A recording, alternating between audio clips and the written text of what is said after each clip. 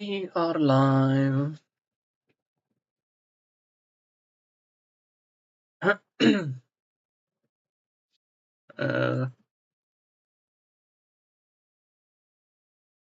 should be working now.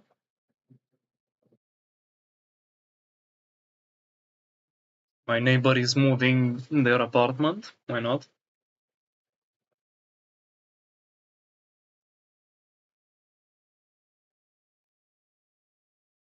Hopefully it's not too audible.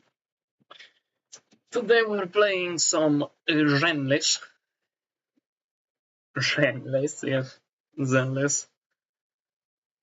I'm gonna do the newest story mission.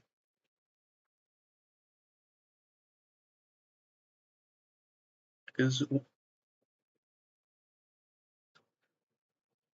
think it released yesterday or so. Yeah.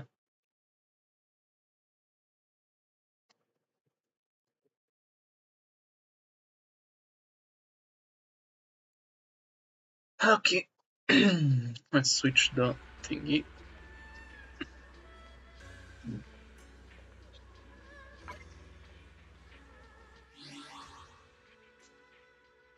Should be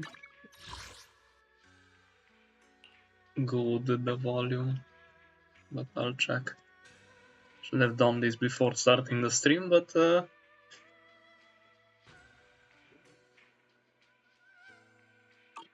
who are we here? Professionals?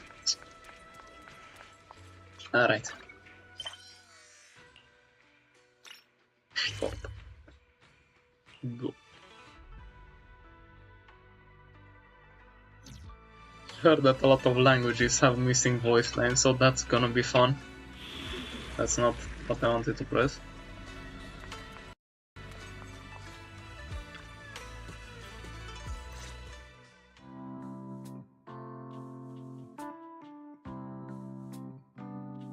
It's been a while since Senior Shungwang left.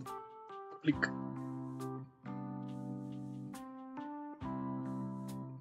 Amazing start. By the way, well, about the Senior Shungwang who dropped by suddenly last time, did you ever tell her about those illusions we saw of Senior Yi? We had time for a quick hello. Not yet, though. Besides, what we saw were just illusions. I don't think we should tell her when we only saw fragments of the full story. Makes sense. Speaking of which, Fairy, what's the status of the location we tagged with the periodic ether fluctuations? 空間の裂け目はすでに安定期に入り、通過が可能な状態です。航空跡地と呼ばれるエリアにつながっていることを確認。安定している周期のうちに探索することを推奨します。At least Fairy is voiced. I don't understand why the main characters are not. Like I understood the newest characters don't have voice lines because they added something or some recording problems, supposedly. But why don't Poise and Bell have voice lines? I do not know. But they have voice lines. 釈円さんとサラは2人でそこへ向かった。Brother. Okay. Either way, I'll have to raise up the volume a bit. Let's go for 40. Ah, amazing. I skipped. What was it? Looks like we'll need to investigate that old mining site soon. We can tell Senior Shungwang once we get more info. Yeah, Shifu might have made arrangements already. Senior Senior Yi, I hope he's doing alright.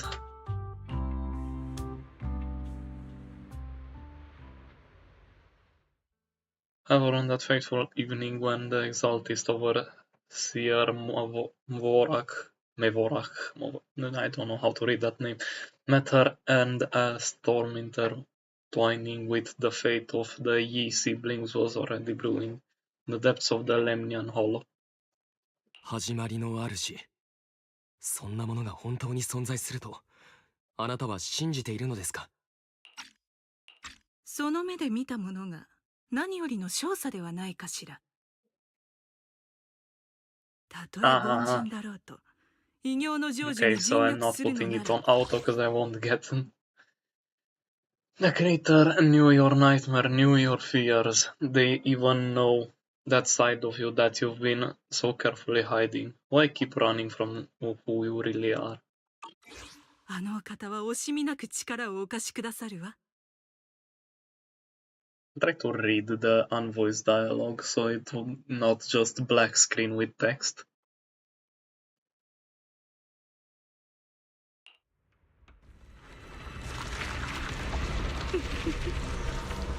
あなたの望みもきっと叶うよ。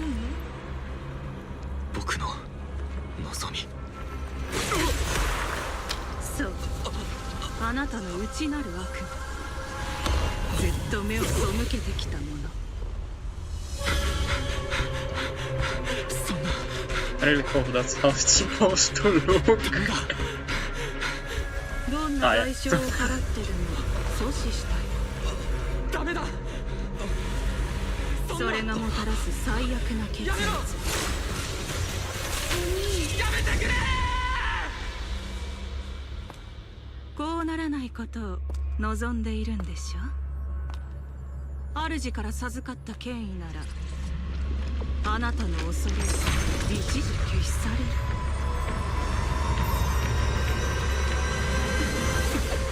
これで悪夢からは解放される。けれど妹さんと剣のつながりは主にしか断ち切れない。春子。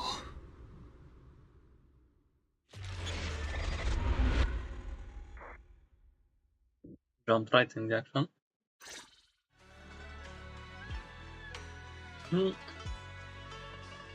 Everything that happened within the hollow remains shrouded in mist, and for now, Suibian Temple is still bathed in a tranquil, peaceful, everyday calm.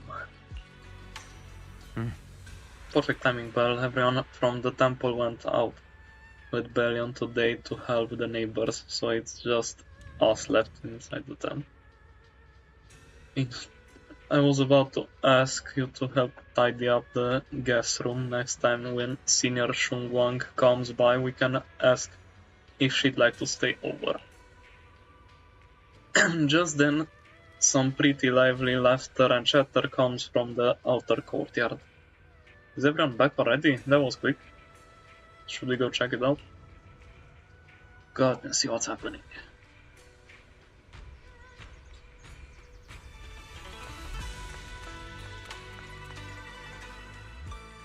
Wait! Well, even my wife doesn't know about my secret stash. How'd you figure that out? What secret stash?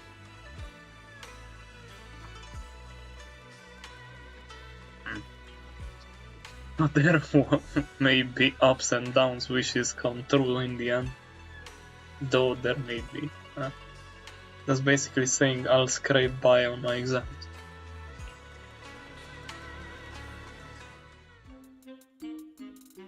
You see that light brown hair and pretty red ribbon again? All things in this mortal world are bound by fate. Patience.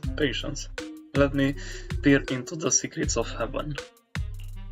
Please help me out, young master. My rooster with the pretty tail's been gone 3 days already. Could you divine whether a yellow weasel spirit might have taken him? Yellow what? This is the symbol of Shun as wind. Shun stands for the rooster and also means to enter.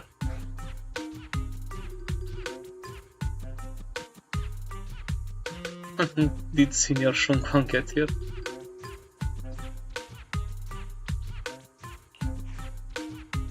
Don't worry, ma'am. Your rooster's perfectly fine. Judging from the hexagram, he's simply chasing after his destiny and freedom out in the vast world beyond.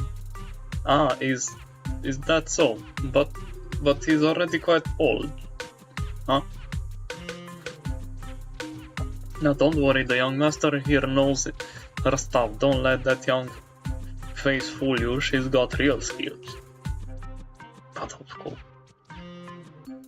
Just the other day, delivery truck from Good Goods came rattling down the road, and the back door flew clean open. Whole load of cargo was about to spill out and hit someone. Then this little Shifu strolls by, gives a wave, and whoosh, everything pops right back in. Back then, even I knew she was Suibian Temple acting Temple Mass. What? That's news for me. Folks were just saying her moves had that same flair as Yishuan's Shifu. I'm just lending a hand, I'm just glad no one got hurt. That's all that mattered. Miss, my kite string broke and it flew so far away it's gone. Will it ever come back on its own? Well, look here, little one. That fortune slip says when lofty trees meet the wind, a single thread of fate is quietly woven. Your kite didn't just fly away, it helped connect your wish to the stars above. When you grow up and you're as tall as the trees outside, you'll be able to reach up and catch both your kite and your wish again. Greet your senior. The unchatty acting temple master freezes at the sound of a flicker of caught red-handed embarrassment flashing in her eyes. Junior? Oh, you were here. Okay. Today the weather's nice today. What I mean is, Junior, you're here when divining solemnly comes first, so you should address me as acting temple master. Got it? Acting temple master. Yes, everyone, my junior is here to remind us that today's auspicious hour has passed. The heavenly signs have deemed it's no longer suitable to divine further. That's all for today, everyone. Should any troubles arise, you're always welcome to visit Suibian Temple. Junior, there's something important I need to tell you. Come with me for a moment. Trying to keep her cool, Senior walks off to the side, mysteriously beckoning for you to hurry up and follow her.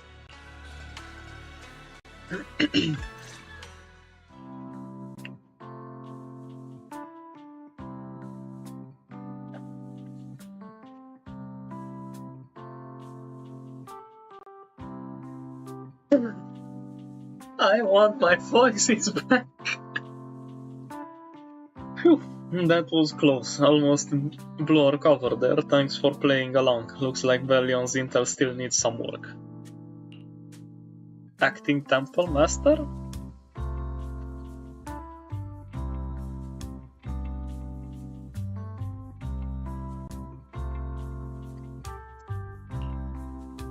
Hey, we thought Suibian Temple was unattended today, since Shifu and Senior Fufu aren't around either. If someone comes for a divination, I'm the most senior disciple here now, so I just took over for a bit, you know? The other day I was hanging around the Wayfei Peninsula when I ran into little Bolio? We both nearly jumped out of our skins thinking the other had been sent to drag us back to Yunpui Summit. So I also snuck down the mountain, Senior?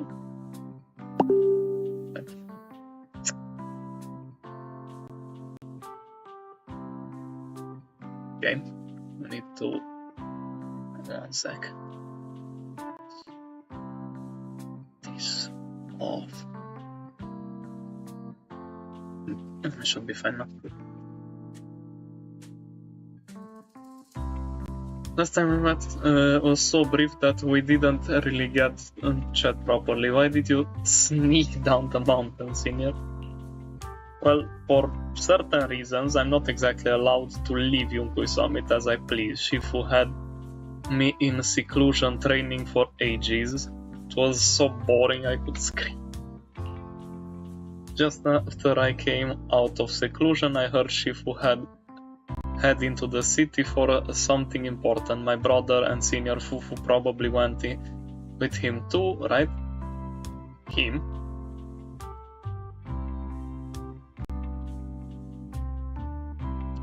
Talk about perfect timing. When Senior situation.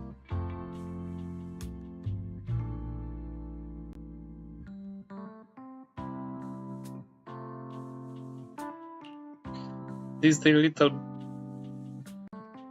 Wasn't it Bellion? Am I tripping? This is the little Bellion and I have been traveling around Wi-Fi Peninsula doing our part to fight evil and help those in need. Oh, and we've heard tons of stories about Shifu and your past adventures.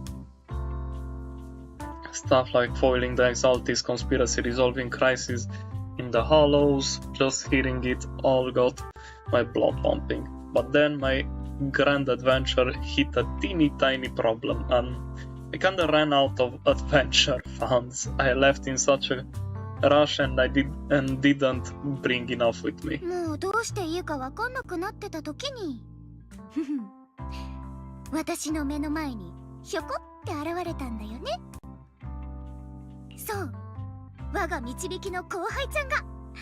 この永飛地区で頼れるのはあなただけなの。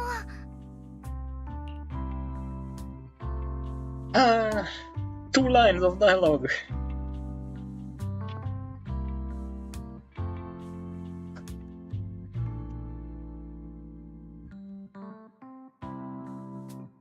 Please, you're the only one I'm close to here. You'll take us in, right?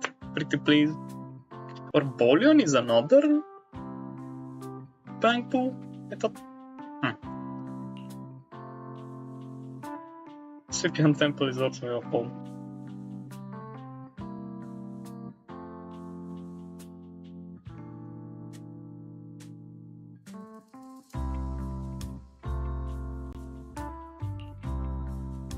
My brother Wise and I both live here, and there are other disciples around too. If you ever need anything, we can always help out.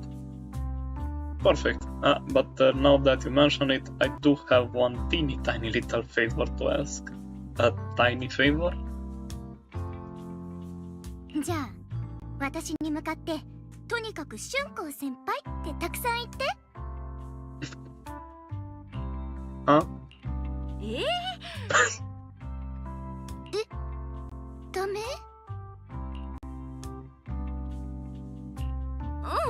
うん、もちろんいいよ。春光先輩、春光先輩、春光先輩。どう？もっと聞いてたいけど、ちょっと状況だからね。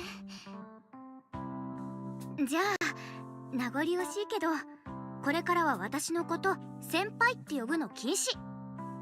特に人前ではこうちゃんって呼びなさいよね。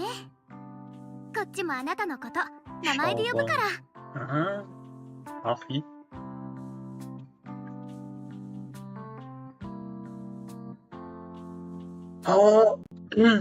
And about who I am, could you keep it secret from the others for now? It took a lot for me to sneak down here.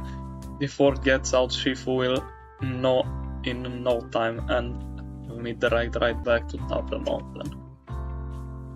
Yishan Shifu? あの放任主義が服着て歩いてるような師匠にしては、よっぽど春光に目を光らせてるんだね。Promise. Promise if anyone asks, I'll just say you're my friend who admires Yunkai Summit. It's a way of training, they haven't seen you before, so it'll be fine. Awesome, you're the best, Junior Bell. It's settled then. Don't worry, while Shifu the way, if anything happens during our adventure, your senior will protect you with everything she's got. This is my first time being your senior. It's so fun and satisfying. As Zhao Gang speaks, you hear a voice calling for help from the door. You hurry to the door.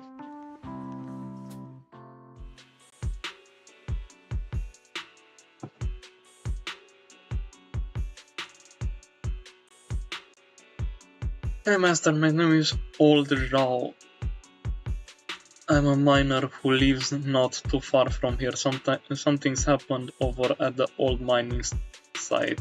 I ran into some Swibian temple disciples on my way here and they told me to find one of Yishuan Shifu's new disciples.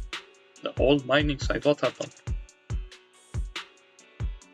Some of my fellow workers and one of Banyo Shifu's apprentices are trapped in there by the miasma.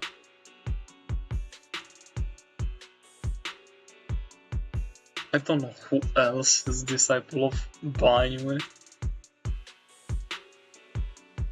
Isn't there a work stoppage order in place? 閉じ込められちゃったって、ポーセルメックスは今操業を停止してるんじゃなかった？私の知る限り、今現場を仕切ってる人はそういうの絶対破らない人だと思うんだけど。いや、生産エリアの方じゃない。航空跡地はかなり古い鉱山で採算が合わなくなってからほとんど放棄された場所なんだ。というのも、あそこじゃ10年前ミヤズマの大量発生で多くの鉱夫やその家族が命を落としたんだ。設備や機械も置き去りのまま長いこと忘れられてたんだが、最近あの辺のミヤズマが沈静化したらしく、それがまるで引き潮のようだと話題になったんだ。それでピンときたマネージャーか何かが状況をろくに確かめないまま再開のためだとか言ってこっそり何人かを調査に行かせちまったんだよ。ああ、ビロクラシー。10年前の事故を生き延びた甲府連中の中にはこの機会にあそこから思い出になるようなものを持ち帰りてえってやつもいた。だから俺たちもノーとは言えなかったんだけど、こんなことになるなんて。巻き込まれた道場の弟子ってのもおそらく用心棒を買って出たんだろうが、結局そいつも帰ってきてない。Porcelamex already managed to rescue a few, but no one knows how long it will take to get the rest out. I couldn't get in touch with Banyo Shifu and the helpers Porcelamex sent didn't exactly put my mind at ease, so I came to ask for help from you masters at Swibian Temple. Don't worry, Mr. Zhao, or Zhao, I don't know, whatever. Please lead the way, I'll go with you right now. Go with you too. 航空跡地、まさにサラと兄弟子が向かったところだね。救助に向かうなら春光と一緒に2人の手がかりを探せるかもしれない。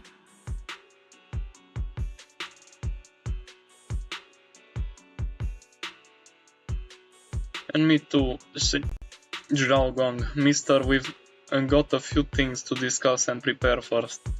Could you share the location with us? We'll head over right after. Thank you so much. I need to hurry back to help now. I'll be counting on you both.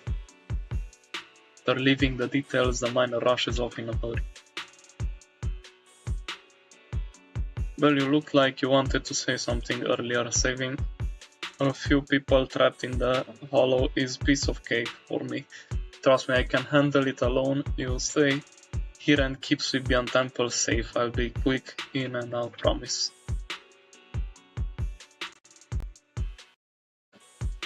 There are things I need to discuss with you in private. さっきの場ではちょっと言いづらかったことがあってね。春光はずっと修行でこもってたって聞いたし、多分師匠たちも秘密にしてたんじゃない。私とお兄ちゃんはね、英七区に来て弟子入りする前からビデオ屋の店長をやってるんだけど、もう一つ別の顔もあったの。私たちプロ騎士でもあるんだ。そうなの？人って見かけによらないわね。そっか。めったに弟子を取らない師匠がいきなり後輩をくれたのも納得かも。ってことは私たち。Yes, we could go save those people. そういうこと。さっきの春子、心配でいても立ってもいられないって感じだったから、一旦戻ってお兄ちゃんに状況を伝えなきゃだけど、 It's not audible, but for some reason my audio is lagging. I'm not surprised because this game tends to do that, unfortunately. Annoying. 危ない目に遭ってる人がいるなら、それを助けるのは雲岳さんの使命だよ。それに万岳先生には私もお兄ちゃんも昔お世話になってて、最後に話したのはもう何年も前だけどね。先生の教え子が困ってるなら当然私は黙って見過ごしたりなんてしない。No panie shift. そっか、春子も万岳先生とは知り合いなんだね。実は私たちもこの前 If that's a good idea right now, considering she just ran away おか from げでこうして連絡が September. 取れるんだけどね。Try to reach Panie Shifu, but there's no reply, so I decide to tell Wise about the situation first. Yeah, it's a bit choppy for some reason. What the fuck?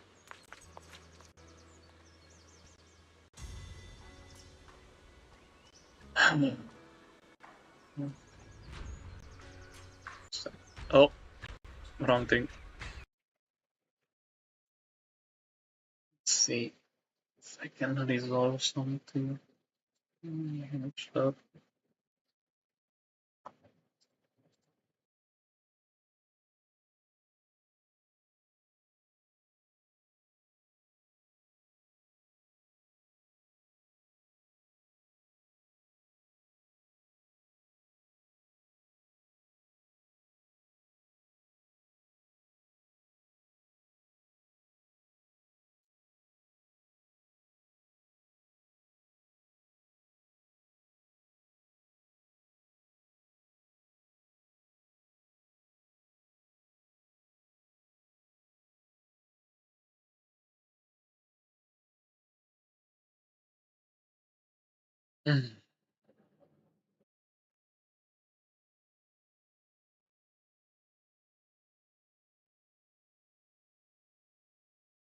For some reason now it's even more choppy. Amazing. What the fuck did my...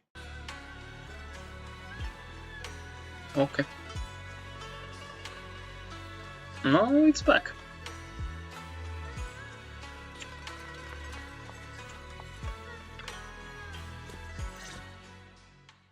Master, 通信対象。万岳の現在位置はラマニアンホローです。 Is what? 当面は連絡がつかないものと思われます。 Probably already knows about the situation. テフェアリーは言ってるけど、万岳先生がもうホローの中にいるなら、みんなが閉じ込められたって話も聞いてるのかな。フェアリーって誰？ A friend. Ferry, a Type 3 general-purpose AI equipped with a total sequential interrogation. I am also Master Supreme Assistant, the most versatile companion for all navigation, data processing, and life management. Last but not least, when Master makes questionable decision, I offer modest spark of wisdom to keep things on track. Hello, Miss Shungwang. I have forwarded your lifestyle preferences analysis report to second assistant, that is the master's rather clumsy brother, as in an important reference, Jesus, for arranging your guest room. おい、フェアリー。Miss Zhaoguang, if you're curious about Master's little secrets such as how many snacks they've been secretly hoarding, whether they talk in their sleep or which hand they squeeze first when they get nervous, I can also provide you with a report of equal depth after reading it. You will understand Master about 89.75 as well as I do. Interrupt. フェアリー、このことについては後でゆっくりお話ししようね。ありがとうフェアリー。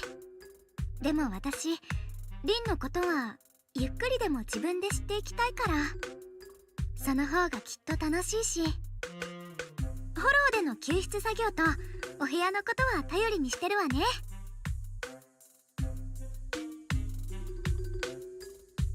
I don't know what my avatar is doing, but he's not doing well. What the fuck is wrong? Why am I vibrating? Okay, I'll restart the program.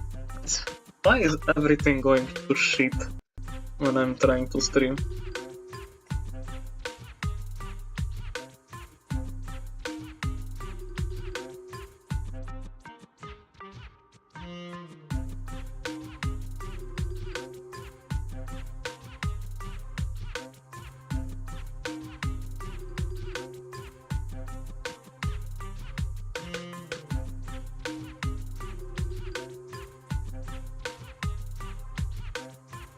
It's still vibrating. Well, whatever. Don't really know how to fix that, but...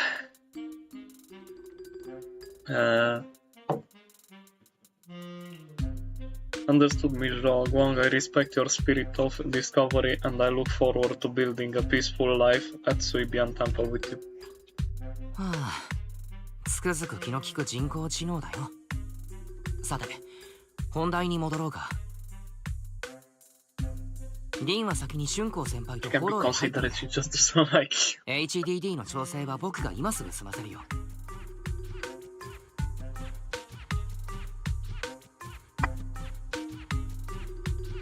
オッケー。春光とパエトーンの記念すべき初仕事だね。Python? Also, even the legendary proxy I heard talking about a few days ago? Sorry, saving people comes first, we got to focus on what's important.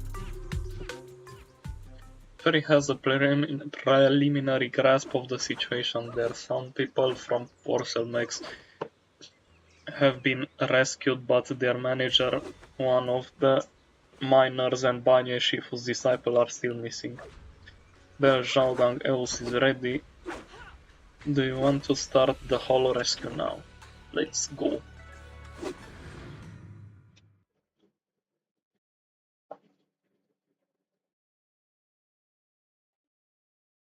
I'm sorry about my avatar, I don't know what it's doing. I'm not really moving around and I don't tend to just vibrate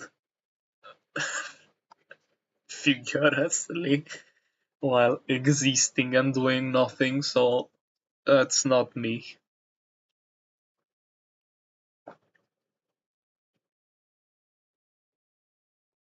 I'm sorry if this stream is looking a bit chopped. What the fuck are you doing? Is my avatar not cooperating with me? フォローの中で花がこんなに咲いてる？ What?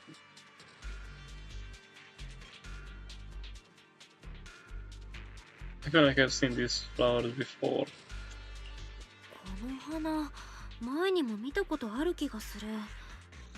宮妻の侵食もあんまり受けてないみたい。前にカンさんもラマニアンの宮妻が引き潮みたいになってるって言ってたけど、これもその前触れなのかな。一度宮妻に覆われた場所でも生命の痕跡が見られるようになってきたし、こと？なんかこの白い花、ずいぶん前にどこかで見たことあるような。そんなことより人助けだよね。このままどんどん奥へ行こう。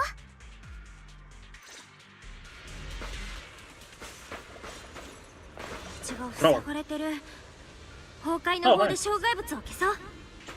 How the fuck are you? Ah, no.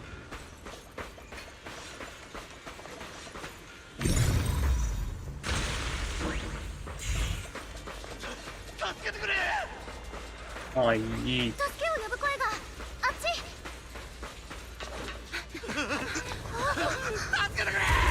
かしこまり。ただいま対応中です。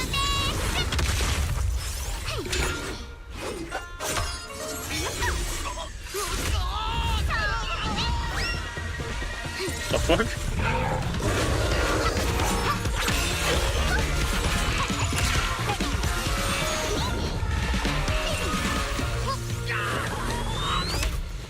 お客様、ぜひ星5評価と過去のクレーム低評価の削除をお忘れなく。 Put him down lightly.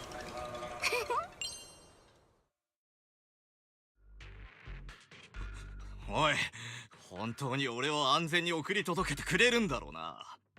あ、今回の査定がどれだけ大事か分かってるか。もしこのまま俺が作業再開に向けた安全性分析のレポートを提出できなかったら。はいはい、大丈夫ですから黙っててもらっていいですか？まったく羨ましくなる鈍感っぷりですね。これだけやらかしといてちっとも気づいてないんですから。後で適当におべっか使ってればなんとかなるなんてまさか思ってませんよね。やらかした？どういう意味だ？ほうれん草のできないダメ人間のお説教なんて今日のお仕事にはなかったんですけどね。お宅にクレームが入ったと聞いたので対応に来てみたら、こんな危ないところに逃げ込むなんて。oh, they got you. まあとはいえ、あらゆるクレームに対して最も迅速かつ効率的な解決策を見つけること、それが私たちトップス部署横断型カスタマーサポートの目指すところですからね。あんたの知能は未就学児レベルですから、ぜひ私のことは知育教材か何かだと思ってください。ご希望なら音が出るおもちゃみたいにフォローを案内してあげますよ。お前。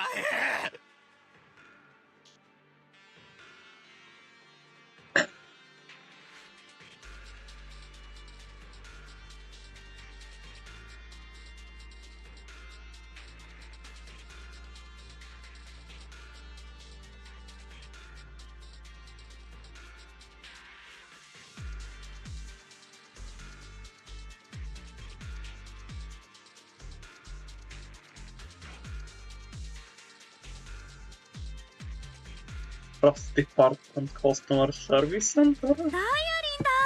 またあったね。部署横断型カスタマーサポートって何？確かダイアリンって黒枝の人じゃ。生きていくのって大変ですよね。人生も仕事も選択肢が多いに越したことはないじゃないですか。その様子だとそちらもやじ馬ですかEnjoy? ここに閉じ込められてる人がいるって聞いて友達と助けに来たの。ダイアリンもそうだったりする？お互い力になれるかもしれないよ。私はただクレーム対応のためにこんなところまで派遣された不幸なオペレーターってだけなんですけど。でもまあ知らない仲でもないですし、喜んでお手伝いしましょう。その代わり帰ったら私に高評価をつけて今日のノルマに貢献してくださいね。と引き受けたそばからなんか来ちゃいましたね。私の口ったらいつだって災いのも。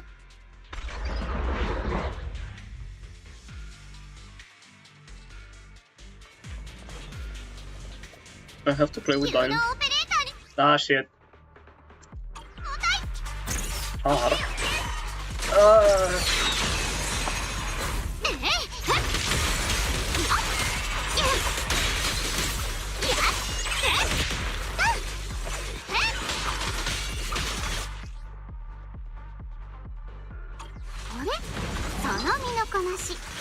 ては音楽さんの先生だったり？音楽さんって違う。あちゃ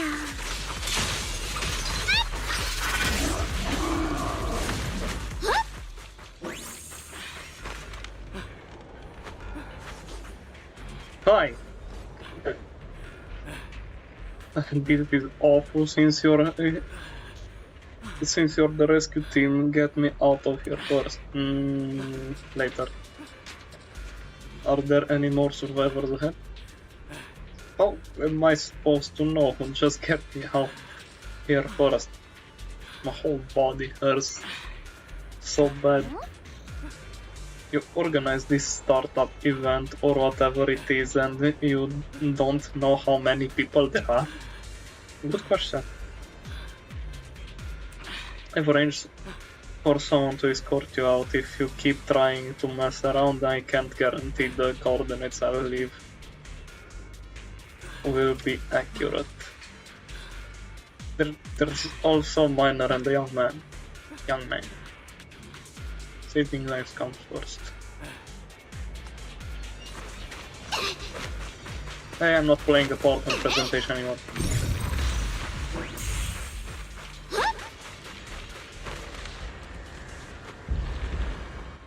That looks like miasma. Just to save us, right?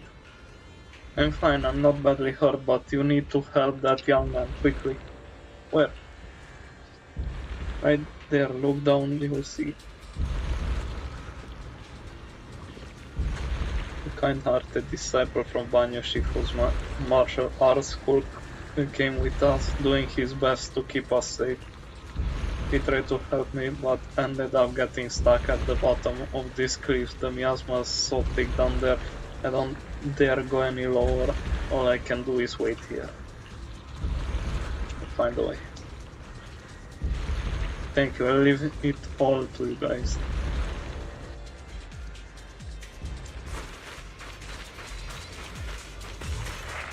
Precipice?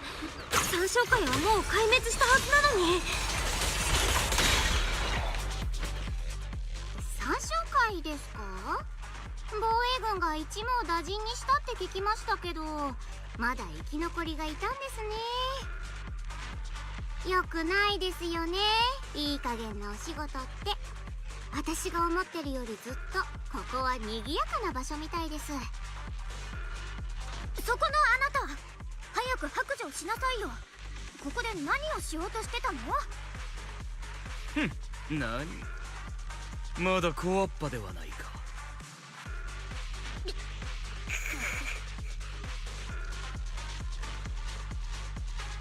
After being ignored, Shao Guang looks a bit flustered. おとなしく白状しないと容赦しないよ。You're ignored again. ですね、お二人さん、尋問の仕方が点でなってませんよ。まあいいじゃないですか。私たちにとって有益な情報源になるなら便宜の図りようもありますけど、とはいえ三小会のお客様は聞くところによると随分防衛軍から兵刀を買ってるみたいですからね。もったいぶるのはいいですけど、向こうで人間らしく扱ってもらえる保証もありませんよ。今のお客様は言うなれば会社が潰れたのに社長の借金を払わされてるようなもんです。義理を立てようって姿勢は立派ですけど、あんまり割に合わないと私は思いますね。Right, I'll tell you, just don't tell them I said it.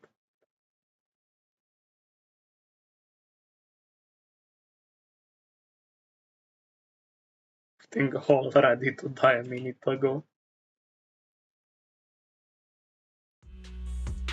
I had enough of living every day in fear. It's all because Lady Sarah suddenly decided we have to go searching for some ancient array. もちろんサラだよね。それで古の陣って？この際だから正直に言うが、自分もさっぱりなんだ。我々はもう探し始めて何日にもなるが、五里夢中としか言いようのない状況だ。サラ様のご指示はたった一つ。100年以上の時を経ていて、なおかつその場にふさわしくないものを見つけた暁には報告しろ Missing と。 pointers should be a guide. もはやサラ様自身でも何を探していらっしゃるのかわからないんじゃないか。 Most likely she doesn't. なんてことだ。三将会に入ればこんな人生でも上向くと思ったのに、入信して間もないうちに元の司教様はいなくなり、今はただあらゆるものに怯え逃げ回ってるだけだ。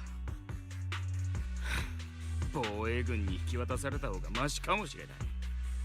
こんな It's your turn over you leave. そこまでやけにならなくていいんじゃない？次はちゃんとまっとうな道で一からやり直そう。一からやり直すか。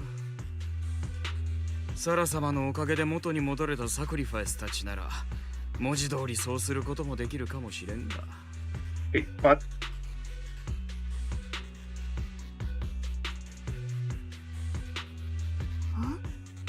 今なんて言いました？これもまた不思議な話なんだが、メボラク様が落ちてしまわれた後、始まりの主はサラ様に偉大な力を授けられたようなんだ。自分はこの目でサラ様がサクリファイスたちを人間に戻すところを見た。それも侵食の後一つ残さず。サラ様はそれを確か始まりへの回帰とそう呼んでいた。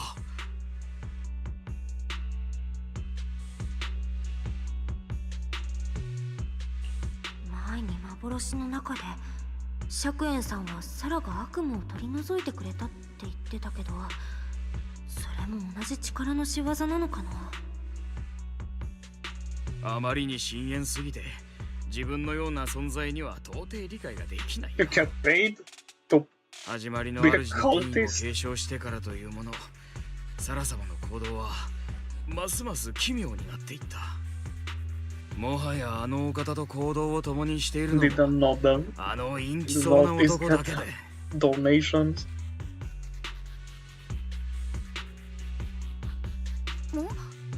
他にも誰かいるの？やば、それってまさか。マスターの心拍数が1分間に140回まで急上昇したことを検知。これは現行犯逮捕に匹敵するレベルの緊張状態です。また脳波が緊急で話題を変える領域において非常に活発化しています。このままあなた様が話題を変えた場合、声のトーンが 15% 高くなり、発話速度が 40% アップすると予想。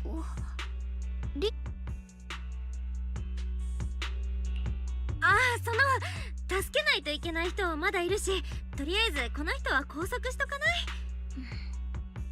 い？そっか、確かにそっちが先決だもんね。じゃあこの人は術法で拘束しておくわね。はいはい、それじゃあ先に進みましょうか。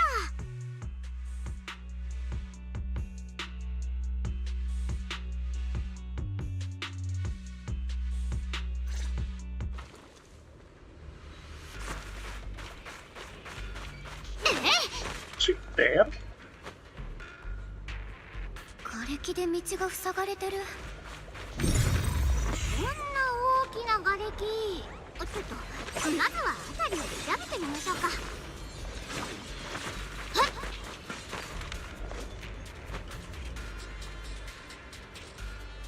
Huge boulder is blocking the tracks with what appears to be flammable ore scattered around. Maybe you can try using disintegration to detonate the flammable ore. You don't have enough flammable ore, but that minecart over there is packed with it. First activate the tracks to transport the minecart here, then blast through the obstacle by detonating the flammable ore inside the cart. Okay. レバーを引いて正しいレールを使えるようにしないとダメみたい。次はトロッコを押して瓦礫のとこに持ってけばいいんだよね。Help.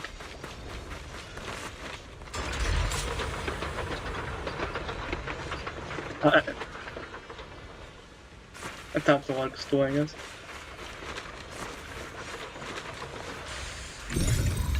Boom.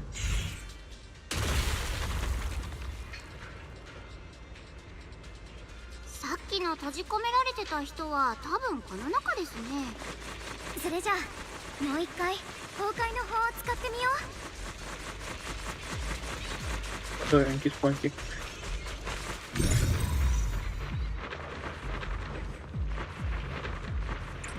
Oh.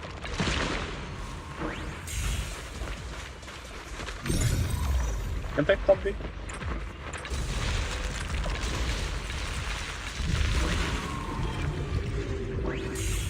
It would be fine. Hi. 皆さん助けてくれてありがとう。僕はネイケン。皆さんのことは何とお呼びすれば？オペレーター番号2493カスタマーサポートのダイヤリンです。ご丁寧にどうもどうも。どうしても感謝の気持ちを伝えたい場合はトップス公式サイト右下のお問い合わせからメールで送っていただけると助かります。タイトルはそうですね、あんまり大げさだとシステムに弾かれちゃうので、感謝状部署横断型カスタマーサポートセンターオペレーター番号2493の誠実な対応についてなんてどうですか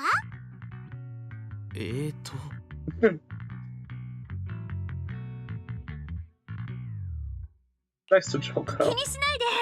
トップスで働いてるんだけどちょっと冗談が好きな子なので、私はリン、雲岳さんの弟子で今は適当かな。そうそう、それとこの子は助手のイアス。ここで宮妻に閉じ込められた人がいるって聞いてみんなで助けに来たの。そうか。事の始まりは僕がいる道場の師範に助けを求めてきた行員がいたんだ。この辺りで大事なものを回収したいから用心棒を探しているということだった。ただ折あしくあの時は師範が用事から戻られていなくてな。ラマニアンホローの宮妻は最近落ち着いてきたと聞くし、僕もそれなりに稽古してきた自負があったから代わりに行くと申し出たんだ。けど恥ずかしい話、宮妻を甘く見ていたよ。行員たちとはぐれてしまっただけでなく、僕だけこんなところに閉じ込められてしまった。There is Banyo in all this.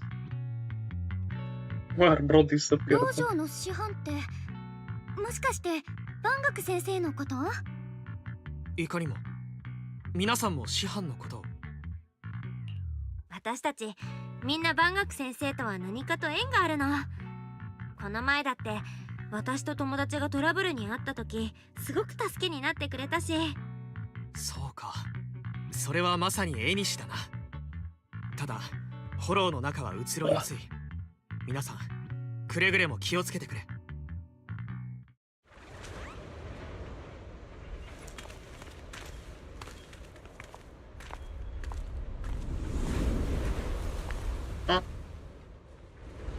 若輩なりに足を引っ張らないよう頑張るよ。面倒なクレームあまり気負わないでね。人手が増えるだけでも大助かりなんだから。また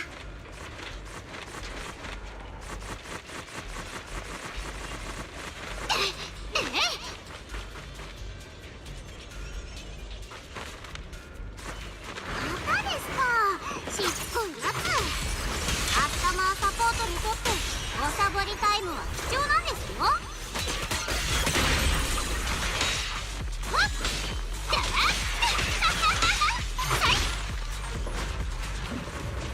大抵の時からバースに値します。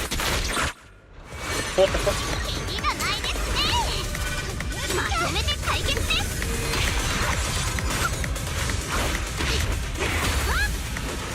こっちですよ。無数の死者の声小野が心の叫びに耳を傾けてはどうだ。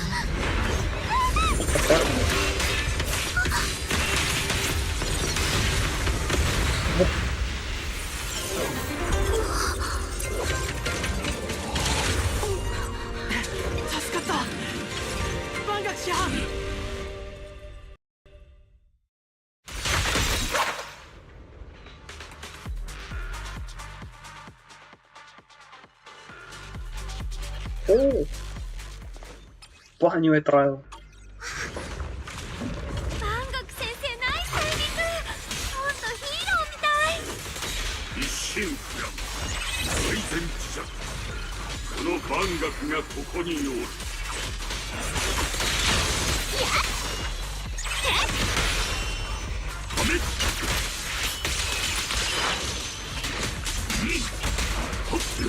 決断。こちらでは未だ悪しき者が跋扈しておるよう。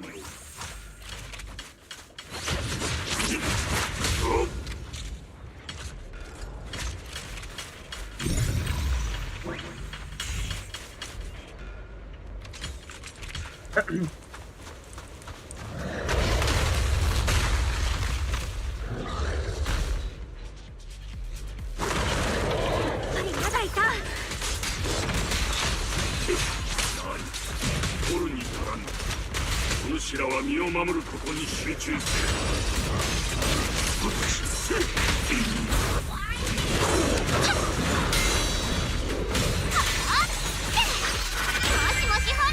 山崩れ大地を避ける。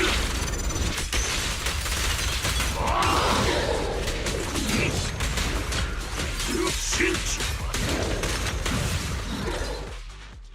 皆の者、無事か。師範。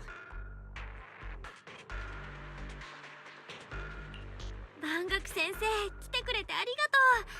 先生が来てくれたらもう100人力だね。どうも助けていただきありがとうございます。ダイヤリン殿、先ほどから何やら落ち着かぬ様子。いかがいたした？何も、ちょっと気が散ってただけです。すみません師範。僕が軽率でした。己の力量を見誤り人々を助けられるなどと。繰り返さぬよう励むこと。明朝300の打ち込みを課す。はい師範。霊剣、我が輩は言ったな。己を守れぬ拳なら他者に託そうとて同じこと。慈悲深き心とは力及ばぬ身で差し伸べた手は時にさらなる災いをもたらしうるのだ。お主のそれが溺れる者たちにとっての石となったこと、しかと心に刻むがよい。心に刻みます。道場に戻り次第鍛錬に励む所存です。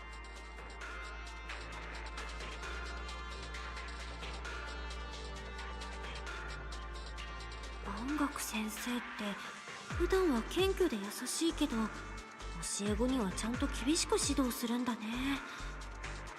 そういう意味ではうちの師匠とはタイプが違うかも。万学先生、私のこと覚えてる？楊春子、お主のことは駆けつけた当初より気づいていた。だがいかに感慨深けれど敵を前にして気を緩めてはならぬ。敵に望むは両の手で水をたたえるに同じ。たとえ一分の隙も全てを失うには十分と心得よ。でしょ万学先生。相手の実力とかは関係なしに向き合う時は常に全力。私とお兄ちゃんが小さい頃そう教えてくれたよね。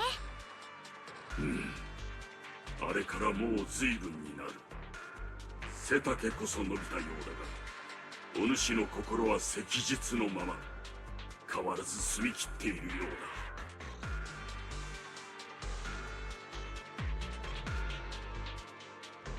うだ。Once Banyu she was student? もしかしてこうちゃんって万学先生の弟子だったことがあるの？我が輩はおよそ師などと呼べるものではなかった。ただ釈炎と春光には武術の基礎を教えたに過ぎる。それも二人がイーシェンのもとに弟子入りするまでのこと。今もささやかな道場にて人々に技の手ほどきなどしているが、それだけだ。謙遜しすぎだよ先生。だっておお、春光先生は今イーシェン宗主のもとに。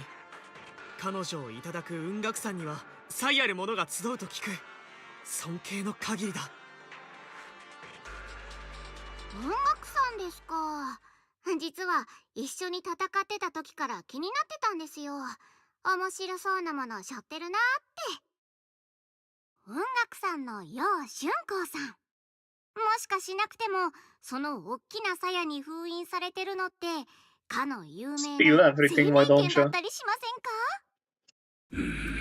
Indeed.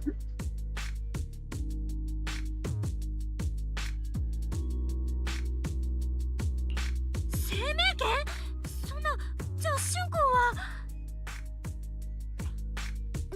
どうしたの？急にそんな目で私を見て。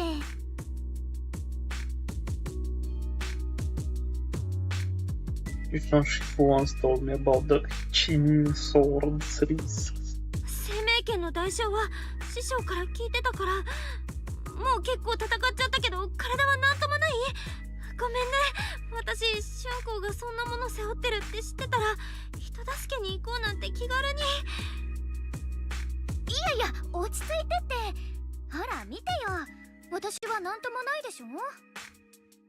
師匠ったら生命剣の怖い話だけして喧嘩のことは言わなかったんだ。心配しないで。この大きな鞘はね、師匠の長年の研究成果なの。生命剣にまつわる恐ろしい代償をシャットアウトしてくれるんだから。身を守るだけならこの剣冠そのものを操るだけでいいし、封印を破って剣を抜かない限りは何の問題もないよ。It's hard to believe.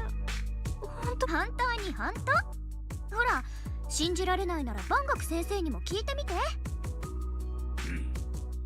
確かにイーシェンはそのように申していた。それならよかった。私のうっかりでもし春光に何かあったらって思うと。とはいえ春光よ、用心を怠ってはならぬぞ。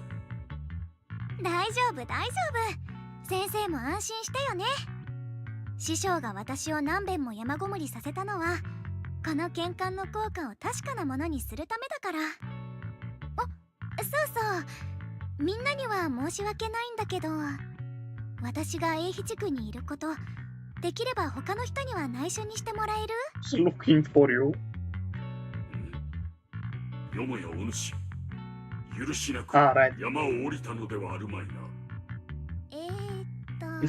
そう。ね。あ、でもほら、あんまりここで長々話してるわけにはいかないし、まずは外に出てから説明させてよ。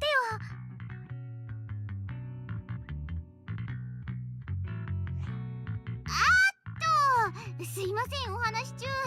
サボりついでに感動の再会に立ち会えたのは嬉しかったんですが、私のあんまり部外者がいてもあれですし、まだやらなきゃいけないこともあるので、お先に失礼しますね。そっか、ダイアリー、今日はありがとね。おかげですっごく助かったよ。いえいえ、こちらとしてもそうそうたる顔ぶれに恩が売れてホクホクですから。ではでは、高評価忘れないでくださいね。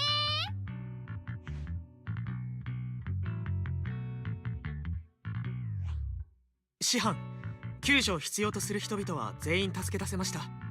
僕たちもそろそろ。早々にここを出るとしよう。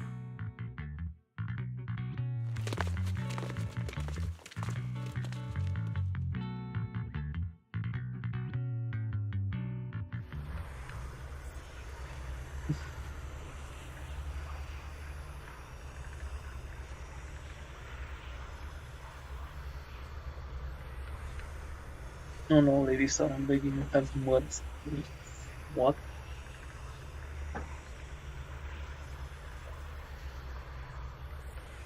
That Yesh one, you think he's a truly devoted one? You knew it all along. You knew that he what? A plea for mercy came to an abrupt end. Hmm.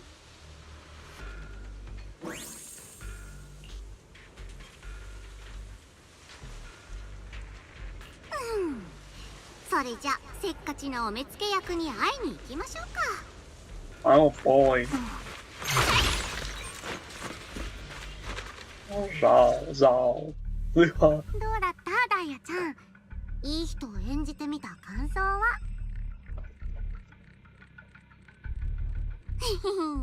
いい人に見えてましたか？点数稼ぎのついでに新しいお友達をちょっと手伝ってあげただけですよ。もうすっかり夢中なんだから。同僚として忠告しておくけど、任務を忘れちゃダメだよ。Don't like you. 任務ですか。それはトップスのですかね。それともボスの？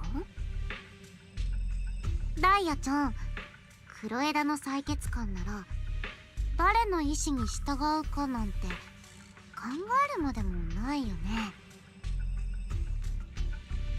冗談ですってば。まったくザオちゃん先輩は手厳しいんですから。あれはちゃんと回収してみせますよ。それで優しい先輩はお手伝いに来てくれたんですか？そう思うの？でもザオちゃん、ただで働いたりはしないからね。ボスだってザオちゃんのやり方を認めてくれてるんだもん。同僚だからって特別扱いしないよ。ほんとザオちゃん先輩って肉食系ウサちゃんを地で言ってますよね。でも安心してください。それを知ってて借りを作るほど私もパーじゃないですから。分かってるならよし。でも万が一失敗したらその時はちゃんと後始末のお題をもらうからね。もうターゲットは目と鼻の先です。ミスミス逃がしたりなんてしませんよ。ただ動くにはまだちょっと早いってだけなんで。早い？ザオちゃんも彼の記録は見たけど、あれは間違いなくパージユニット0。宮妻を殲滅するために作られた殺戮兵器だよ。あ、バニュエ。君だって当時の現場に行ってその目で真実を見たんだもんね。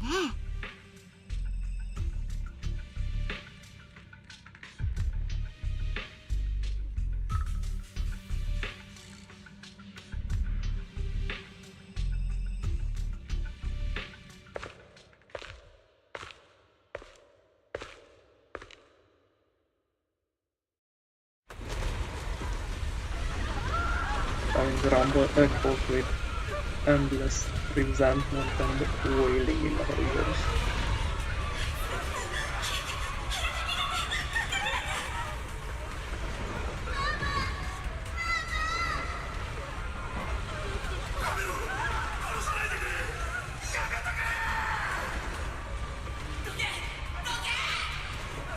Oh.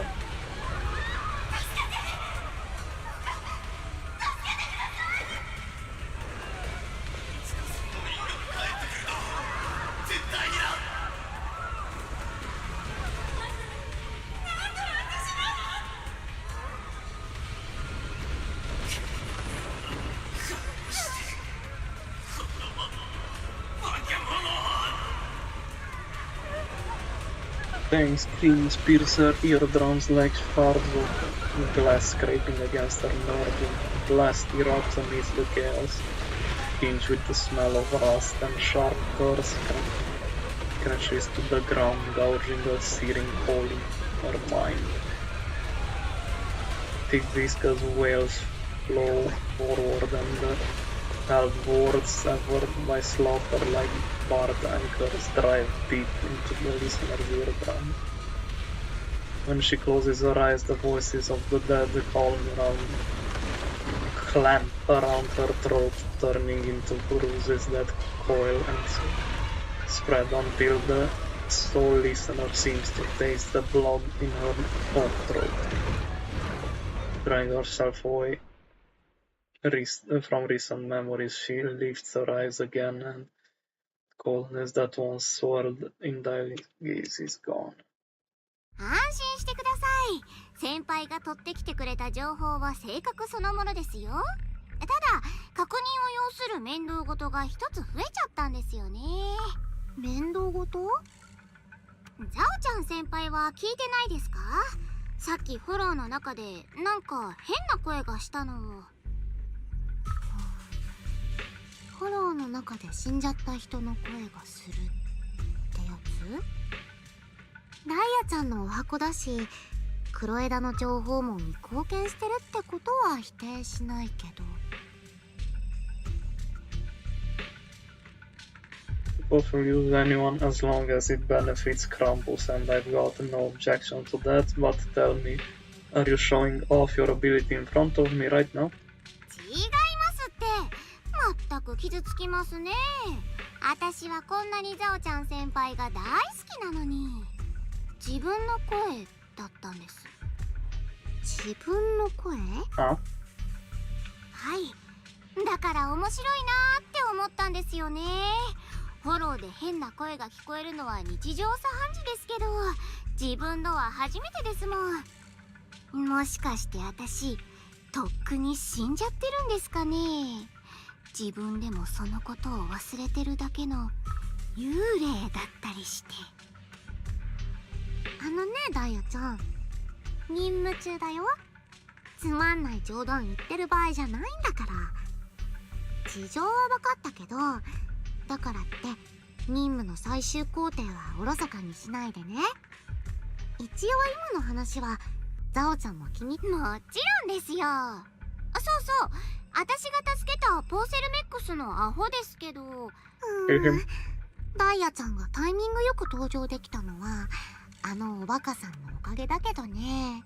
ザオちゃん、そういうのが何より嫌いなんだよね。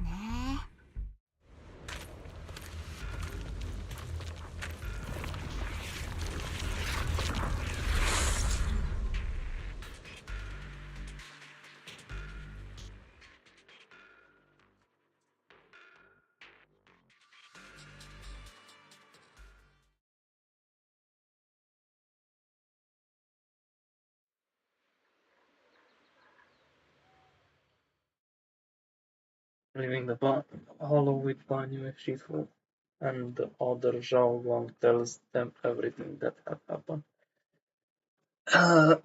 One sec, I'll return in a bit. Have an emergency. Be back.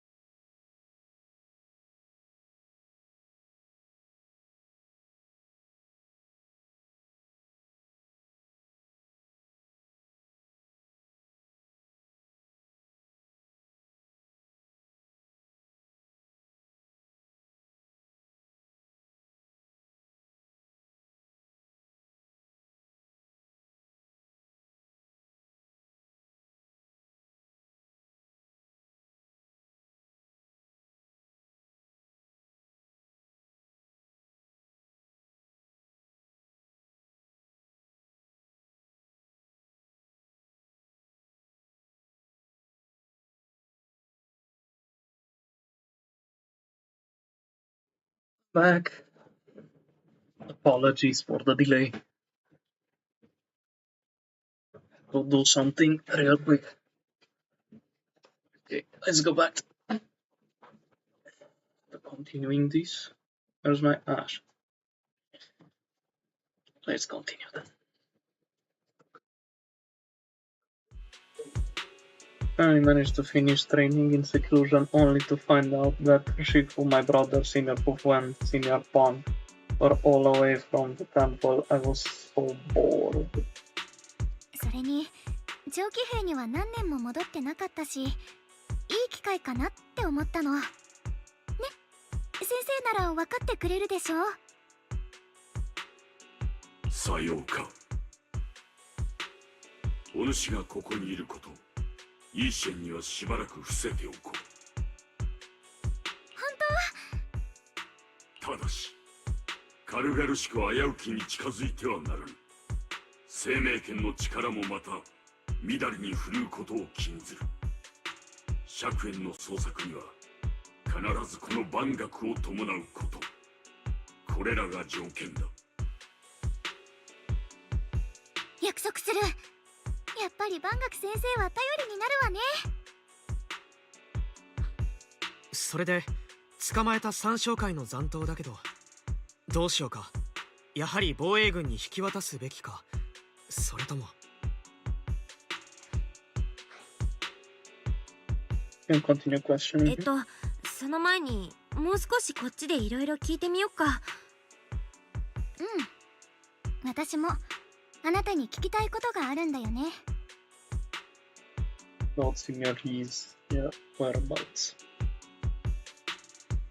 Actually, Senior he didn't live with Ishan, Shifu, and the others.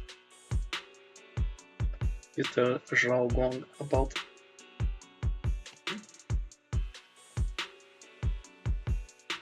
But what you hid from her? Sure, I was gonna ask whether you'd be keeping something important from me. You looked so nervous just now, I didn't expect it to be about my brother. Sure, I can be a little reckless and all, but my brother's always been discreet and level-headed. If he made a choice like that, there must be more to it than it seems. Since you were already looking into his whereabouts, let's go together and get to the bottom of this. 釈縁は慎重な男だが、何か不測の事態があったのかもしれん。万一のことがあるゆえ、我が輩も共に動こう。 You're not angry? 俊子、怒ってないの？まあ、これなんか隠してるなって気づいた時は正直ちょっとムカってきたけど、まあ打ち明けてくれたしいいわよ。あれ？ごめんね、私もお兄ちゃんもどうしたらいいか迷ってて。でもここまで情報が集まってきた以上はやっぱり俊子も知ってないといけないと思ったの。分かってる。私が衝動的に動かないか心配してくれたんでしょ。だから約束する。絶対黙って動いたりしないって。あなたもこれから先隠し事はもうなしだから。分かったわね。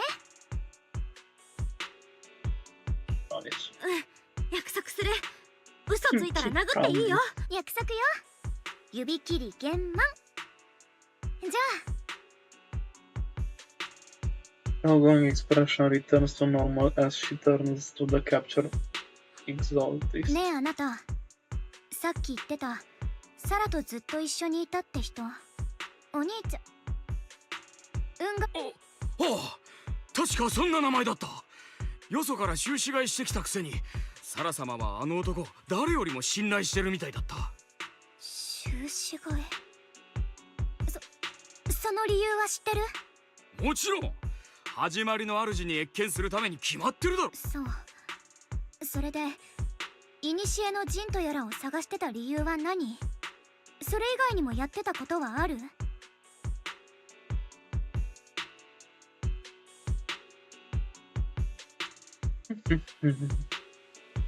サラ様が長期兵の市場から奇妙な本を持って戻られた後、急に探せと命じられたんだ。始まりの主に謁見するための大切な準備だとおっしゃってたが、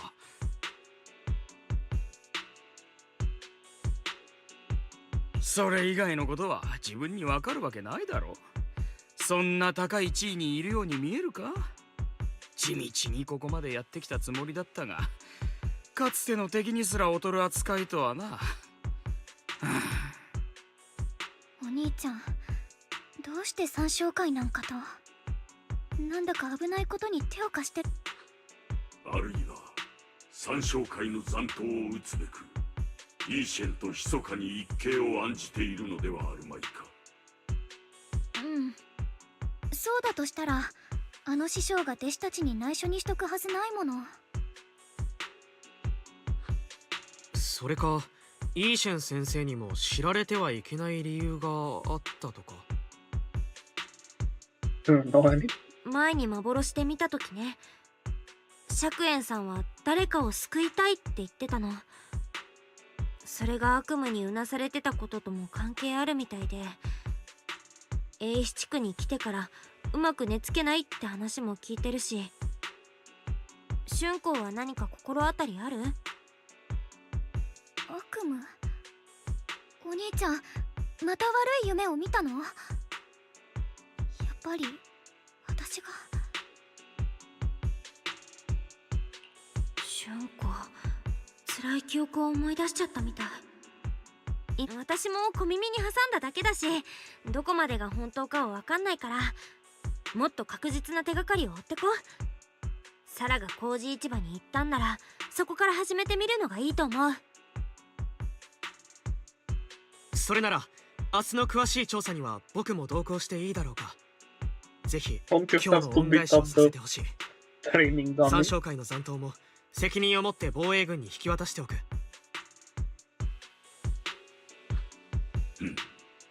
まあよかろう。I guess not. じゃあお願いね、レイケンさん。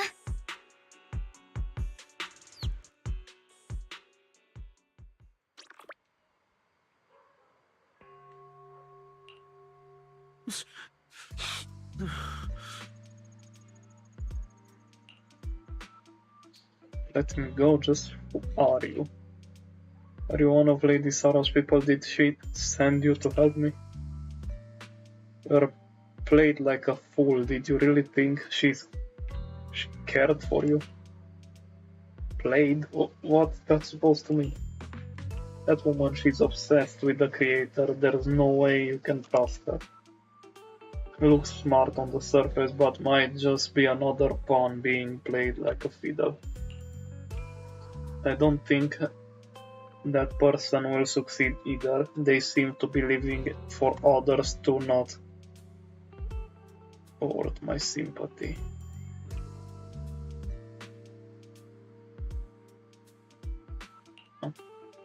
What on earth? Pawn? That person?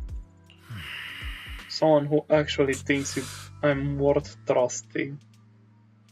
Whatever. I won't tell you all this. Just go forget about the Exaltist and everything that happened today. No need to thank me, I simply have no choice myself, so I wanted to try giving you another choice. Ning Chen's expression remains unreadable as he watches the stumbling yet lightly footed figure disappear into the crowd.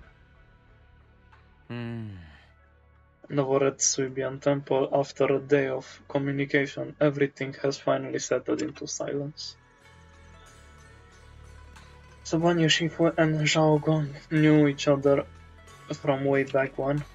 Zhao Guang's far stronger than the ordinary person, and now with Banyu Shifu's, we should totally be able to guarantee everyone's safety. That will make things way easier. About the Chilling Sword.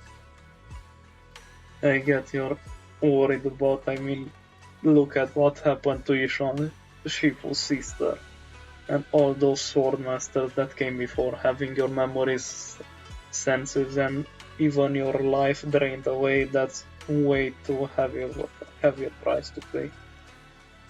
But since Yishuan placed a seal on the sword case, she must have discovered more about the side effects of the Qingming sword. For now, let's just trust Shifu. From now on, we should be more careful. It's best to avoid letting Zhao Guang get into any dangerous situation where she needs to draw her sword. Tomorrow's investigation. For sure.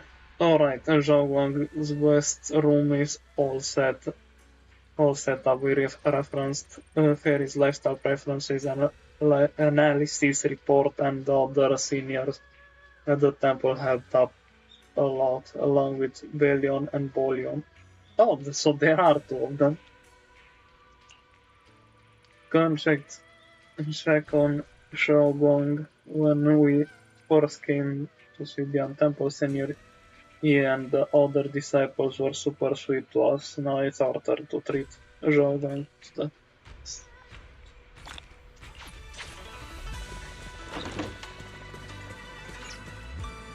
This is my room.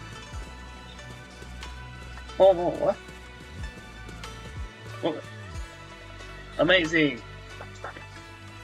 My headphones died.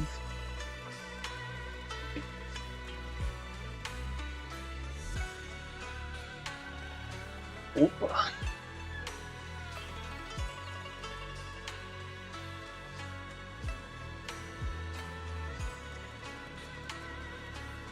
Alright, this is my room. Right. Pierwszym dwa.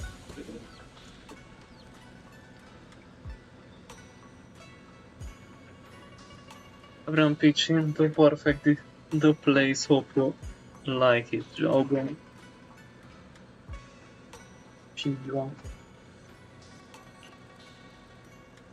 Do you like the room? Oh, you managed to make this place so neat and beautiful in just one day. I really can't thank you all enough. Everything for Just call me Senior Qingyuan like Junior Bell does. She told me you're really interested in our training at Yunku Summit. Since we've got this connection, we at Xidian Temple will naturally show you proper hospitality. Thanks, Senior Qingyuan. Jesus. Being with everyone makes me feel so much more at ease. It's totally different from traveling alone. This place used to be even livelier. It'd be so much better if everyone were here. You can just stay here without worrying. Zhao Guang, make yourself at home. If there's anything you need, or if you want to go shopping or grab a bite, just ask me or Bell. Okay, then this is my little home in Freedom Heights. You both must be exhausted today, right? Why not get some rest? After saying goodnight, Senior Sister Qingyuan goes to rest. Everyone's so thoughtful. Too bad I can't reveal my identity right now. Once I find my brother, I'll definitely make a proper apology to all my fellow disciples. Don't worry too much. I'll never doubt my brother's intentions. I'm just worried about his safety, so please help me investigate. We work hard today, so get some rest soon. Night. See you tomorrow.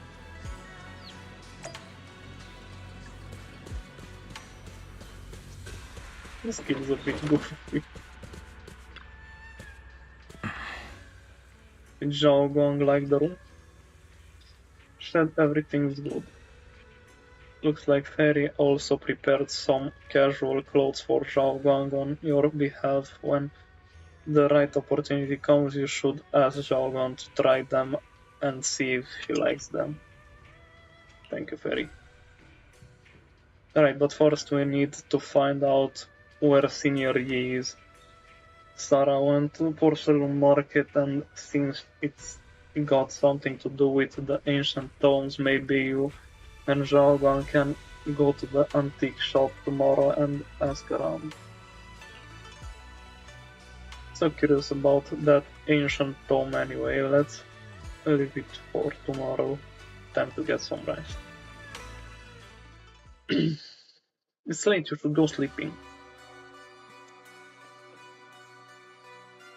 So this is the side you've been hiding. I bet the people around you never had a clue. 彼らが哀れなくらい鈍かったのか、それともあなたの取り繕い方が完璧だったのか、どっち?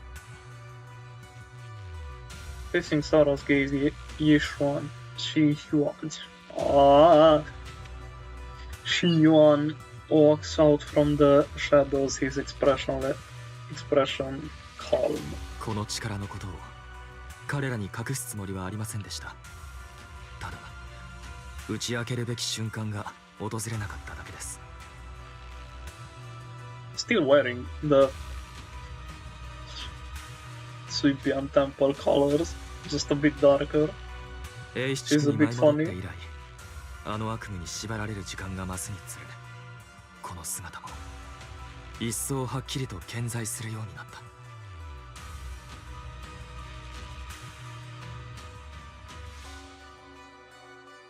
Tell me, why is it that after you erased my nightmare I can't hide this form anymore? Though I suppose it does make it easier to move on. 私が何か仕掛けたんじゃないことは分かっていると思うけれど、だってその力はあなたがずっと押さえつけていた本当の姿なんだもの。私の権威は始まりの主に由来するもの。だから当然、物事を本来あるべき真理へと返していくの。Just like what I demonstrated to you before I made those sacrifices return to their purest state.「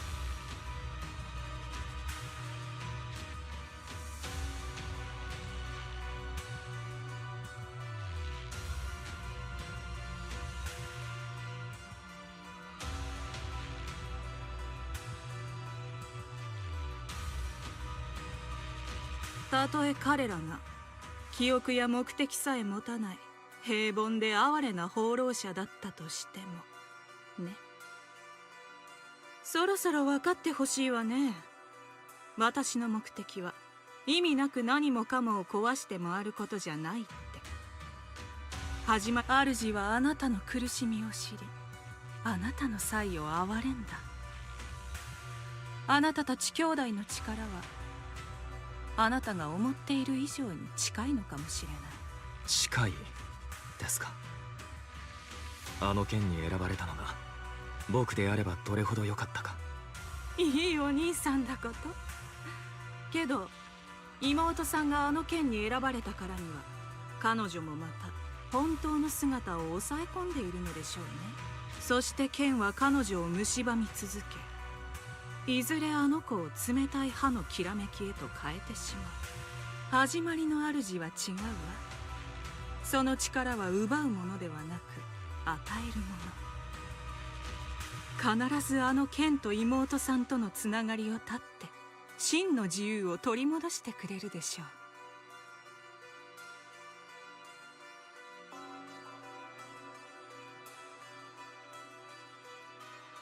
そしてあなたも永遠に悪夢と決別できるはず。本当に春光を救えるのなら、あなたの言う始まりの主を呼び覚ます手助けをしますよ。ですが僕を助ける理由は何ですか。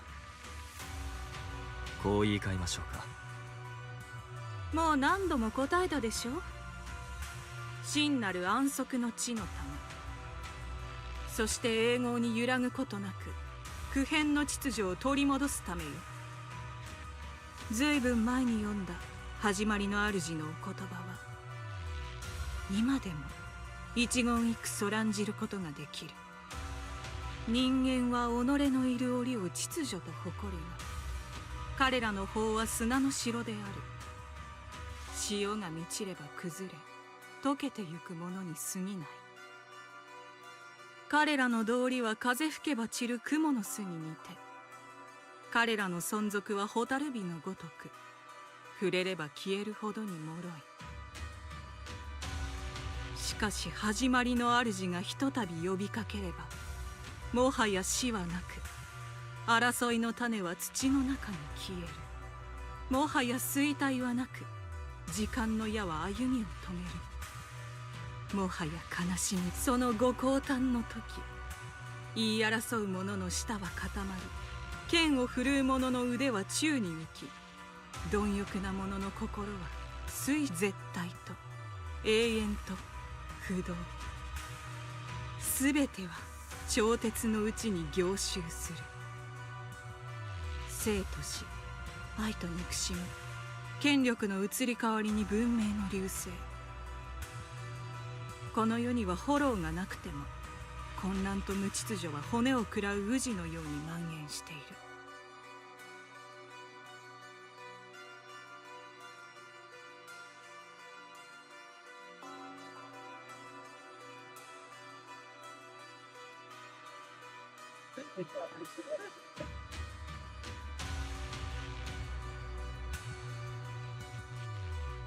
始まりの主という答えによってその全てを終わらせるの。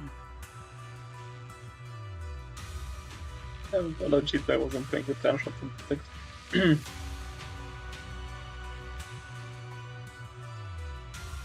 答え、そう願いたいものです。時に人望の所在はすでに伝えたはず。なぜ次の段階に移らないのですか？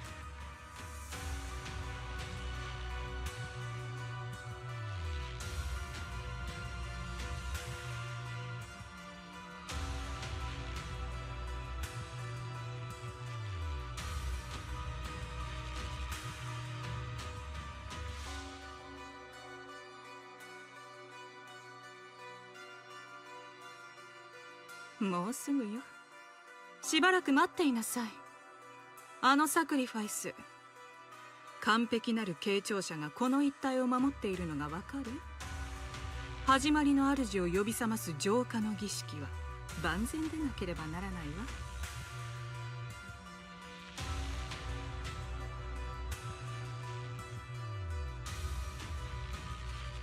わ。私たちには力がある。この悲しき隔たりを打ち砕くための力が。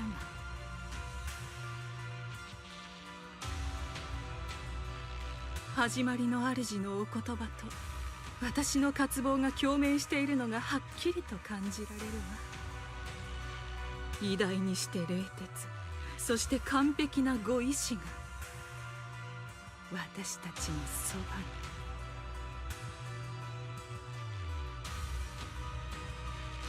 Really curious if it exists in the first place or how it will look, that creator they keep talking about. The night grows heavy and deep within Lemnian Hollow. Something unknown is stirring in the darkness. Is that a bamboo? What they do with it? Mysterious bamboo is there standing alone in the shadows. Slipped out hands are clasped together as if it's praying.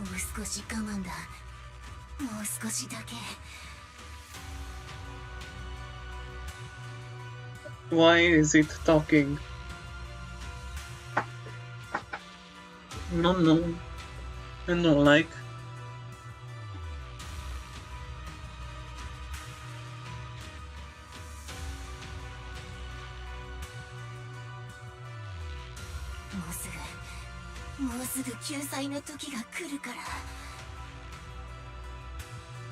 I have looked like that. Why are you able to talk? Who took over a bamboo? A night of uproar and secrets silently sinks into the deep darkness as morning light spills across the land. Suibian Temple welcomes a new day and Ning Chan, who brings news for everyone.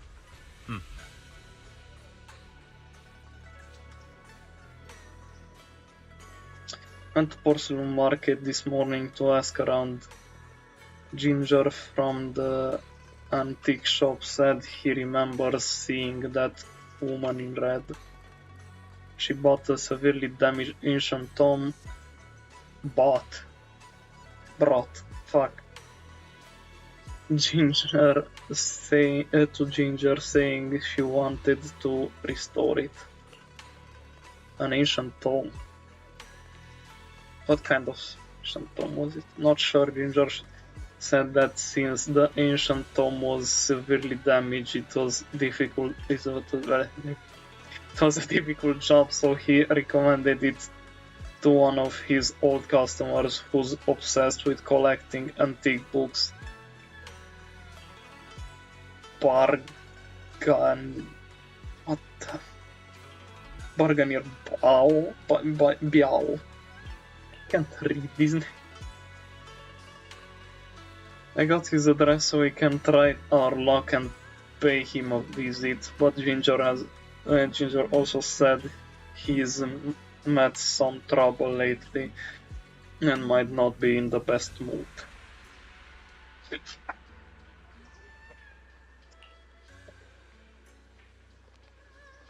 Let's give it a try, why not? What do we lose besides time?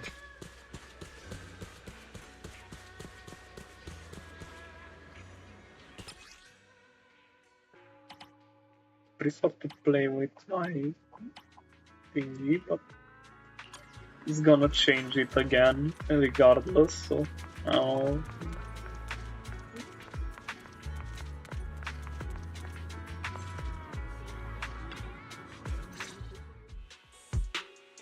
atmosphere here somehow doesn't seem very friendly. これが最終通告です。物件の所有者は書類にはっきりと書かれています。3日のうちに必ず明け渡すこと。トップスの新規事業計画はあなたを待ってなどいられませんので。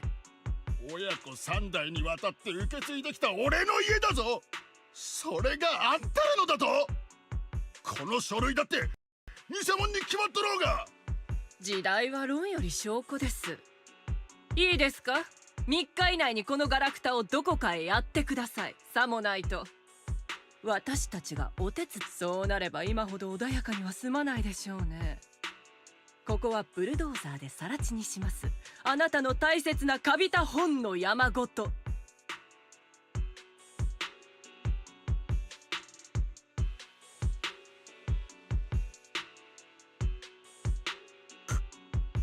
の盗っ人どもが。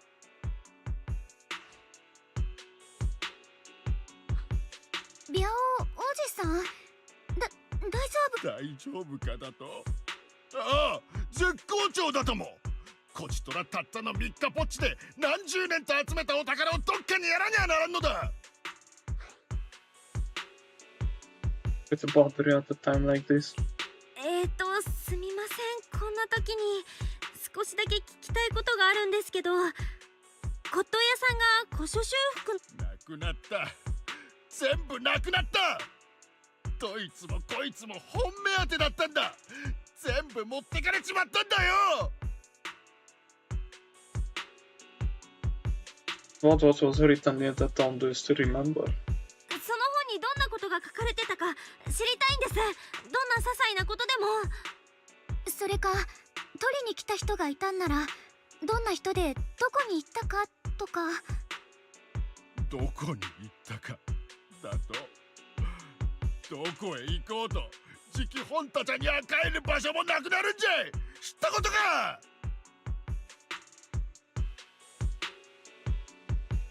出てけ。全員出てけ。すみません。お邪魔しました。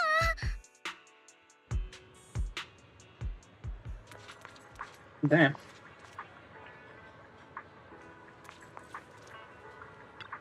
Stops making everything worse as usual. Talk about bad timing.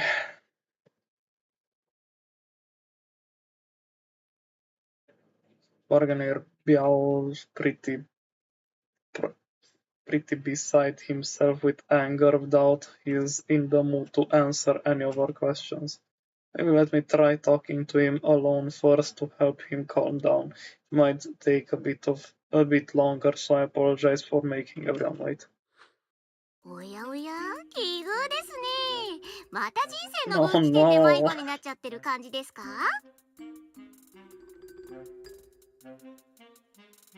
What's Darren doing here too? ダイアレ、どうしてここにいるの？私がここにいる理由と言ったらクレーム対応に決まってます。トップス部署横断型カスタマーサポートは誠心誠意理不尽な言いがかりに対応させていただくために存在しますからね。Stop your shithead coworkers from destroying that old man's house. About that. それに I have a 面 complaint. 白いことを見逃さないためにはどんな些細な動きにも注意を払っておかないと。黒枝で働くってのはそりゃもう大変なんです。何でもいいからとにかく成績を出さないとすぐビリッケツですからね。フリーランスの皆さんにはわからないと思いますけど、職場内競争ってやつは本当に熾烈なんですから。 Go freelance then. One sec. I'll be back.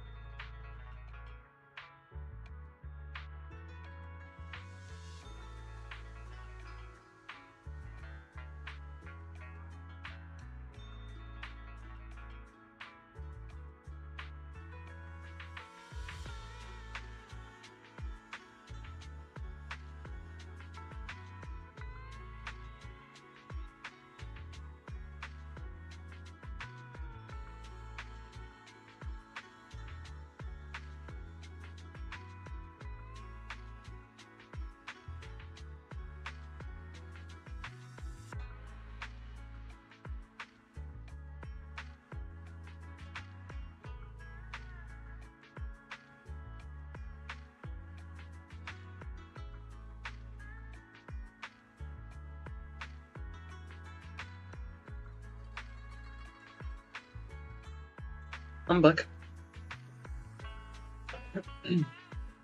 なんか大変そうね。それはそうと、何やら皆さん顔色が芳しくありませんね。一体全体なんだってそんなに憂鬱そうなんですか？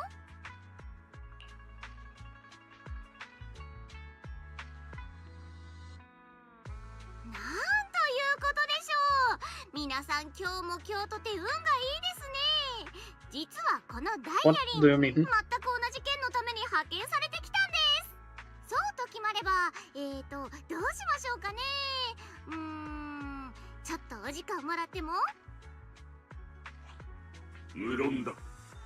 すぐに答えが出る道理もあるまい。ああ、違いますよ。アイスでも食べててください。遠くに行かないでくださいね。何故アイス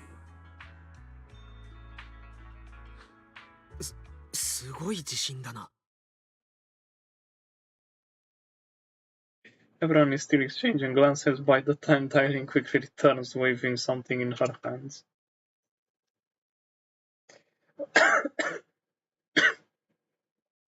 Alright, it's done. This bargain... yeah!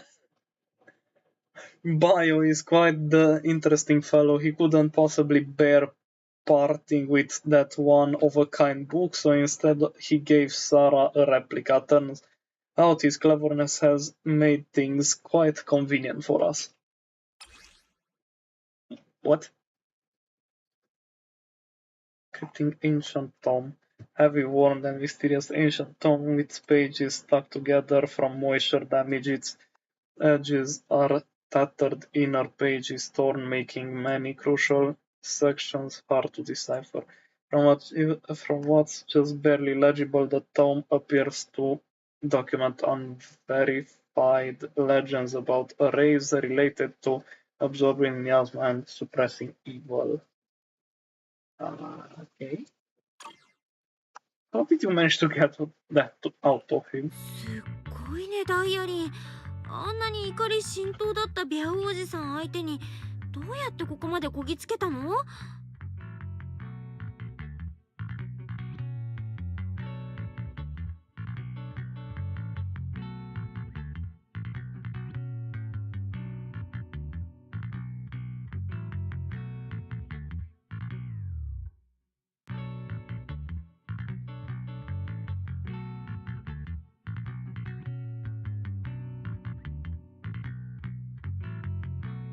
そうよ、まるで術法でも使ったみたい。どうやってですか？そうですね。Exactly what I did, it will remain a secret, but look, I've solved this big trouble for you, got you what you wanted, and even managed to save his house in the process. 前回は救助に手を貸してあげましたし、そうそう、この間は高大凶も届けてあげましたもんね。だいぶ貸しが大きくなってきたと思いませんか？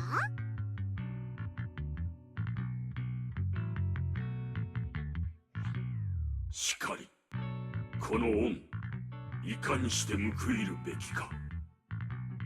What do you want us to repay you? そっか、いつの間にか結構助けてもらっちゃってたんだね。それじゃあ私たち何したらいいかな？ではでは、こちらのコードを読み込んで私にちょっとしたお気持ちを送ってもらってもいいですか？なんて真に受けないでくださいってば。私が人の弱みにつけ込んでお小遣いを稼いでるとか、そんな風に思われたら心外ですからね。I don't know much about you, so I wouldn't be surprised. つまり気持ちだけでいいですよってことです。それで気が引けるようなら、これからしようとしてる面白いこと、それか面倒なことに私を混ぜてくれませんか？ especially with that fuck as a rabbit.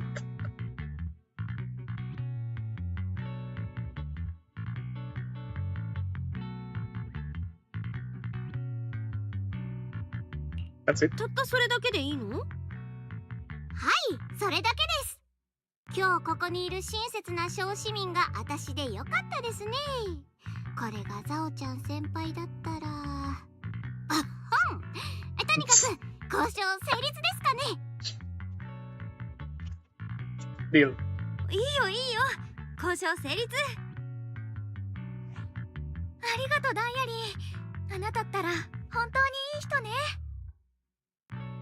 おや、ちょっといい人認定が早すぎるんじゃないですか？別に悪い気はしませんけど。他に目的はあるかもしれないけど、それでも別にいいの。今日助けてくれたのは本当だし、今は同じ道を歩いてくれるんだから。不思議ですね。天真爛漫な女の子かと思ったら、何もかも見透かしてるような目をしたりするんですから。まあいいです。雑談はこのくらいにして、次の一手を考えましょう。I said this tome is extraordinary. It talks about divine purification and some kind of ancient array that can absorb miasma and suppress evil spirits. Whether it's actually worked or not, well, that's another story. I think this is Zhao Guang Porza. This is a matter of utmost importance. Now that we have the tome, let's head back to Suibian Temple and discuss it there. Zhao Guang seems to have just remembered something. Should I ask now or wait until we're alone? I don't feel like I got a say in this. さっきは少しだけ顔つきが険しくなったような気がしたが、ミアスマを吸収して災いや邪気を払う神宝。私とお兄ちゃんが小さい頃、両親から少しだけ聞いたことがあるの。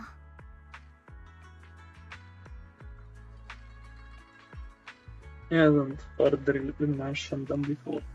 父さんとお母さんのこと、そういえば釈円さんからはあんまり聞いたことなかったけど。I see. うん。二人はもういないの。私とお兄ちゃんがまだ小さかった頃にね。そっか。ごめんね、わざわざ思い出させちゃって。別にいいわよ。この新エリートに住んでる以上、大切な人を亡くしてない人の方が珍しいでしょ。それに私たち兄弟には自慢の両親だったんだから。二人とも術法に詳しくて、お互いを愛してて、あちこち旅をしながら自由に生きてた。それで永肥地区を訪れた時、宮妻の恐ろしさを目の当たりにして、校区で働く人たちの助けになろうと決めたんだって。それからはみんなを助けて、助けられて、校区にある居住区に落ち着いたの。私が生まれたのはその後ね。まだ小さかったし、私はあの頃のこと途切れ途切れにしか思い出せないけど、懐かしそうに話してるお兄ちゃんを見てると、きっとすっごく幸せな時間だったんだなってわかるから。両親は最後の最後まで効果的に宮妻を抑え込む方法を探してたみたい。でもあんな未曾有の大量発生に襲われるなんて誰も予想できなかった。10年前、校区跡地で記録的な宮妻の大量発生があった。つまり、さっきも言ったけど、私は小さかったからよく覚えてないの。お兄ちゃんも怪我で意識がなかったみたいだけど、すごい混乱だったらしいわね。目が覚めた時はもう救助地点で、お父さん、それからはいろんな人に助けられてどうにか生きてた。万学先生みたいに優しい人たちが私たち兄弟を訪ねてくれて、しばらくしてから先生が私たちを雲岳山に紹介してくれたの。That time I heard that Yonkush Summit was taking in orphans since I was leading a rootless life and trusting the important task of caring for 2 children to Yishuan Shifu was the safer choice. Banyu Shifu, did you also know Zhao Gong's parents? じゃあ万学先生は春光のお父さんとお母さんにも会ったことがあるの？しかり当時は我が輩も時折校区で手助けをしておったゆえ。先生に面倒を見てもらったこと、本当に感謝してもしきれないわね。ねえリン、お兄ちゃんが悪夢にうなされたのは知ってるでしょ？お兄ちゃんはお父さんとお母さんを亡くしたあの日から雲岳山に落ち着くまで、二人が宮妻に潜む怪物に襲われる夢をずっと見てた。師匠たちのおかげでそういう悪夢も次第になくなったと思ってたんだけど。 Is coming to life make the nightmares come back again? 永肥地区に戻ってきたことで再発しちゃったんだね。なんという痛ましい過去だ。だが当時の混乱を思えば真実が込み入っているのも無理ないな。誰かを救いたいというお兄さんの気持ち、それが悪夢の根源かもしれないんだろう。人の命を奪う者が宮妻だけとは限らないからな。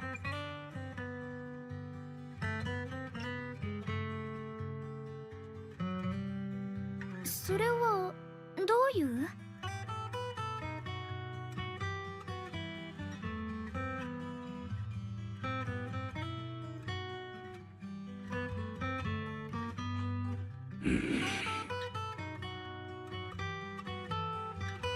？Those words both his Shunguang and Banyu fall silent. Break the silence.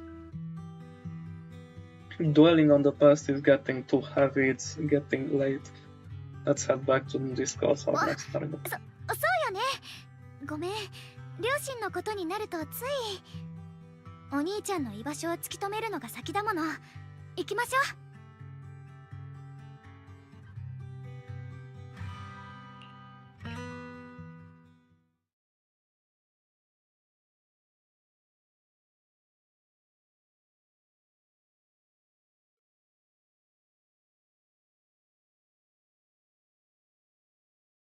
Zhang and the others gradually fade from view, but Banyu lingers.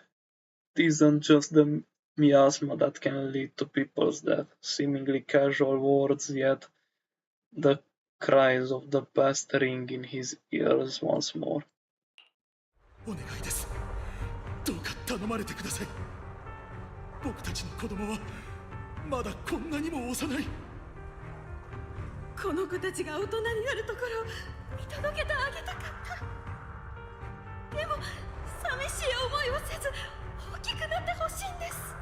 お願いします。どうか。A hand reaches out from behind, pulling Banyu back from his silence into the present. 師範、皆さん言ってしまいますよ。何か思い出したような。サニアラス、参ろう。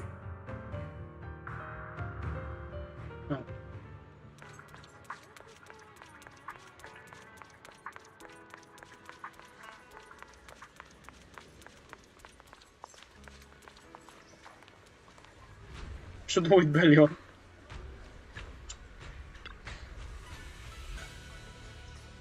Their existence transcends mortal measure, standing with the divine, or perhaps in ancient times there were sages who could communicate with the divine, observing the celestial changes. They knew miasma would converge during the peak of celestial.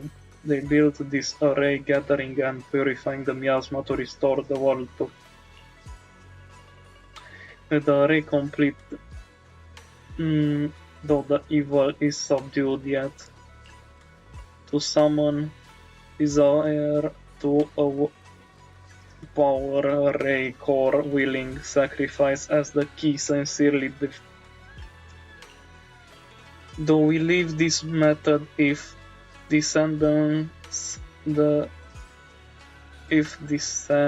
the consequences are unpredictable. After reading the cryptic tome, everyone puts together all information so far. 古書の内容のうち判読できない部分を除けば、サラと釈園さんがここに記された人宝なるものを調べていたのは確実だ。サラの追い求めている始まりの主と関係があって、謁見とやらには欠かせないもののようだ。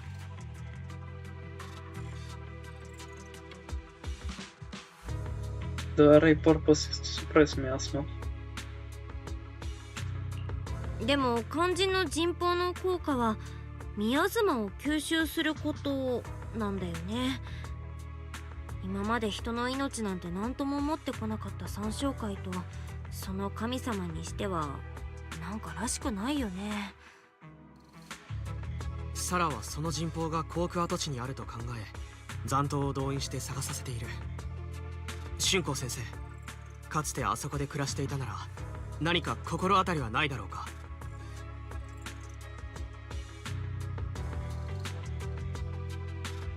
ごめん、私があの頃からしっかりしてたら、それかもっとお兄ちゃんと話せてたら。よさぬか。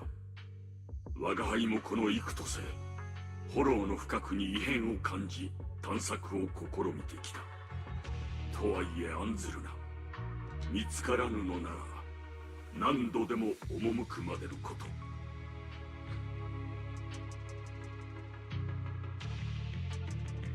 Going in aimlessly right now is like trying to find a needle in a haystack.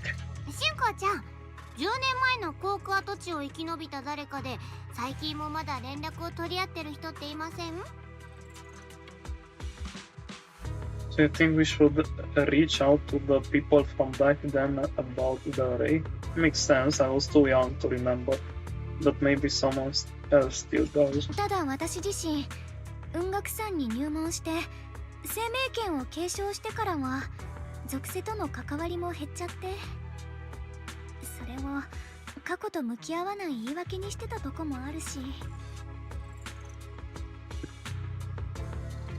Apologies. Master, I've located the list of survivors from the old mining site. Most of them have settled in the Salem Bay area.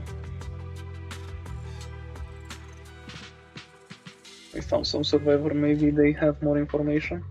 Don't worry, some survivor. Salem Bay, I'm pretty familiar with that area. It's crowded and full of all kinds of people asking around one by one to take forever. Why don't we split up so we can cover more ground? No time to waste, I'll go ahead. Join me when you're all set. Sounds good to me. Using addresses, ferry found, everyone sets off in different directions.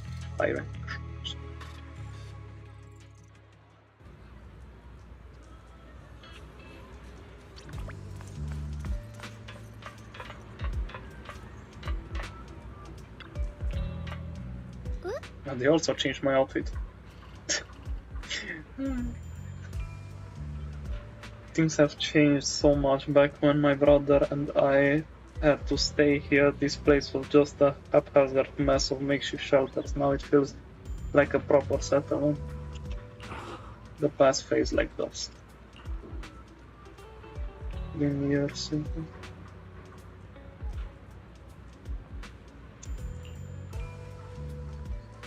Ning-chan and the others got here before us, so they must have gone down already, right? Somehow now that I'm here, I'm feeling kinda nervous. And doesn't that miner up ahead kinda look familiar? Let's start by asking him.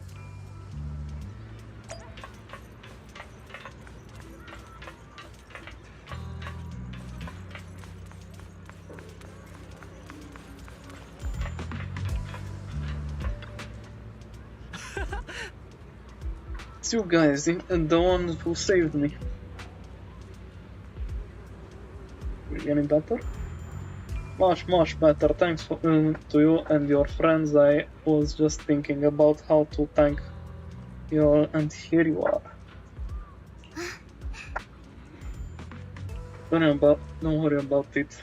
We were simply doing what was right. We are just glad to see you're safe and sound. But we're here today to ask about something, if you don't mind. Ask away. If I know anything about it, I'll tell you everything, no beating around the bush.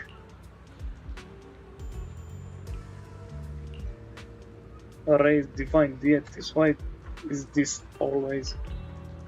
Old man mentioned it once. Over the past few decades, outsiders would show up every now and then, and some would just move into the staff family quarters and kept sneaking deeper into the mining area. Huh?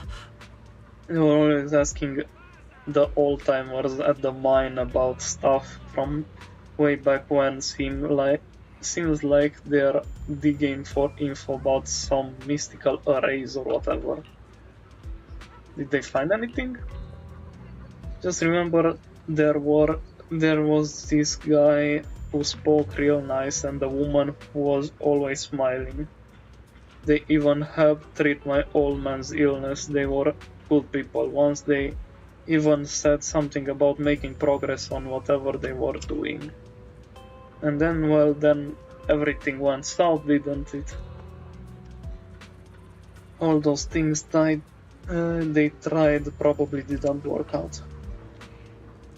They had worked, maybe that disaster wouldn't have happened. There really was such a deity, people wouldn't have died and families wouldn't have been torn apart. Besides the array, do you perhaps remember any other details around the time of the incident than 10 years ago? Any detail would help.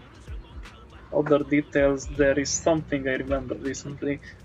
Last time I went into the hollow, I just wanted to check out my old place. I got stuck before I could make it there, but I did spot these really nice looking white flowers blooming all over. Seen something like that before too. Yeah, folks have been saying those white flowers are a good sign that the miasma's receding. Come to think of it, I vaguely remember seeing something similar in the mine shafts where my folks worked back when we lived in the mining district 10 years ago. The area around those white flowers was clean too. No trace of miasma inside. Back then I thought it was fun to hide next to those white flowers whenever I got into trouble with my folks. It felt oddly comforting.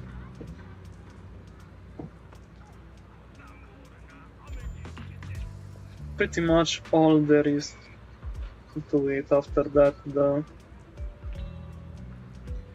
miasma outbreak happened and we couldn't even go home anymore. Not many survived, some moved far away, others relocated here, and well, as time passed we just lost touch. Come to think of it, it's quite a coincidence recently. Besides you, well, you were my savior, so I might as well be honest. Someone else has asked me about that array stuff too. It was this young man who even gave me a fat stack of hush money, telling me not to breathe a word of this to anyone else. Said something about how this info was tied to some dangerous stuff and they wouldn't let more people get caught up into it. Young man. What did he look like? Did he have brown hair, wear glasses, and was dressed like in Yunku Somi training attire? No, he was nothing like that. He was a tall, slim man in black clothes with black hair. There was this certain aura about him. He spoke politely and was quite generous too. If you hadn't saved me, I would have kept my lips sealed about him. Also, it wasn't. Don't feel down. We still made good progress on this trip. Let's check some other places and see what we can find. Just then Ning Chuan's somewhat anxious voice comes from not far away. Ning Chuan being held up by someone. Go check it out. Oh boy, what you do?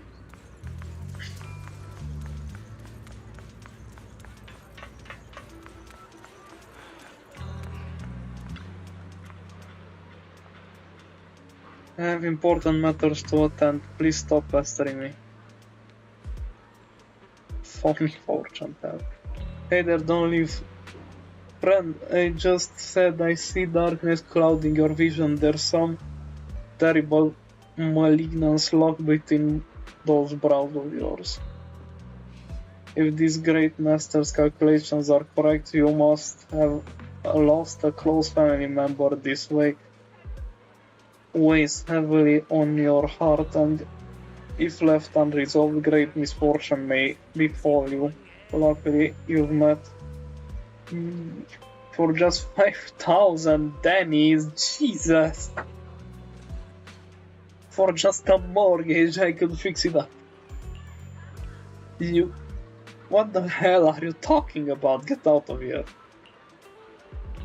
Fortune teller looks embarrassed, but quickly locks eyes with Zhao Guang as if finding a new target. Oh boy. Ah. Hey there, young lady.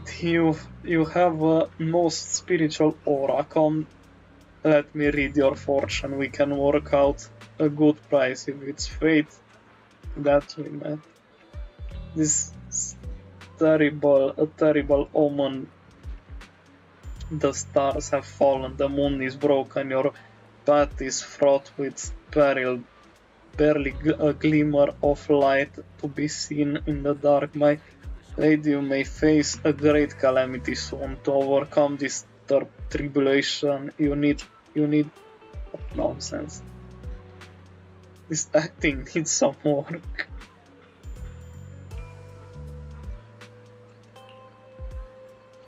Mr. While I'm not great at divination myself, I have a master who's an expert. Khan is in the north, Lee is in the south. I'm sorry, but your compass is wrong. And the positions of the Dewey and Sun trigrams, they're not quite right either. We've got other matters to attend to, so we'll take our leave now.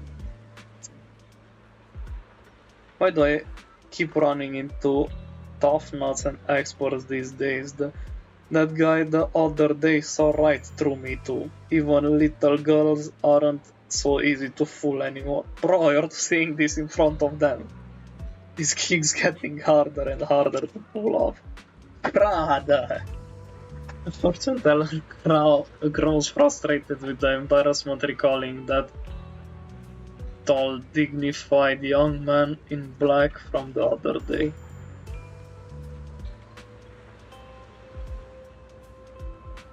Now when your face speaks of noble fortunes, but I see a hint of worry between your brows. Let this great master read the fortune I've laid out for you. Hey, don't mess with that. Keep your hands off, I say. Victory at all costs. She've always said divination was my worst subject, too restless and unfocused to get accurate readings. But this time I chose to trust in my divinations. No word comes when that wretched creature appears, I will give it my all. What bro talking about? Why is everyone staring at Banyu Shifu? The atmosphere getting weirder and weirder. It's just going back. Right now, I actually want to look around some more to see if there's anyone else my brother and I used to know. Why don't you head back first? Don't worry, I'll be back soon. Shagang is focused on finding her brother that she hasn't even noticed the strange atmosphere. Head back with Banyu Shifu first. Very well.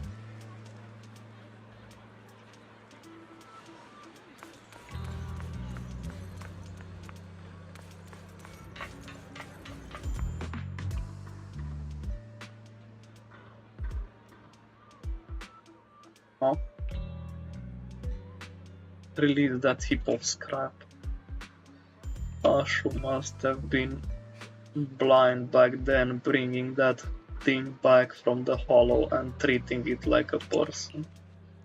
Ashu treating it with such kindness, and look at how it repaid her.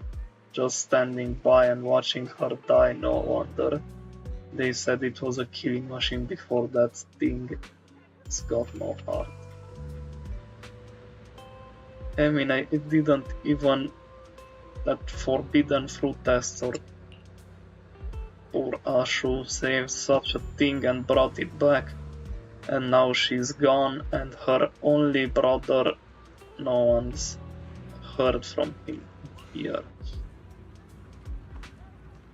What on earth is this? The guy committed an unforgivable sin. The evidence is irrefutable, beyond any dispute. Their resentment, their boundless hatred. It is karma I deserve. I must bear it. One day I shall explain it all to you. Return to Svibian Temple of Banyu. What did you do? Check on Banyu again. Banyu Shifu, about what just す happened. まぬ。突然のお唱いで騒がせた。これは我が輩の過ち。お主が気に病むことはない。ことの葉にしてその真空が和らぐのであらば、我が輩が受け止めるのが必要。You still have a past that's hard to talk about. Understand I won't ask further, but if you ever want to talk about it, I'll always be there to listen. Thank you. Banyo gives you a grateful look while staying silent. Soon the others return. Everyone gathers to share what they found. なるほど。 White flowers we noticed last time also appeared before the 僕たちが miasma 見たの outbreak. と同じ白い花が Like 咲いてい that, た。 Rogan's intuition シュン was 君の right. 直感は正しいと思う。再び現れた白い花は If the white 何かの前 flowers 兆 are と見て showing... 間違いない。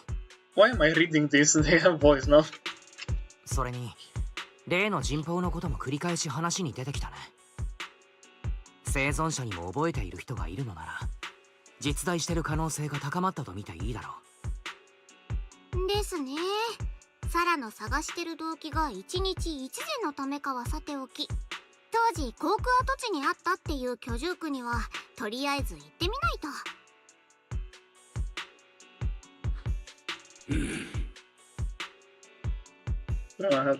シュンコ、それでいい？うん、私は平気。手がかりがこうして私たちを導いてくれ。それじゃあみんな準備しといてね。終わり次第出発しよ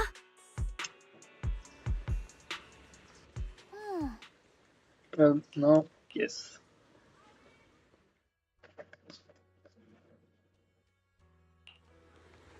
お主の頼みとあらば一意専心。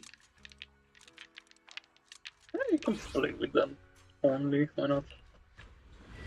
Let's play with what I got. Anyway.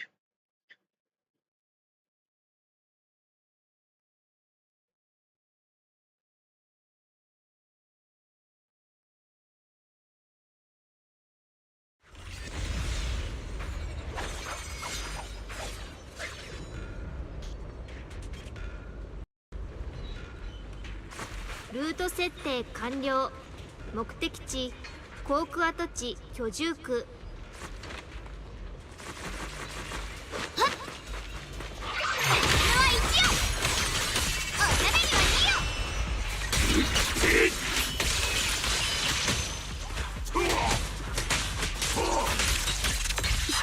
呪文は我念ずるは剣の行く先。次が風のにエイジじゃなくて迷境を抱きだっけ。ああ、我念ずるは剣の行く先。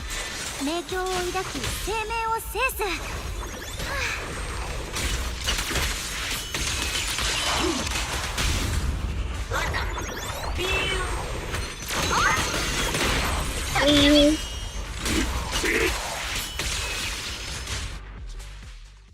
ちゃんと唱えられましたか？我らが春光ちゃんはスランプですかね。まさかとは思いますが、昨べは悪いことしたりしてないですよね。寝てる間に呪文がよだれと一緒に出てっちゃった可能性もありますよ。次は確か生成ルテン変なの。Want to take a break? シュンコ、顔色悪いよ。ちょっと休む？いいの。ちょっと気が散ってただけよ。多分どこか懐かしいのに、でも馴染みがないこの道のせい。なんかいまいち集中できなくて。であればいたずらに急ぐことはあるまい。そうですよ。あそこにある秘密が何であれ、急に足が生えて逃げ出したりなんてしませんから。体調が悪いなら日を改めればいいだけです。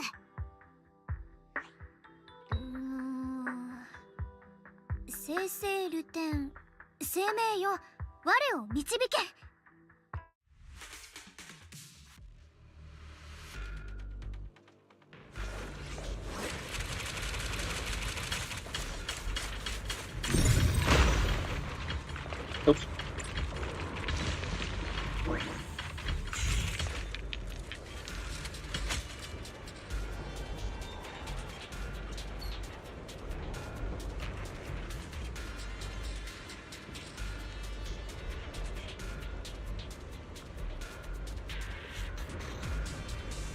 フォローは臆するぐらいのよ。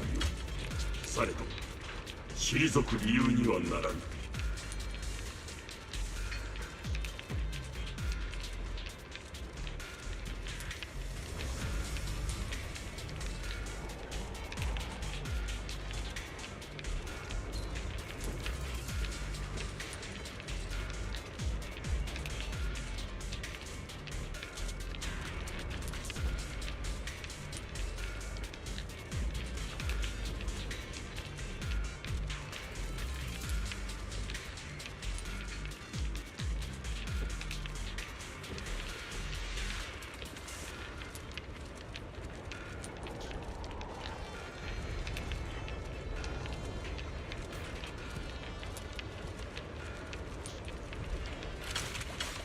目的地は眼前。されど行く手には障害か。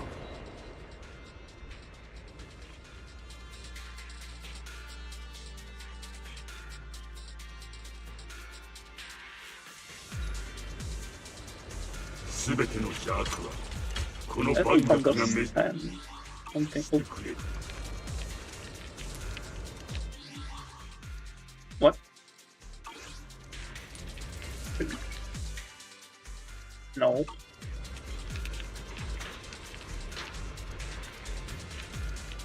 This is exploration, but don't I have?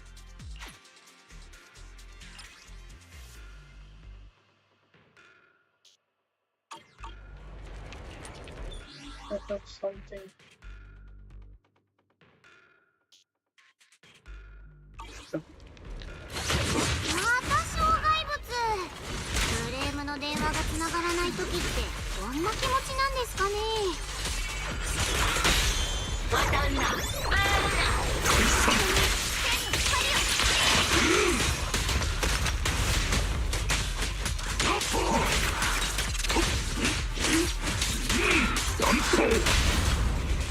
Ah, I see. 真面目に聞いてください。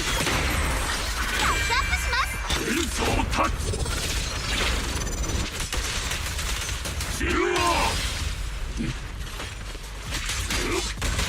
簡単な夢で。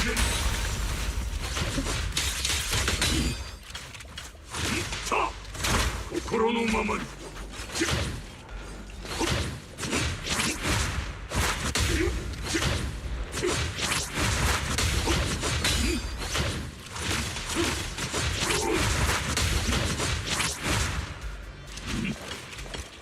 Don't understand quite how to play that. まずは宮妻のコブを破壊してトロッコを見つけないと。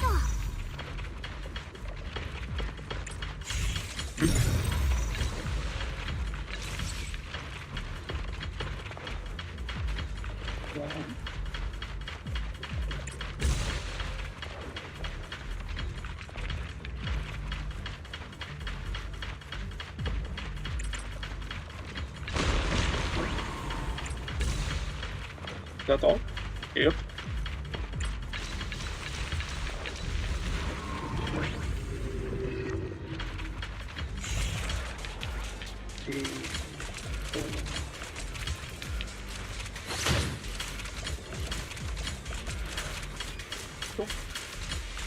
Why doesn't feel that way? I need to move them.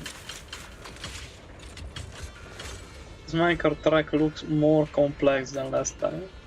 Looks like we'll need to switch the tracks twice to get the minecart to the あっちに制御装置があるよ。これで OK だね。戻ってトロッコを動かしてみよう。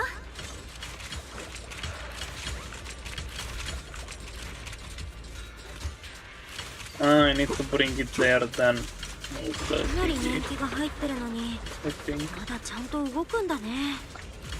いやー、作った人たちの血と汗の賜物ですね。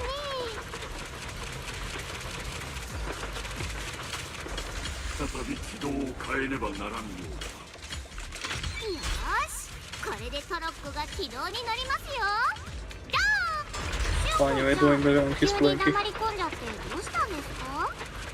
この橋、瓦礫を片付けたらもう一回確認したいかも。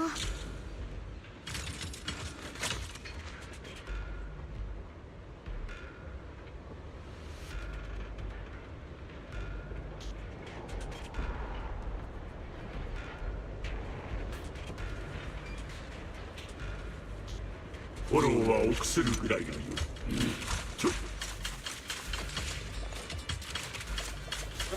Alright. To blow it up. All of our food keeps blowing. リン、対岸にあるのが当時の居住区だ。The bridge leads to where Rogan to live. この橋を渡った先が春光の昔住んでた家なんだね。小さい頃、お兄ちゃんはよく私をこの橋の真ん中まで連れてきてくれた。どっちが石を遠くまで投げられるか、水しぶきを高く上げられるかって勝負してたっけ。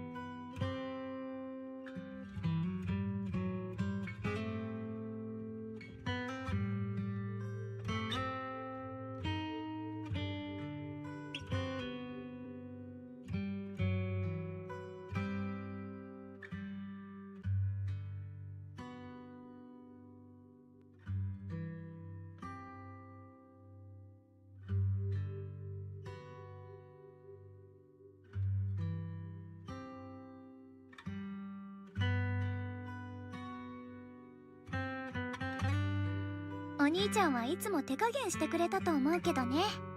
そして10年前のあの日、覚えてるのは真っ暗で騒がしくて、誰かの悲鳴と何かが壊れる音がひっきりなしにしてたこと。それと息もできないくらい体がこわばったあの感覚。大きくて頼もしい影が私とお兄ちゃんを抱えてこの橋を駆け抜けていったの。不思議と安心する。でもちょっとだけ冷たいような。 All and cold. そんなことを考えてるうちに橋の向こうの景色はどんどん遠ざかって、聞こえるのは風の音とその人のずっしりした足音だけになった。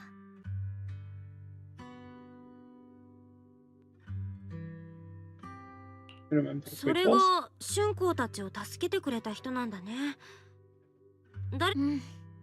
もう思い出せない。でもその時感じたことはずっと覚えてる。私を抱きしめてくれる腕はどこか冷たかったけれど、絶望の中ではそれがどんなものよりも慰めになったわ。そうだろうか。それじゃあ向こう岸へ行っても、もう一度この橋を渡りましょう。今度は私たちと一緒に。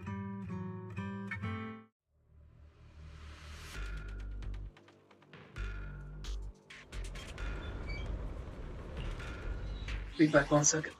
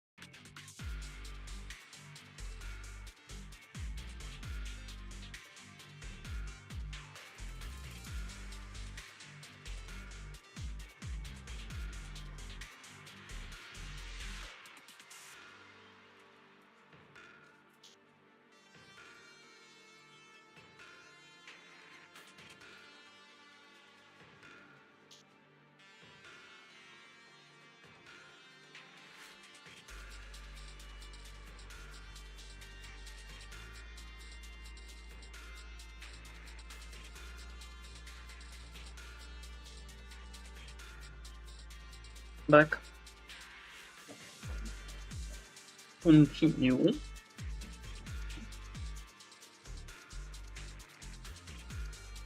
Why is my avatar not moving? Hello?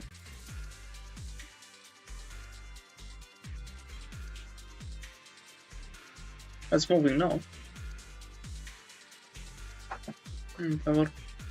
No, it's not moving again.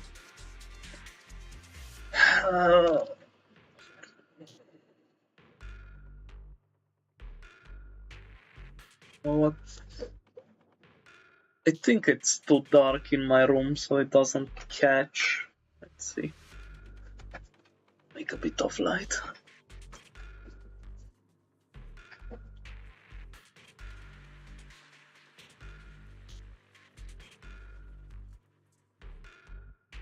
Yeah, that might have been the problem. And the reason why my avatar was vibrating, I think. 浮いてる石ちょくちょく見るよね。何かに使えないかな。いつか落ちて鬱陶しい連中をまとめてぺっちゃんことかいいですね。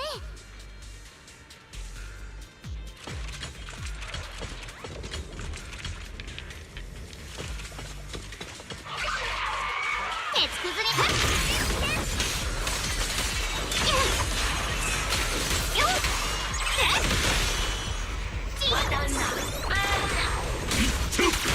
闇討ちである。も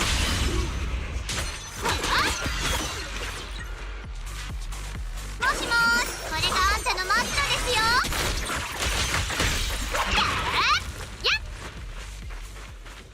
I had to do it. ダイヤリンドル。Tiring dulu. Okay.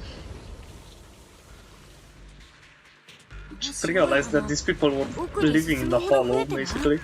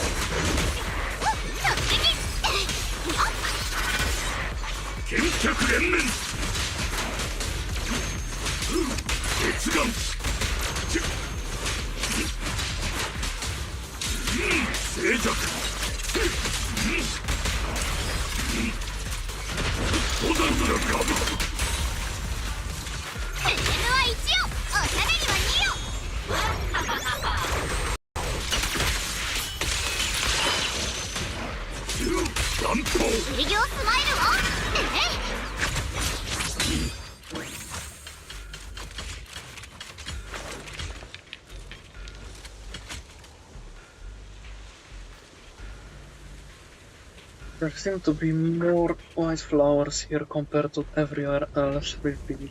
あそこの石獅子、覚えてるのと全然違う。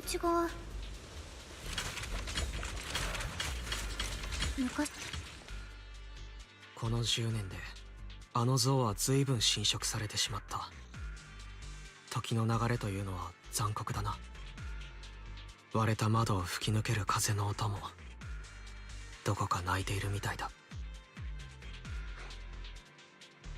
So empty and desolate. 確かに空っぽで荒れ果ててるね。ねえ、私一人で見て回ってもいい？まあどのみち手分けするのが得策ですね。ところで万学先生は昔はここでお手伝いしてたんですよね。ちょっとは懐かしくないんですか？ずいぶん口数が減ってる気がしますが。Know something? 万学先生。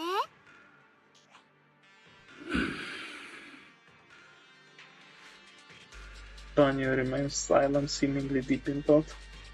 ここに来てからというもの、師範は不自然なほど無口になられた。何かに気づいたのかもしれないな。The surface of the stone lion statue is covered in cracks as Banyo gazed at its base. A stream of past memories flickers deep within his core. Viscous substance detected. Risk assessment 0%. Composition analysis fructose plant fiber. Metal fingers sink into the orange-red pulp frosting, sticking to the mechanical joints. Tactile feedback contact with soft object classification human gift. What? 持ってきな。これはうちで仕込んだ干し柿さ。甘いよ。Oh, why is my game lagging again? おい母さん、見えてないから無理もないけど、この人に柿が食えるんかな。ありがとう。ほら、僕の言った通りでしょ。彼は僕らの言葉がわかるんです。ありがとな、デカブツ。本当に助かったよ。学造を片付けてくれた。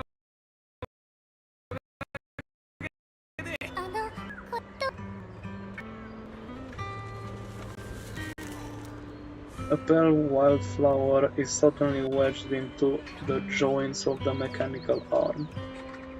A strange worm spreads along the arm plate. It's the heat from a human palm. おばばはあんたがどこから来たのか知らんし、どんな格好なのかもとんとわかんねえが、触ればわかるよ。冷ていものの体の中にあったけえもんがある。心っちゅうやつがね。ねえ、教えて。あんたのことなんて呼べばいいの？Abnormal core temperature fluctuations. Purge unit type 0 command suppress miasma at all costs overridden. Banya's core emotion module permanently activated. Mission name Rebirth.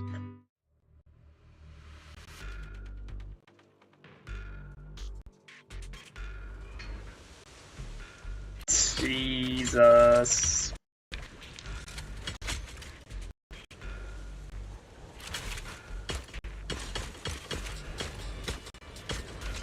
Oh, I can't play. 安楽先生、ご無沙汰。もうビュー。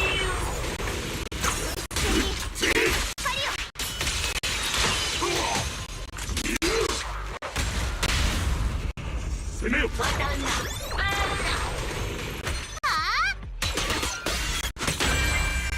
山崩れ大地は避ける。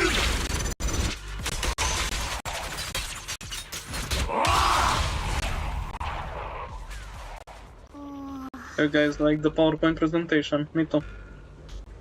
I'd prefer my game to be normal, but it appears that it's not necessary. Materials around here have been pretty much cleared out. I think I'll take a walk by myself, see if I can find anything. Jesus, even the text is laggy. Bro, what the fuck?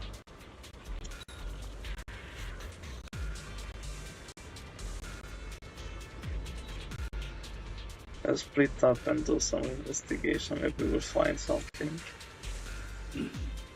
Indeed, proceed with caution. Please.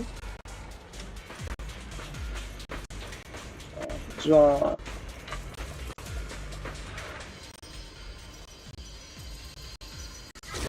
Oh.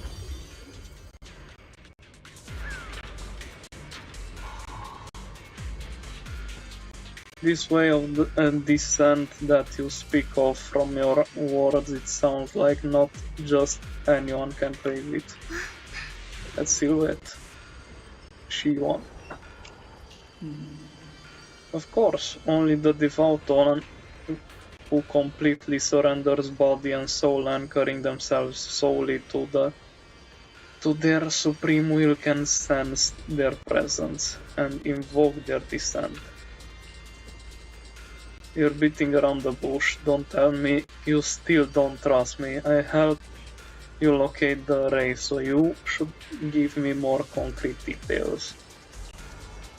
Already said when the creator descends, only I can determine where they'll appear. This is my sacred honor and also boundary that cannot be crossed. You need only follow in my footsteps. Even if someone were to tell us here like rats trying to watch us in greed, it would all be in vain.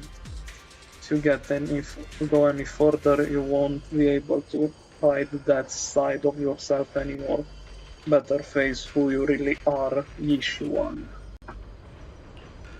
Just remember this, everything comes with a price. What you cherish, what you protect, what you fear to lose. Perhaps they can all become the nourishment that feeds the new order. Delusion ends here. That was a vision of my brother and Sarah.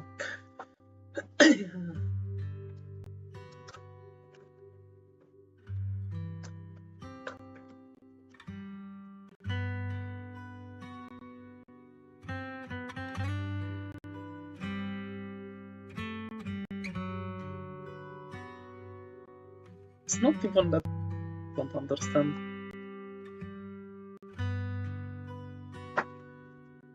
It's closed. It's closed. I don't know. I really don't understand what's happening. Why it's so choppy.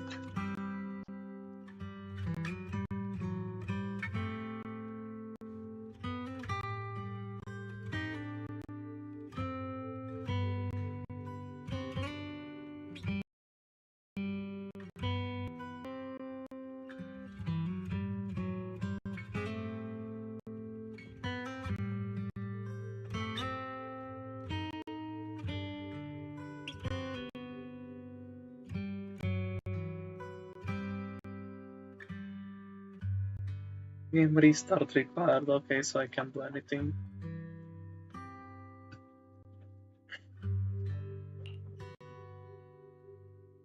This kind of thing has happened before. Seems to be related to the miasma reacting to me.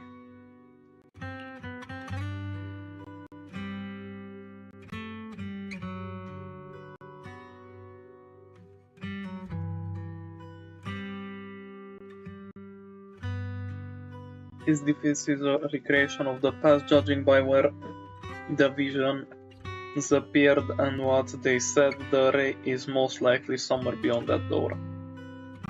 When my brother spoke, and that feeling of briefly touching the past, what we saw must have been a glimpse of something that really happened. And the things he said, I know my brother better than anyone. He only speaks that way when he's calmly planning something in his head.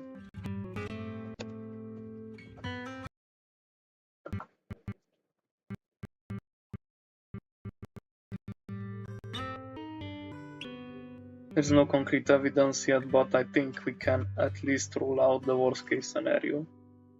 Meaning? My brother must have had other motives, just like we suspected. Will you trust me on this?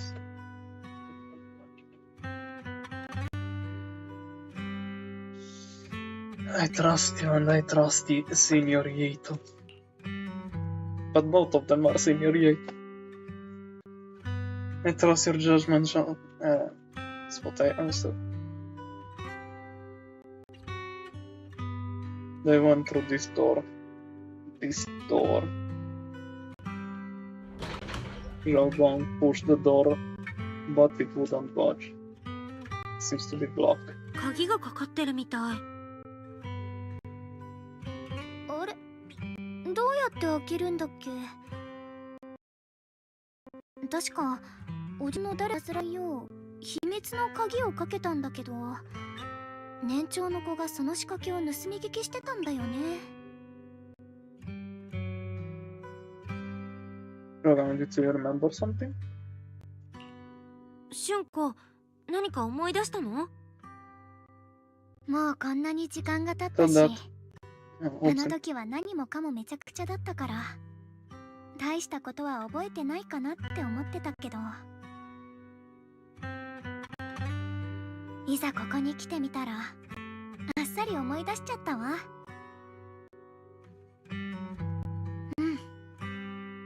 もう少し先にある階段を上がったら開けた場所があるんだけど、お父さんがそこに座ってると、私は背中めがけてかけていっては物語をねだってた。お父さんは言ってた。空の星の一つ一つは明かりの消えてしまったカンテラが姿を変えたもの。掘り出された光霊石はそんな星が夢を見て大地に落ちてきたものなんだ。お父さんはミアスマの中で亡くなった婚姻たちを忘れてしまうのが怖かったのね。今の私が彼の声を忘れてしまうのを。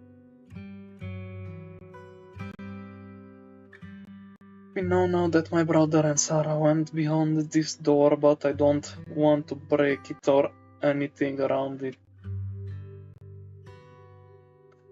Unless it's absolutely necessary. 先に他のところを見てきてくれる？もうちょっとここで粘ってたら思い出せるかもだから。And we regroup if I still can't remember how to open it, then we can consider other ways to get through, okay? Respect. わかった。でもあんまり無理しないでね。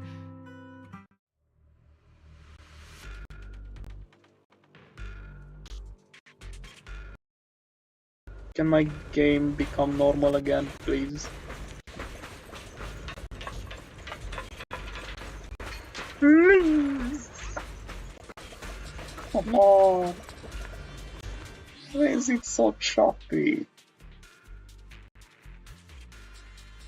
Jesus.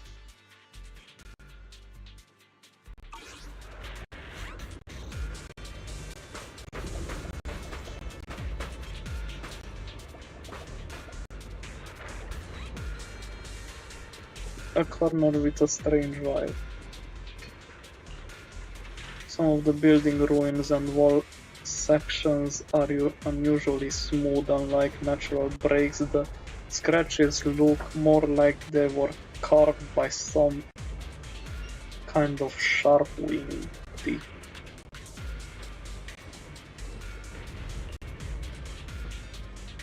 Any winged monsters around here? I'll try to restart the game because this is painful. Jesus fucking Christ.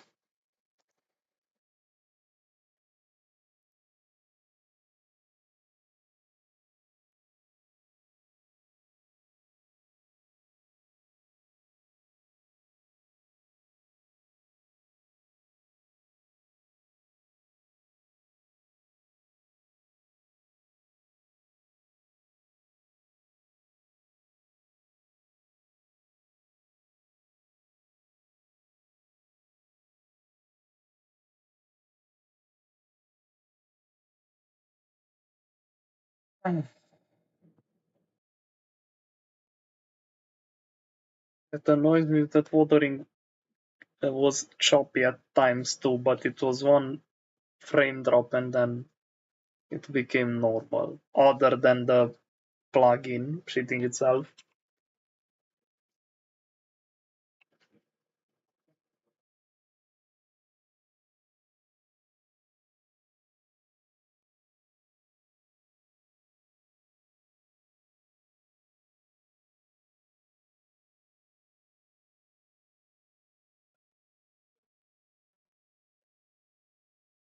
Let's see if I can fix it like this. If not, I guess we'll play like that. But what can I do?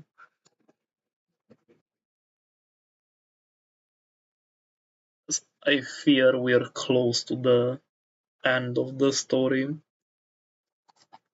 I'd rather not split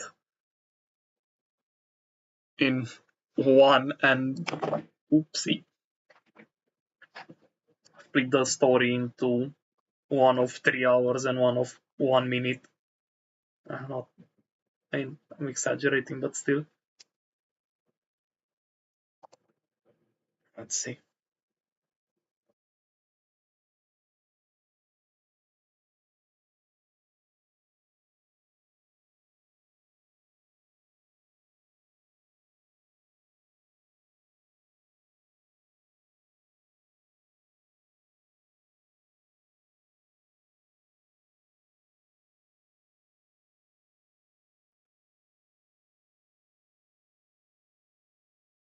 Amazing. Yeah, it's the same.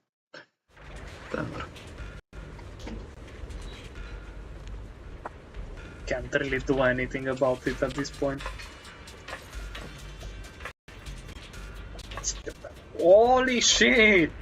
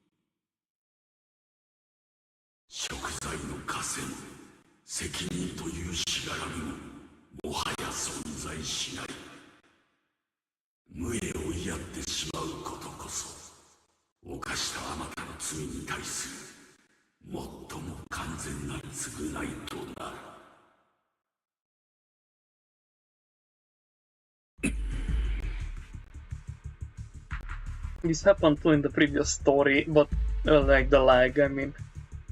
But only on the overpass, or how the fuck, the part when you need to go behind the mountain to reach the place we've been before going here. And I don't understand why, like it doesn't make any sense. Like I don't feel like it's more detailed or more particle heavy than other locations in the Hollow, but for some reason it's like this.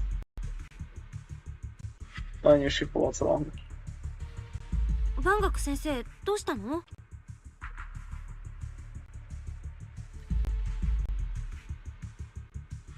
Like that is very responsive. 我が輩も面用な声を耳にしたのだ。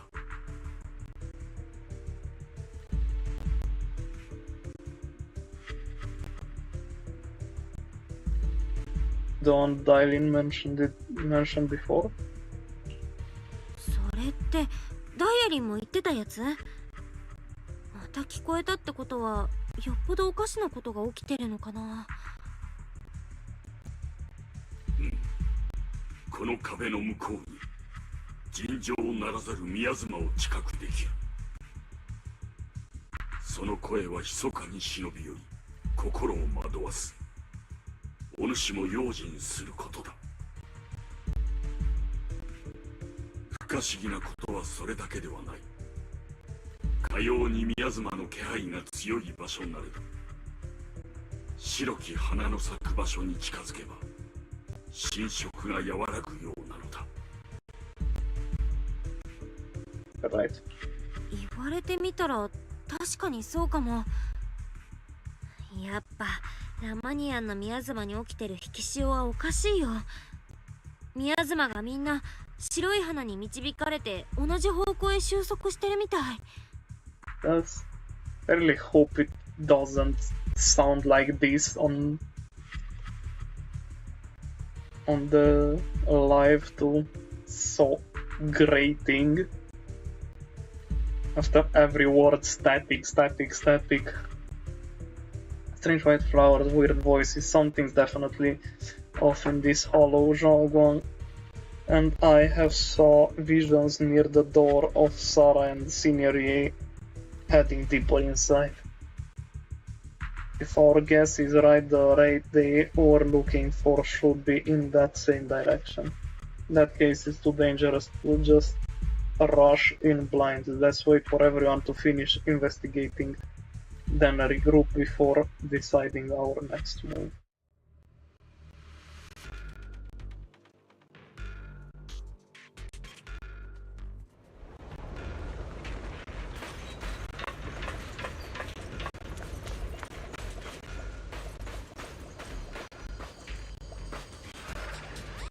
How can I speak with you? You're not here. Why is there still no response? If it comes to that point, then I'll have no choice but to... Another illusion. Signory seems to be secretly waiting for something. Jesus fucking Christ, I really hope this goes back to normal. It's so painful.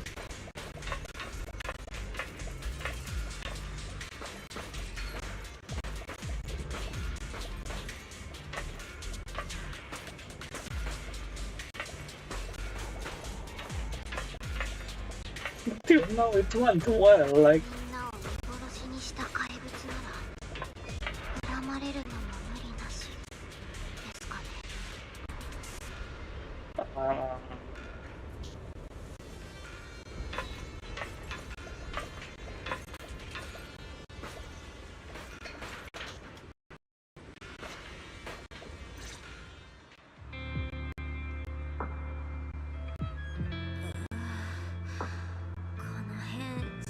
すぎてちょっと不安になるね。ダイアリー、そっちは何か見つけた？静かですか。まあ確かにこういう誰もが苦労して生きてる場所だと静かっていうのは違う意味を持ちますもんね。誰もが喋る気力もないくらい飢えてるか、息を潜めて外の音に耳を澄ましてるか、どっちかです。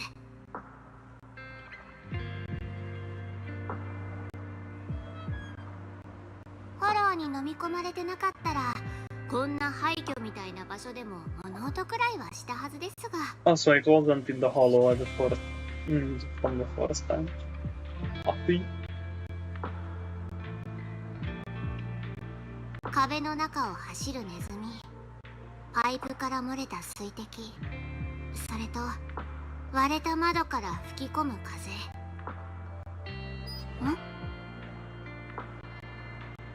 Merlin's calm expression shifts, replaced by a complex gaze, blending concentration with a strange sense of understanding. She hesitates for a moment, showing a hint of confusion. ちょっとご意見を伺いたいんですけど、人が自分を殺した相手に感謝するってどんな状況だと思います？あ？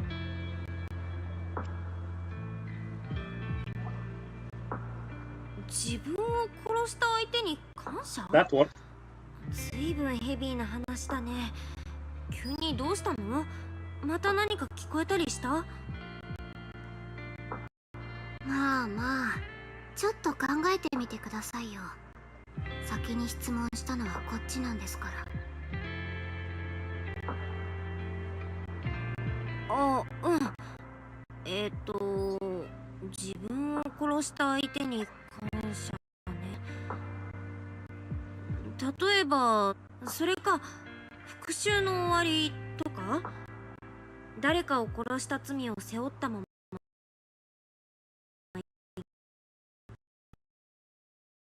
きるっていうのは死ぬより率があるかもしれないし、人のあるとしたら自分が後で言った人がいられる。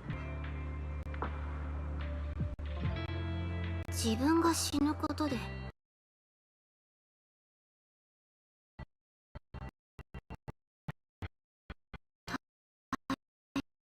Thing comes to a stop and Irene seems lost in thought.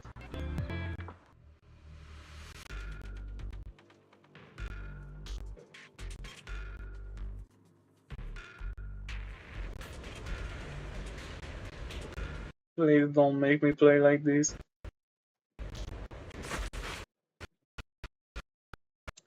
Oh. My game crash or what happened?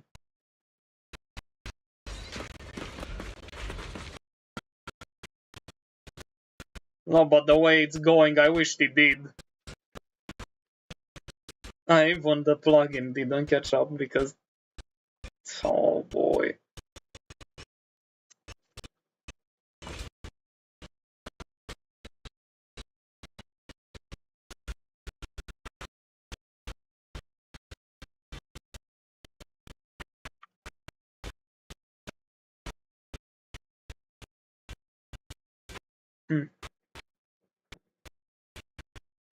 The plugin is acting up, the game is choppy as all shit, and I have to... For people who didn't catch up... it catched up. I have to fight a boss like this! Or a new enemy at least. Jesus. That's a boss part.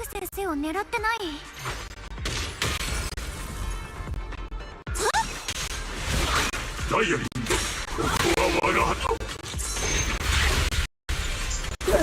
Can't play like this! ゾワッとしますね。この見られてる感じ。初めてな気がしませんけど。Okay. I'll restart the PC in hopes that it might be from that. If it's not, I don't really have what to do right now.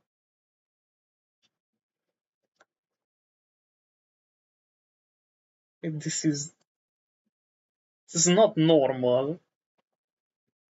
It went almost perfectly till now. Now it goes like this. This is annoying as shit.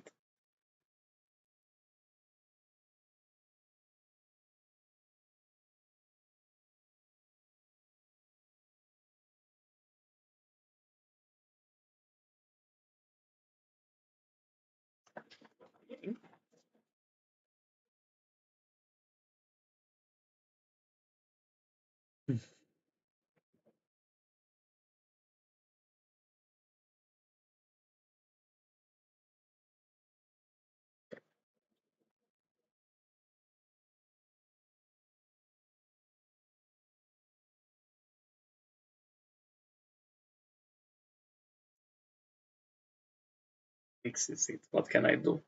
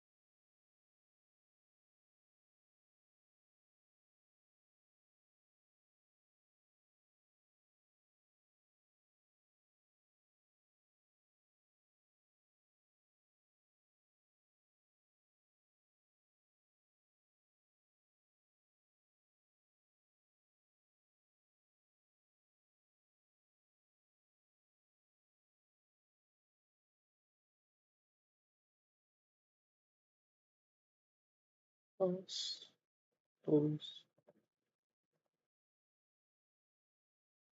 Close this shit.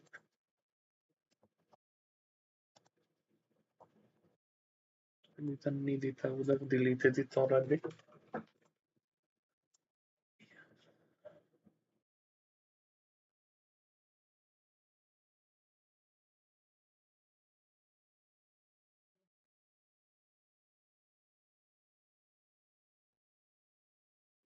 Kinda good to have a two PC setup, even if it's a janky one like mine. Because at least I can fix, or try to at least, one of them. And I can still keep the stream running. Though I do apologize for anyone who's watching and has to wait through all this shit. All this troubleshooting.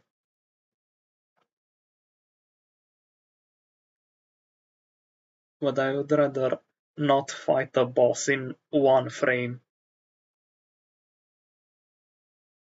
If that's a possibility. If it's not, I don't really know what to do.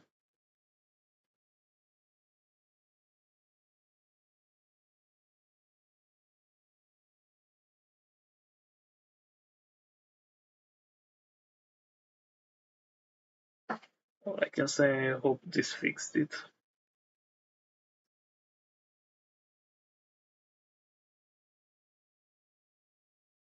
Sometimes does, but I don't understand why.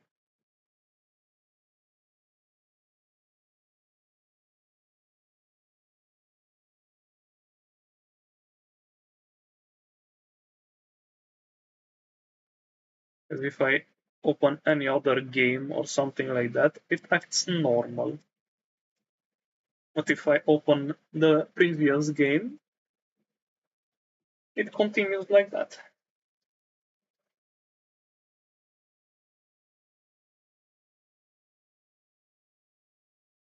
And usually when I restart it, it fixes it.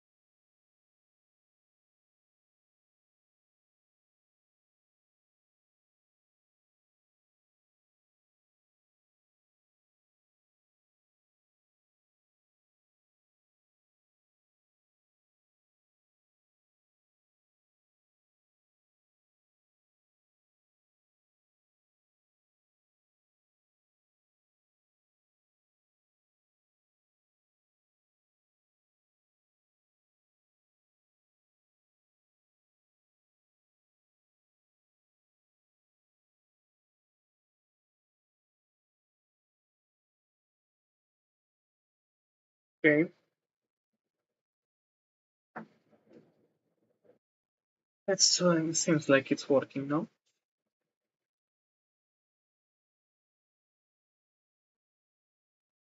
Be back in a second.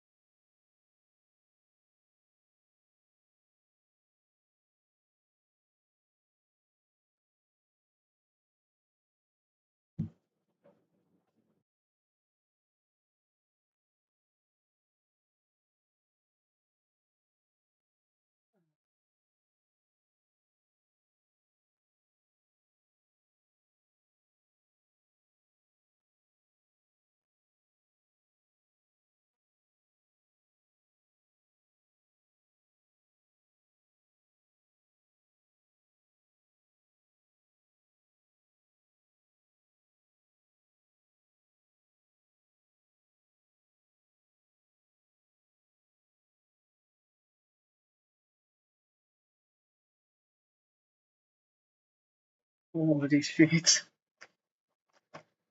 I just now looked at Banyo's combos. That's a lot. Laundry list.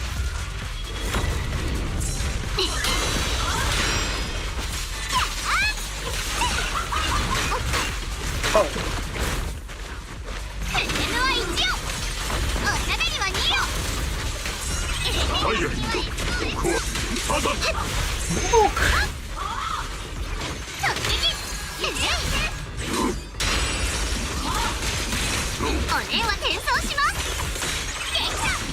What am I doing?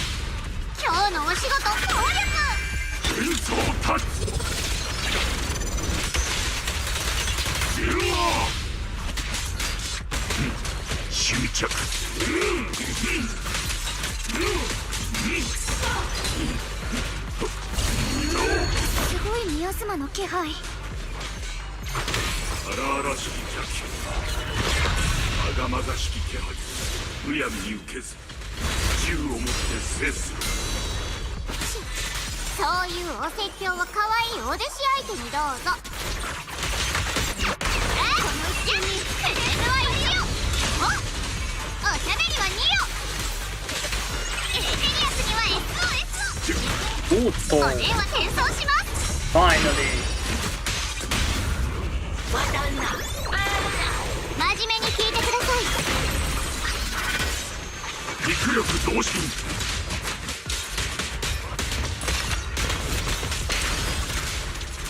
I can see the boot looks really nice. It has a really nice texture on it. Oh! Finally! What's happening?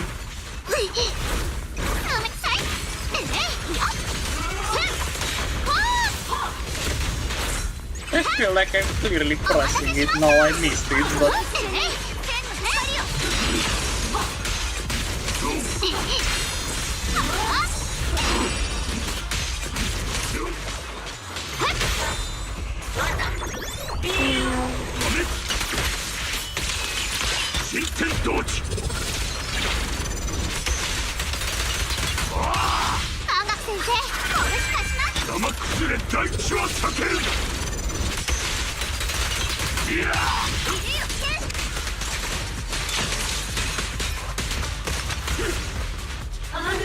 Okay. After the sacrifices are defeated.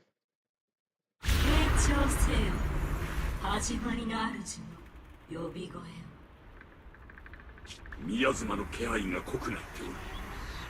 用心せよ。未だ真実となら必死に追い求めている。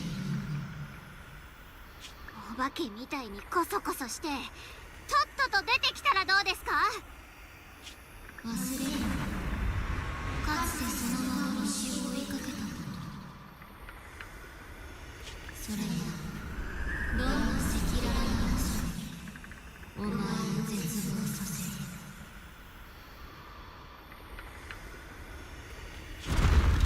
荷物をまとめるぞ。フォローが目の前だってのにこんな漏れ屋敷なんか惜しんでいられるか。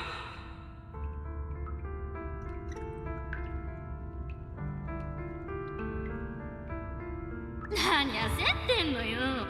建設会社の人が言ったでしょ。凄腕の霊媒師を呼んだからくじを引けば解決するって。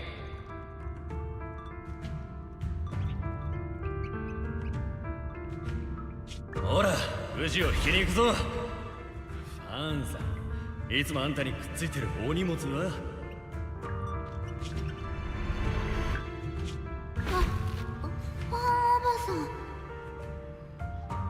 どうしたんだい？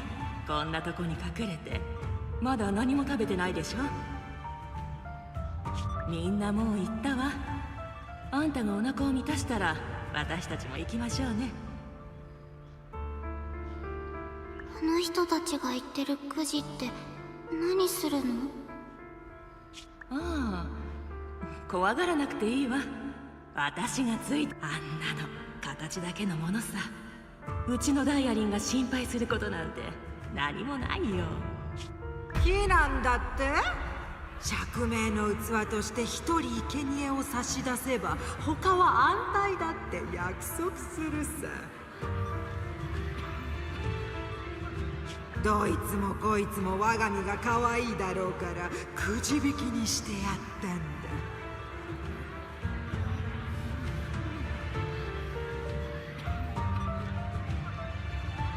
だ。よーし、公平公正。お天道様がちょうどいいのを選んでくれたわ。まったく縁起の悪い小娘だこと。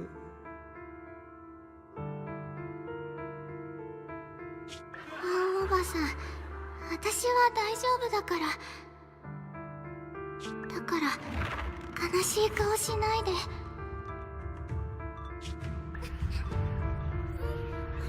What?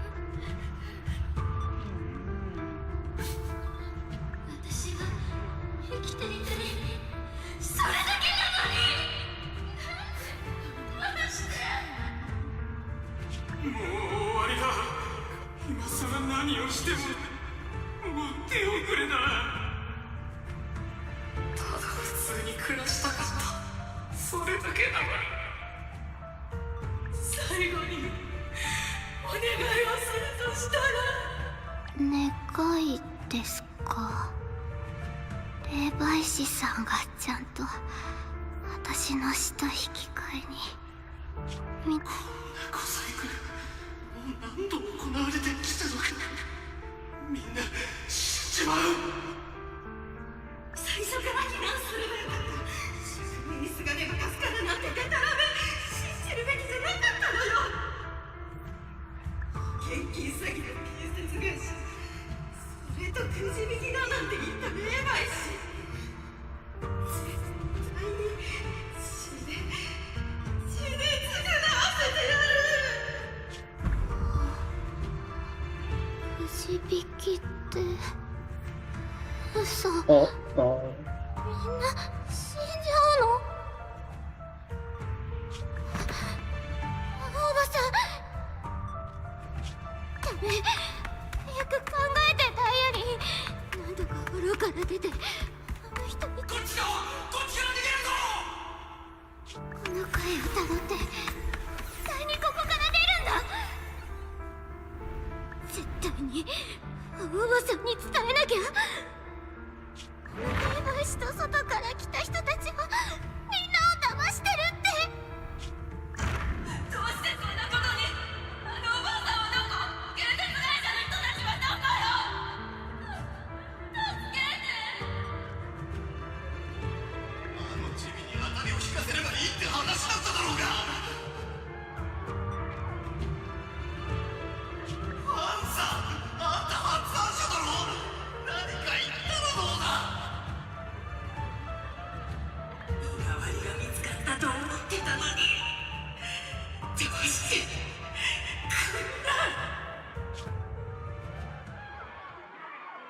Oh. ダイアリー、ダイアリー、ダイアリー。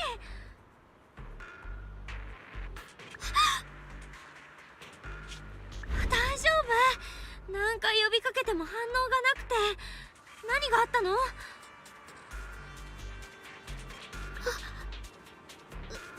いえ、なんでも。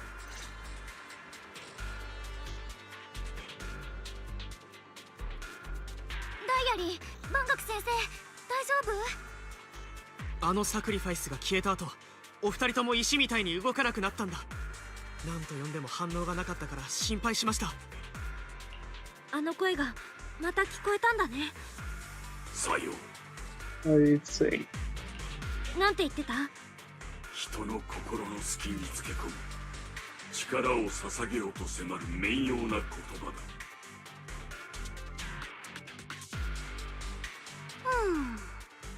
サクリファイスは言ってましたね。始まりの主の呼び声と。まさかとは思いますが、本当に始まりの主とやらが拡声器で呼びかけてるんでしょうか。でもどうして私と万学先生にだけ聞こえるんでしょうね。皆さん、このエリアに入ってから何も聞こえてませんか？例えば頭の中でもう一人の自分がわちゃわちゃ言ったりとか。もう一人の自分？特に何も聞こえなかったけど。たださっきあなたたちが危ないことになってる時に師匠自ら封印を手がけて以降、こんなことは初めてだったからちょっと驚いたわ。なおさら興味深い状況になってきましたね。私たちはここへ神宝と楊釈園さんの行方を探しに来たわけですが、その過程でこのフォローにその何かと私たちが目指すものにどんな関係があるかは知りませんが、こんな風に人様をたぶらかすようなのが慈悲深き神様なんかじゃないことは確かです。得体の知れない何かの力、それも万学先生くらい強い人でも。I want to keep following my brother's trail, but 今までどうにかお忍びってことでやってきたけど、もうそんなこと言ってる場合じゃないみたいね。これ師匠たちはラマニアンフォローに詳しいし、同門や年長者の中にも誰かしら事情を知ってる人がいるかもしれないから。エクスマキナ。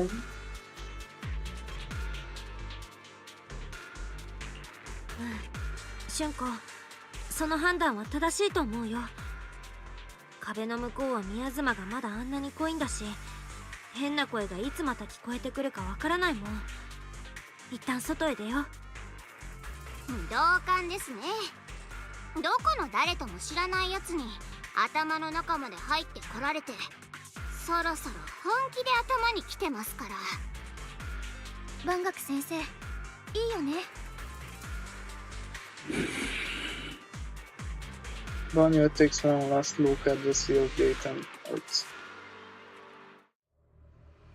Oh boy.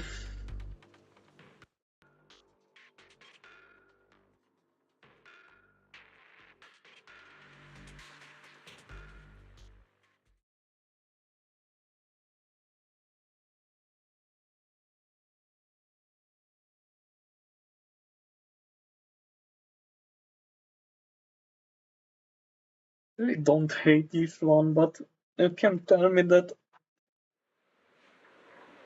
a master, the best proxy and the void hunter can't do shit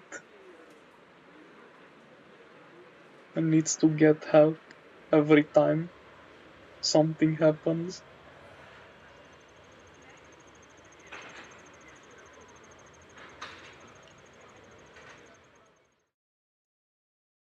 But who knows, this time maybe it's different. そうか、君があの若くして生命権を継いだという楊春光さんだったとは。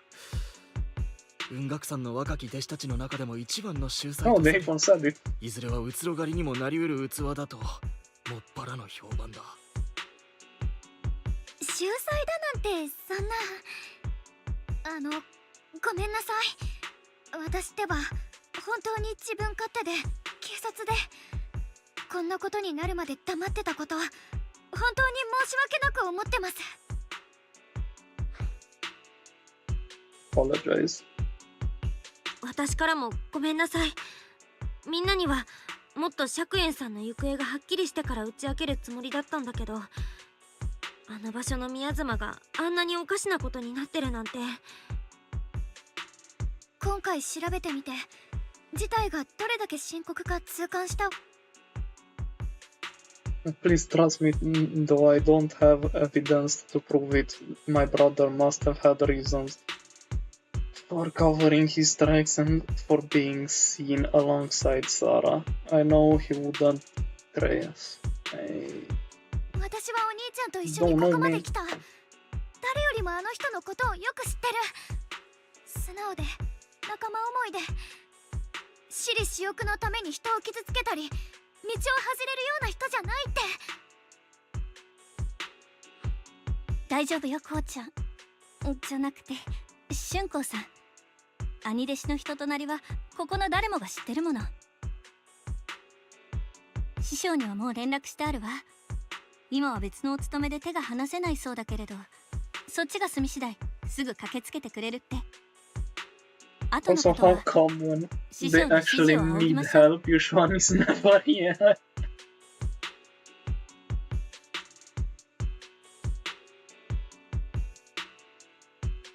りがとう、信じてくれて。でもあんまり気は使わないでいいから、普通にこうちゃんって呼んでくれたら嬉しいかな。ねえみんな。もちろん全力を尽くそう。ただこうちゃん、君は休むって。実は師匠からの返事であなたをしばらく調査に参加させないよう念をされてしまって。 What? でもごめんなさい。でも明日からちゃんと私たち適当館の人員で調査を始めるわ。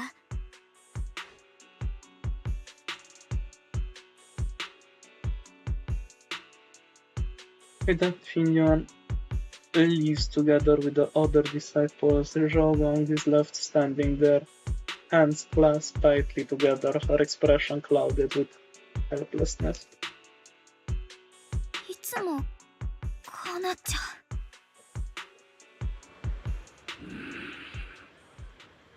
う。Ishan Shifu was worried about my safety. I understand. I've always understood. Shifu cares for me deeply.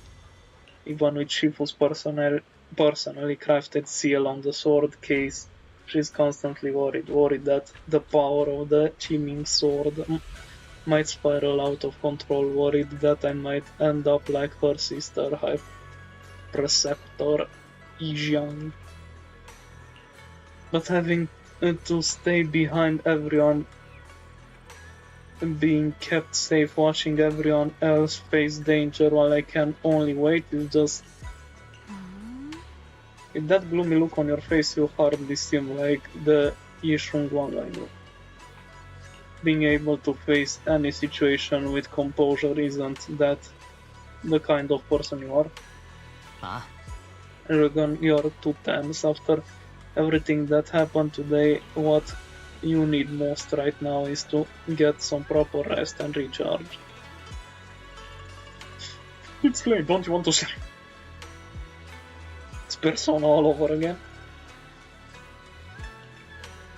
How about we rest? Sorry, I troubled everyone again. Let's all get some rest today.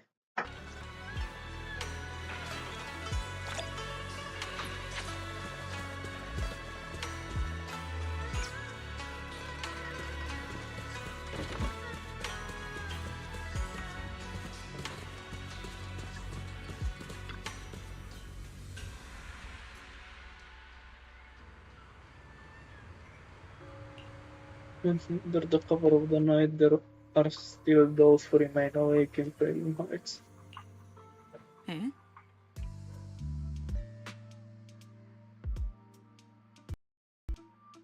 I thought so. This is unexpected. You let that insignificant little pawn go free. Such mercy doesn't quite fit the image of someone hell-bent on revenge, ready to die alongside their nemesis. They're just an insignificant pawn. They have minimal intel, and their life or death won't affect the bigger picture. No need to cut off every loose end. On the path to meet the Creator, any impious noise must be thoroughly purified. Just like those traitors who once basked in divine grace yet harbored doubts, daring to commit blasphemy, they are now very quiet, utterly quiet. As for you, showing mercy to even a little pawn, how can I trust you? Won't go soft on Banyo. the crucial moment, or perhaps hesitate when it comes to your own ending. Whether you trust me or not means nothing to me. I've said it before, making Banner pay in blood is my punishment for him, and the ending I've written for myself. You're sharing it in the same punishment as him? How ironic. Don't tell me you're still clinging to the pathetic illusion of master-disciple bond. Don't make me laugh. Cut the pointless probing, we're just using each other to get what we want. My decisions are none of your business. Don't get too hung up on your so-called god puppet. Better pay attention to those you keep in your company. For your sake, you'd better pray your creator is really as omniscient as you claim. You mean Shi Yuan. His little schemes are insignificant. The creator has foreseen his fangs, and I shall be the final link to fulfill the creator's prophecy. Yes, Shi Yuan's very existence, his very choice, even those futile acts of defiance, all will be woven into the grand tapestry, becoming a distinctive stroke of color in this final masterpiece. Everything will return at the journey's end. The lingering warmth of conspiracy gradually dissipates in the morning light of Phalum Heights. A new day dawns upon Swibian Temple, still unaware of last night's undercurrent, carrying mysteries and looming threats.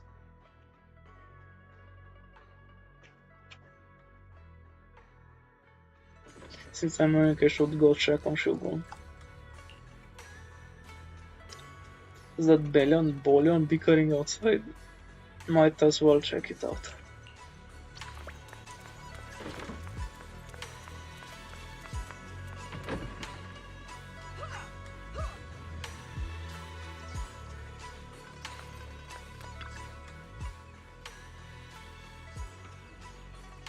And this is all your fault, you troublemaker, setting this bad precedent. Hey, you dare slander me, what have I done wrong, pray tell? It must have been you sneaking down the mountain, setting that rebellious example that made Master Zhao Guang's heart waver for adventure outside the mountain. What slander? How could you know about the passing of time in the mountains or Master Zhao Guang's state of mind? While you've been guarding Swibian Temple all these years, I know for sure this is about seeking one's true heart. Just like the protagonist of that supreme manual I've been studying, Sword Ascending the Nine Heavens, even knowing the path is rough, I shall forge ahead with both sword and heart. Such spirit, how similar it is to my own noble quest of braving the world outside the mountain to seek my path and overcome tribulations. Both are acts of pure romance. Ah, how magnificent, how splendid. Have you forgotten what Master Zhao Guang carries? The chiming sword has a deadly weapon that drinks memories and devours the five senses. Yes, I know. I humbly believe that only by tasting all the world's delicacies and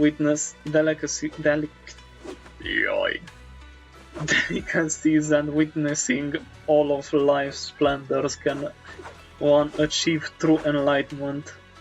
To resist the sword's side effects, this is tempering one's sword heart through mortal experiences.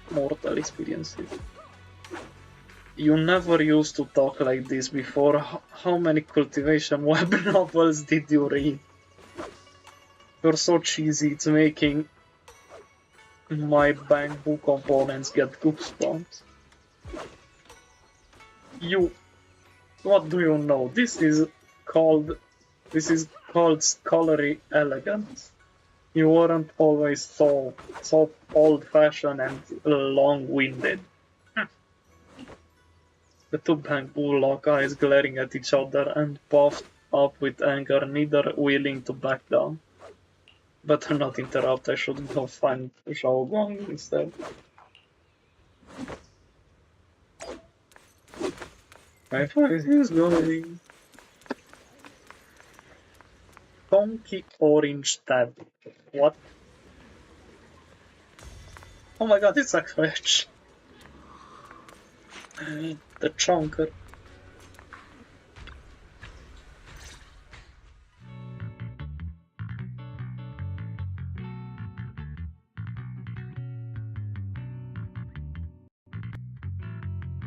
Rogan stands alone, silently, her red ribbon as striking as when she first walked in Subian Temple. Only now she is weighed down by many unspoken thoughts. Continue. おはよう、姉弟子。おはよう。どうしたのよ。急に姉弟子だなんて。I was thinking of when we first met. 初めて会った時、姉弟子って呼ばれてすっごく嬉しそうだったから。もう隠す必要もないんだし、これからは堂々と呼べるね。春光先輩。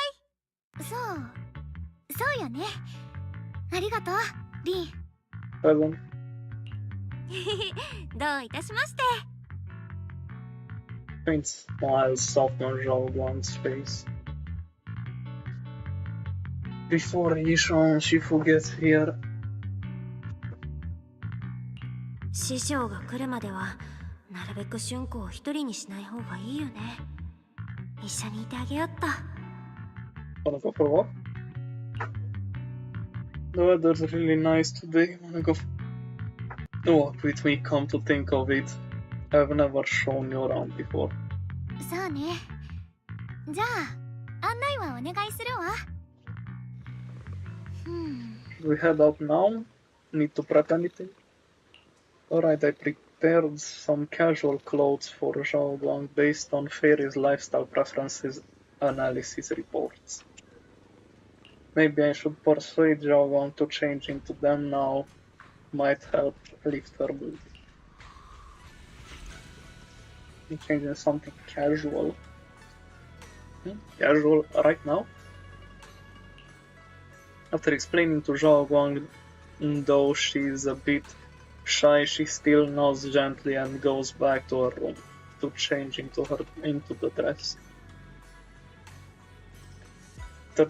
She has a bamboo.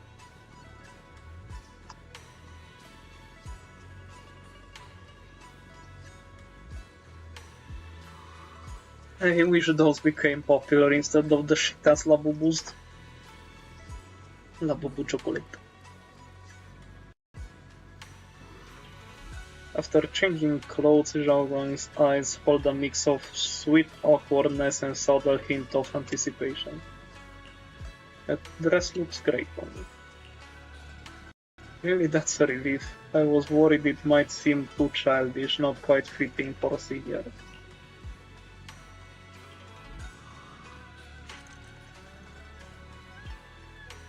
You look super sweet and approachable now.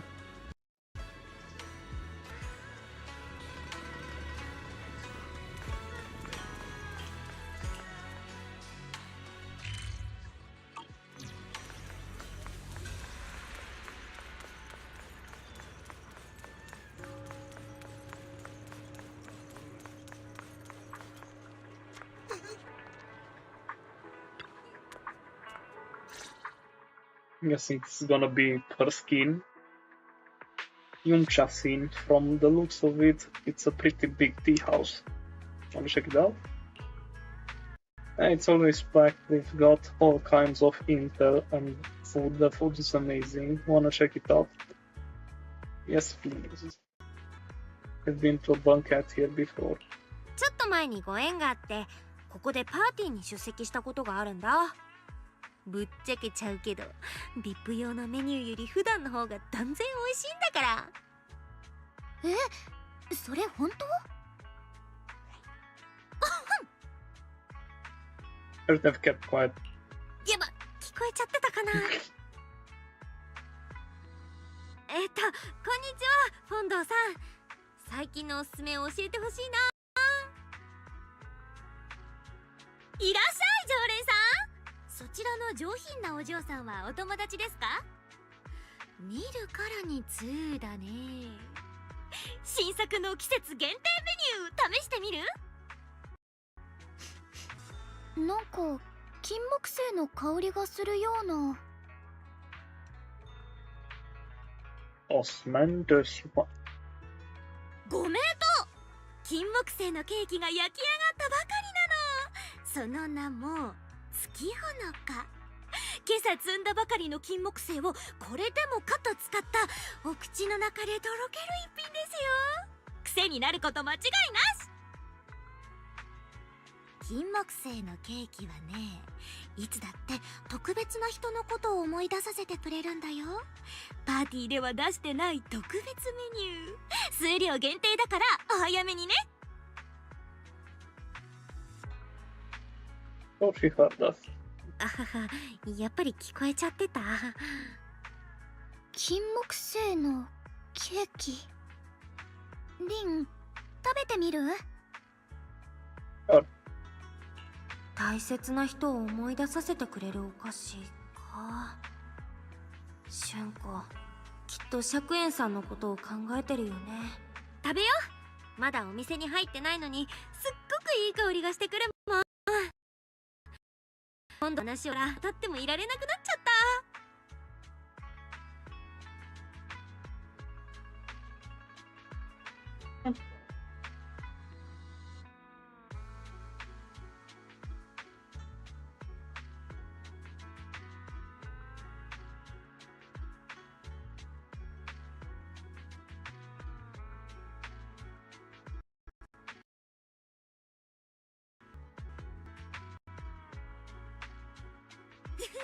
ガセないよ。2名様、お2階へご案内。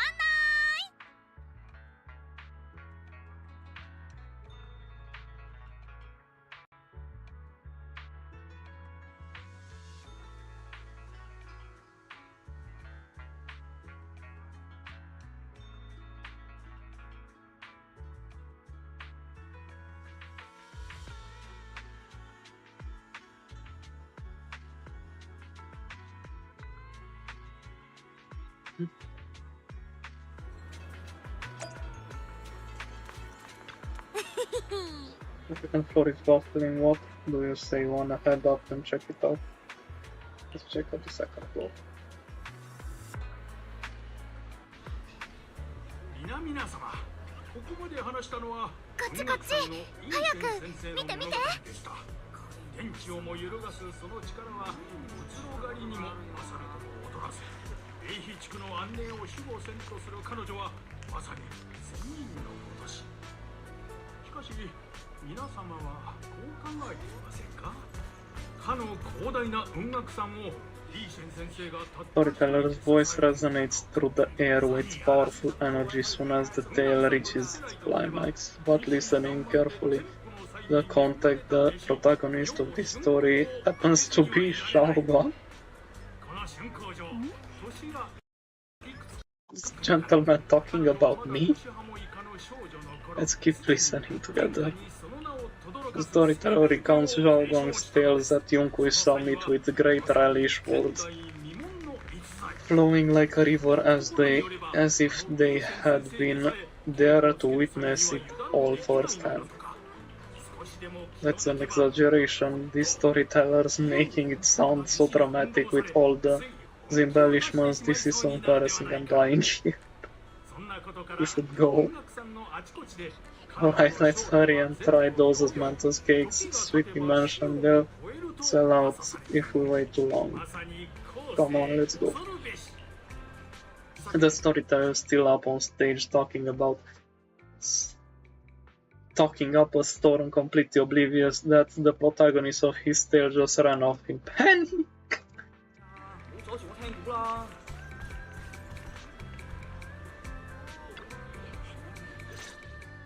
Share those mantis cakes with Dragon.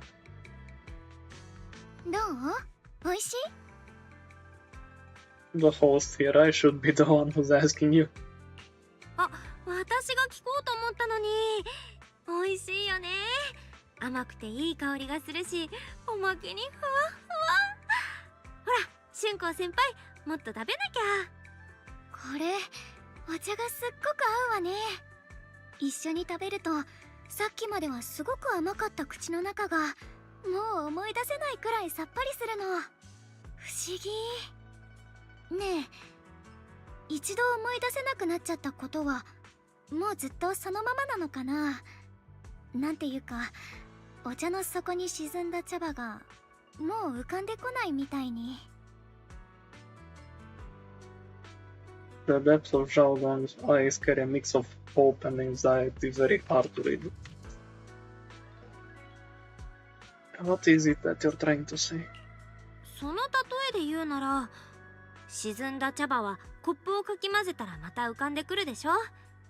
記憶や思い出だってきっとそうだよ。春子、何か気になることがあるの？なんでもないわ。ただ時間が過ぎるのって早いなって。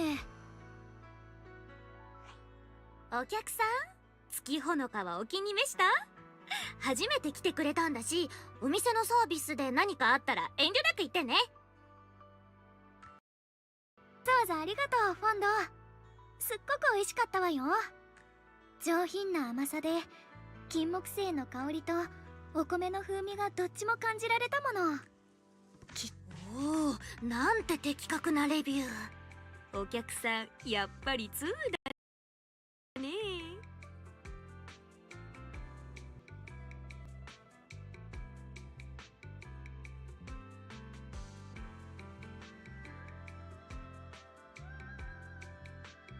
別に大したことじゃないわよ。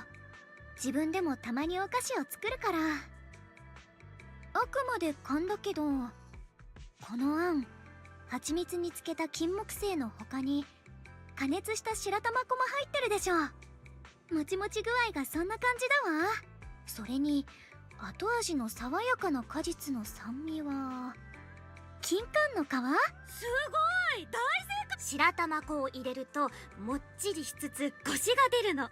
金柑の皮も砂糖漬けにしたやつを細かく刻んで加えるのが仕上げの決め手。お嬢さん、本当に舌が肥えてるよ。感心感心。あなたみたく通なお客様ならうちはいつでも大歓迎だから。じゃあ私はこれで。何かあったらまた呼んでね。Kitty leaves with a smile on her face. You're like an expert. おお、なんかプロの会話だったね。プロだなんてそんな。昔パンさんが料理してるのを見るのが好きだったから、いろいろ教わるうちに自分でも作ってみるようになったのよ。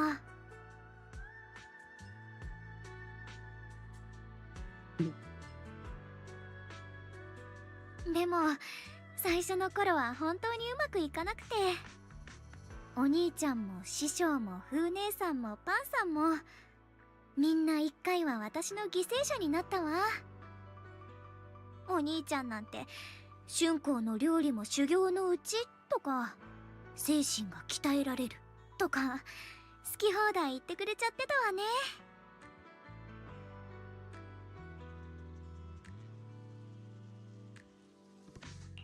釈園さんとほんと面倒見がいいし、実の妹の春光には過保護なくらいだったんじゃない？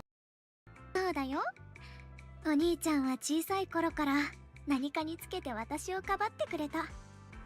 自分だってまだ子供だったのにね。教えてもらったことだって数えきれないよ。雲岳山に来たばっかの頃、私は手に負えない問題児でとんでもないことをして隠れてた時があるんだけど、お兄ちゃんは私を見つけた時も怒ったりしないで、ただ「春子、老いた命と若い命、どちらか一つしか救えないとしたらどちらを選ぶ？飢餓の時代、命をつなげる穀物の袋と千年の知恵を継ぐ書物、どちらか一つしか守れないとしたらどちらを選ぶ？そして災いに直面した時、自分自身を救うために逃げ出すか、それとも世を救うために不可能だと知りつつも戦うか、どちらを選ぶ？ No clear answer. 本当に釈園さんがそんなことを？聞いた感じ、答えがあるような問いかけには思えないけど。どう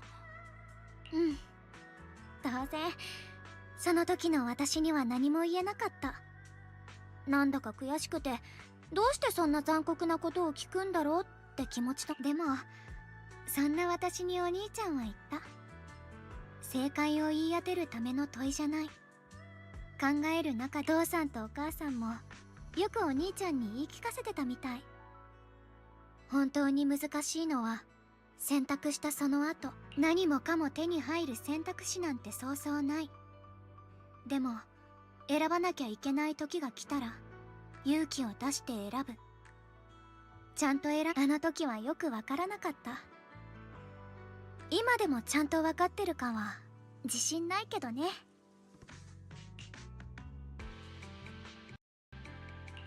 釈園さんなりにすっごく考えた問いかけだったんだね。お兄ちゃんは私ならその意味がきっとわかるって信じてくれたんだもん。だから私も信じる。お兄ちゃんにはやらなきゃいけないことがあるって。妹の私にだってあの人を見つけなきゃいけない理由があるみたいに。で、なんかすっかり愚痴っちゃったわね。ごめん。Can always tell me these things.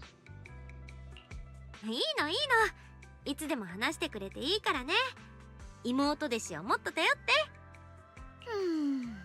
これじゃあどっちが姉でしかわからないじゃない。私もしっかりしなきゃよね。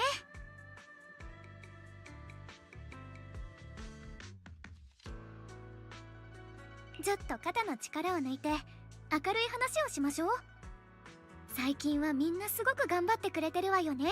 だからどうかな、この機会にみんなで火でも囲んでパーッとやりましょう。私がお礼の手料理をご馳走しちゃうから。どう？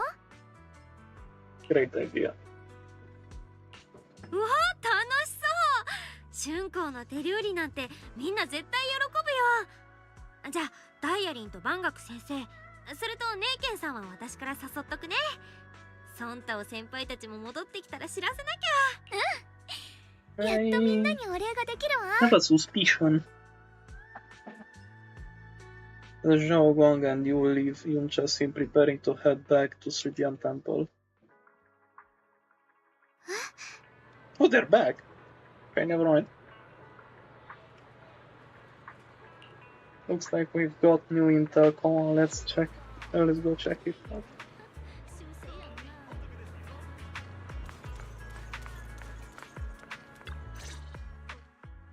りんちゃん、こうちゃん。二人ともおかえり。みんな大丈夫だった？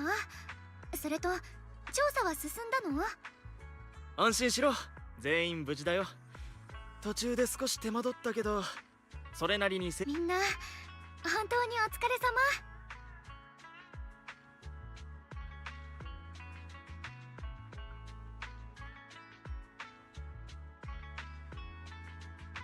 様。何？適当感の修行者たるもの、これも責任だ。こうちゃんの方は顔色も良くなったみたいだし、一安心だな。りんちゃんに任せてよかったよ。Thanks to all of you. これもみんなのおかげだよ。ところでね、春光がみんなにちゃんとお礼がしたいらしくて、今夜適当感でちょっとした宴会をする予定なの。春光の手料理付きだよ。二人もどう？おお、こうちゃんの手料理か。別にそんな期待してもらうほどじゃないんだけど、来てくれたら嬉しいなって。そうね。せっかくのお誘いなのに申し訳ないんだけど、今夜はちょっと参加できないの。そうなの？ああ、勘違いしないでくれ。行きたいのは山々なんだが、我々にはまだすべきことがあるんだ。君たちがくれた情報のおかげで宮妻の異常にとって鍵となりそうな地点がいくつか特定できた。それに例の古い陣についても手がかりが見つかってね。航空跡地は今弟子を数人残して警戒に当たらせてる。詳しい状況は師匠にも報告済みだから、きっとすぐこちらに駆けつけてくれるだろう。そういうこと。みんなの安全のためにも見張りは弟子たちで交代しながらやることになったの。他にもおかしなことが起きないか注意しておかないと。けどこうちゃん、生命権の使い手としてあなたに万が一のことがあってはいけないから。師匠が来るまでは窮屈だろうけど適当感で持ちこたえてね。だから今夜くらいは肩の力を抜いて楽しむといいわ。全部終わったら後で私たちともお祝いしましょう。でも大丈夫。あなたが重荷を感じる必要はないわ。私たちにはみんなそれぞれ守りたいものがある。英飛地区の平和や弟子たちとの絆。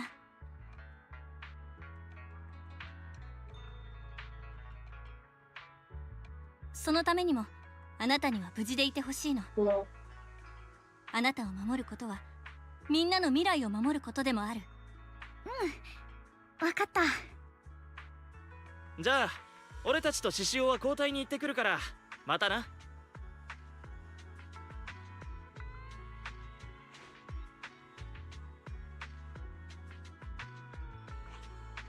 It's good that we finally got some progress. きっと大丈夫だよ、俊子。どんどん状況は良くなってきてる。いい流れなんじゃないかな。そうよね。じゃあそろそろ戻りましょう。さーて、今夜は何を作ろうかな。Dagon takes the first step towards Vivian Temple, her back straight and steady. The setting sun casts a long shadow behind her, echoing the tangled feeling in her heart. Meanwhile, in an unassuming corner of Phelan Heights, Lylin and Zal are exchanging intel on all the fuckers. Rabbit! I'll be back.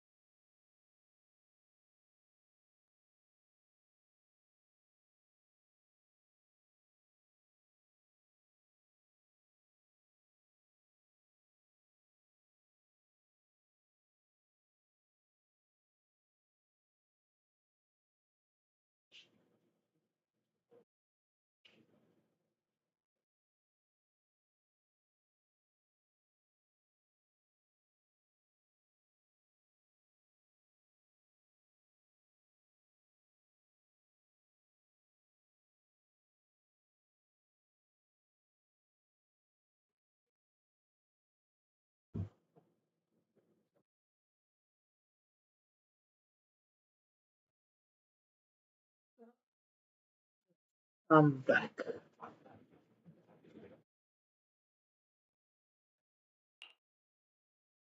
ほら、ダイヤちゃん。サラのことは調べといたよ。フォローの近くにあった孤児院の出身だけど、市政が施設を閉鎖させた後、数年は行方不明だったみたい。数ヶ月その次に公の場で観測された時点では、もう三小会の力を借りて活動してたって感じだね。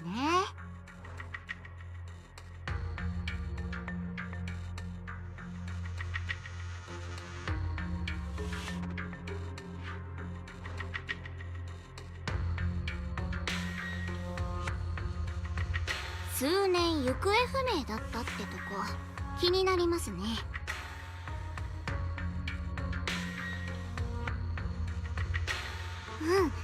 そそれが面白くてね、彼女が再び姿を現してからの数ヶ月間、何度もハンドの本部に乗り込んでは、自分は対フォロー行動部の特別調査招待にいたって言い張って騒ぎを起こしてたんだって。他のメンバーはみんな殉職しちゃったっていうのが彼女の言い分だったみたい。でもハンドはそれを突っぱねたの。そんな招待は存在しないし、なんならサロなんて名前も名簿にはないってね。あ、いわゆる存在しない部隊ってやつですか。クレームの電話を取るたびにその手の噂が聞けないかワクワクしてるんですけどね。まあ大体こういうのは2つに1つですよ。そもそもが頭のおかしい女の狂言か、部隊の存在が何かしらの不都合で抹消されたか。Could be both. ダイヤちゃんも怪しいって思 Besides うの？ being a fanatic, she seems pretty stable, so it might be the second. I wouldn't be surprised.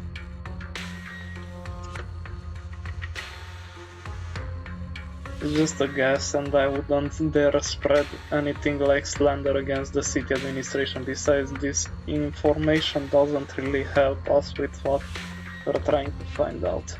まあそれもそうだね。居場所に恵まれなかった人が行くとこまで行って妄想と現実の区別がつかなくなっちゃいました。そんなのよくあるお話だもん。注目しなきゃいけないのは、そんなサラが執着してる始まりの主の方。今ある証拠はどれもザオちゃんたちも知らない何かがあのフォローにあるって言ってる。ボスにはもう報告したし、これからどうするかはあっちが決めることかな。 Who the boss?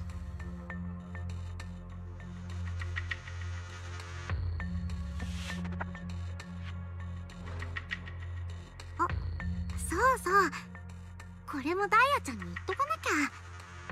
例のお偉いさん的にまだまだ永飛地区は価値のある場所だからね。ってことでこの混乱をなんとかするのもダイヤちゃんの仕事だよ。はあ、私の仕事は例のものを回収するだけだったはずですよね。本当にトップスのボケじじいたちと来たら人使いが荒いんですから。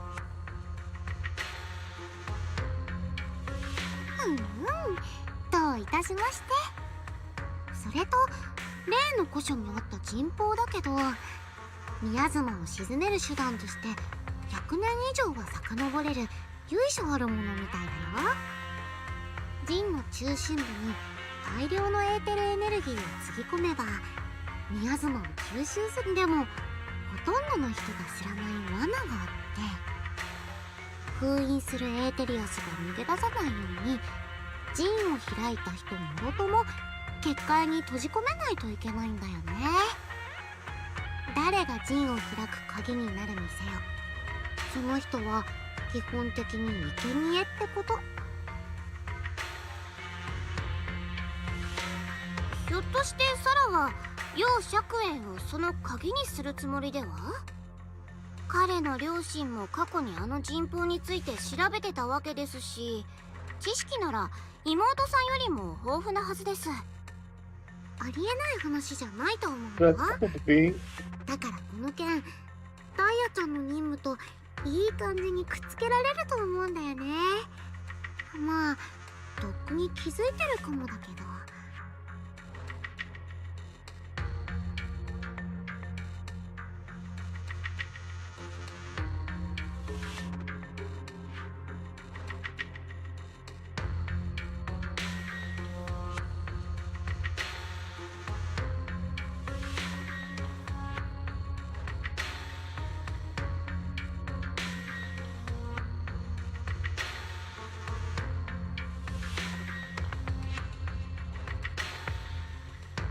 なんとかしてあの万学先生を鍵にするのはどう？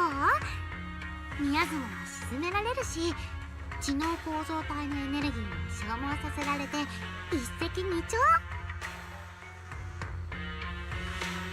最後にヘロヘロになった彼からダイヤちゃんがコアをもらってお仕事は終わり。ね、簡単でしょ。 Starting to like her even less now. 楊春子って子が君のお気に入りなのはザオちゃんのお見通しだからね。お兄さんが危ない橋を渡らなくて済むかもだし、いいことずくめだと思わない？いいことずくめだよね、ダイヤちゃん。私はただコアの回収にあたってはいかなるリスクも看過できないってだけです。そうなんだ。それで何が問題なの？回収できない場合はその場で処分してもいい、そういう指示だったもんね。まあここ最近はずっと一緒に戦ってたみたいだし、情が移っちゃうのも仕方がないのかな。聞き捨てなりませんね。こちとら生きてる人間にだってめったに情けをかけないんです。禁断の果実テストをパスしてない殺戮兵器なんてもってのほかですから。そうだよ、あれは宮妻を制圧するために兵器として作られたもの。なんて名前で呼ばれててもその本質は変わらない。黒枝の採血痕としてそれは忘れてほしくないな。あくまでこのダイヤリンが情に流されると思ってるんですね。ザオちゃん先輩、ちょっと私を舐めすぎですよ。私はただ宮妻を沈めるってこと自体何らかのカバーストーリーなんじゃないかと思ってるんです。だってそう思いませんか？ラマニアンの宮妻が引き潮みたいになってるならどこに引いたんですかって話ですよ。それにコーク跡地で亡くなった人たちの言葉の中にとある名前を見つけたんです。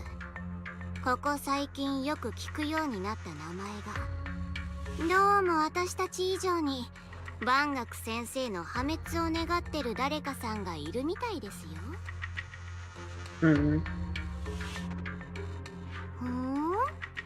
誰？それはですね、内緒です。とにかく呂布の利を得ようとしてるやつを突き止めるまでは万学先生を死なせちゃダメなんです。彼を犠牲にするなら私たちの計画にのっとったものじゃないと。その上で私が知りたい真実について彼には選択肢をあげようと思います。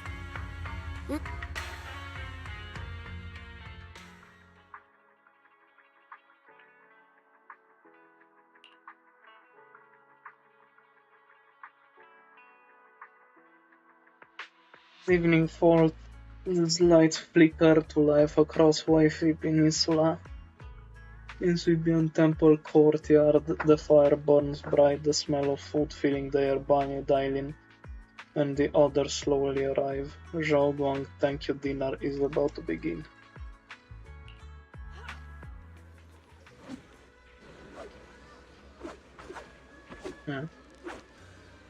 Fireside gathering is being prepared. Let's go see what Zhao Guang has in store for us.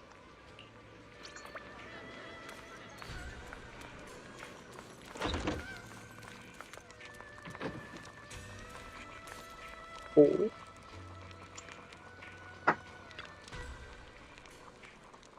On the larger round table, warm orange charcoal flames dances in the small stove, roasting and making fruits and nuts sizzle and crackle. The cozy aroma fills the air as their edges turn into an enticing golden crisp.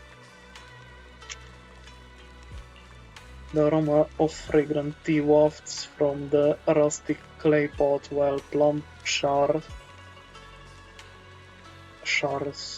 I don't know how to pronounce that, stew buns glisten with amber oil.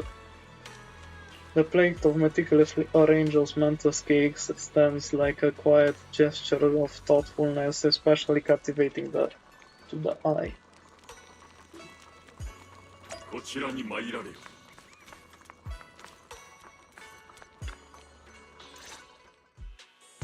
実はお主に折り入って相談したきことがあるのだが。相談？どうしたの、万学先生？春光のことだ。何やら思い悩んでいるようだったが、このような宴を設けたということは、核とはいえこたびの異変はただごとではない。危険が待ち受けていると知りながらあの子を生かせるのはあまりに忍びないのだ。故にお主と春光の絆を見込んで頼みがある。どうか適当感に残るようあの子を説得してはくれぬだろうか。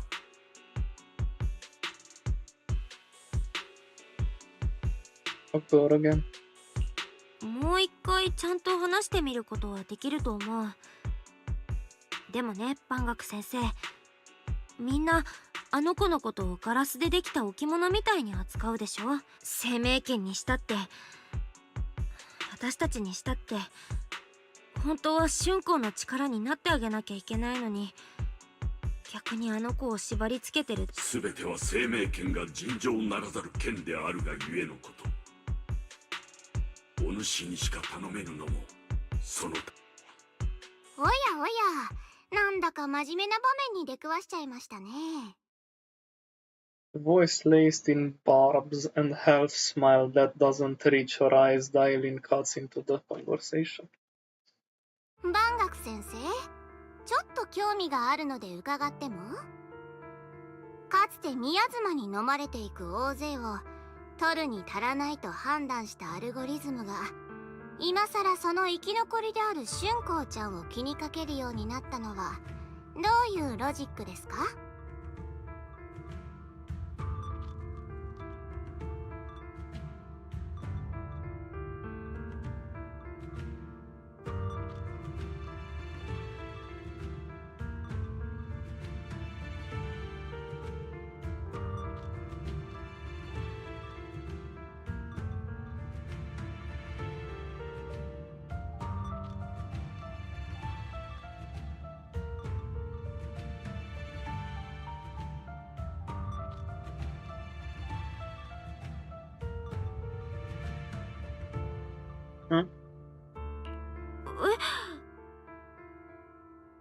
おっと、まだご存知ないんでしたっけ？ではド派手にご紹介しちゃいますね。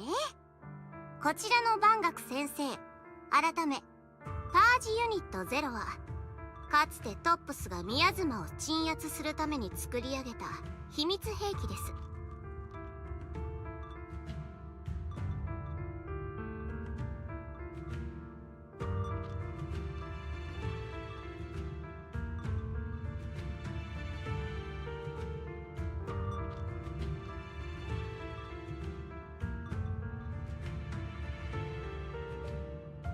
では一番効率的な鎮圧とは？そう、何もかも見境なくぶっ壊しちゃうことですね。こうして無害な善人の仮面をつける前はトップスが運用できる最も致命的で無慈悲な掃除屋でした。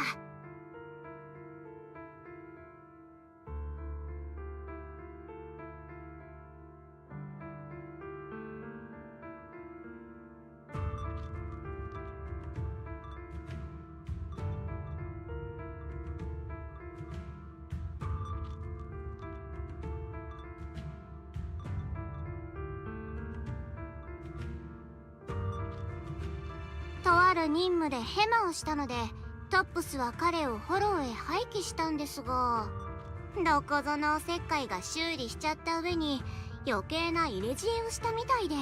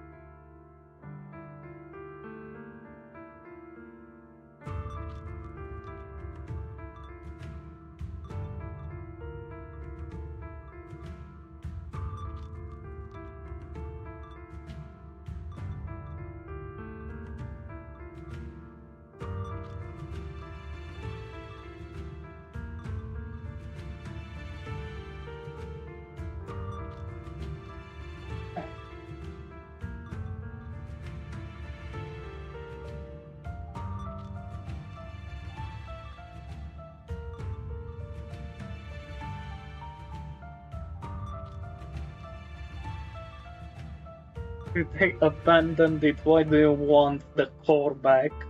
Like, throw it away. Oh shit. 爪を隠して社会に溶け込んじゃったんですね。人々はそんな彼を信じ、心ある仲間として扱ってくれました。ここまではいいお話だと思いますよね。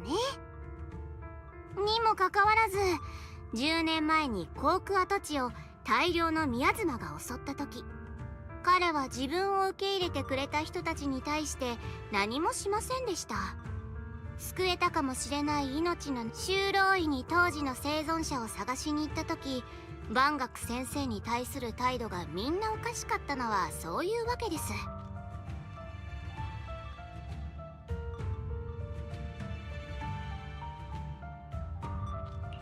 万学先生、そのダイヤリンが言ってる。我が輩は今もこの背に過去を追っている。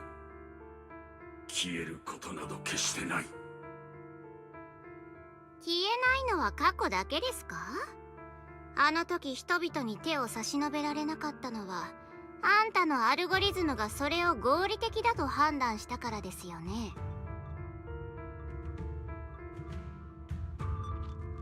いかなる代償を払ってもミヤズマを鎮圧せよ。それは今でもあんたのコアに絶対的な指令として君臨したままなんじゃ。そうやって善人ぶってるのもこれまでの業から目をそらすためじゃないって言い切れますか？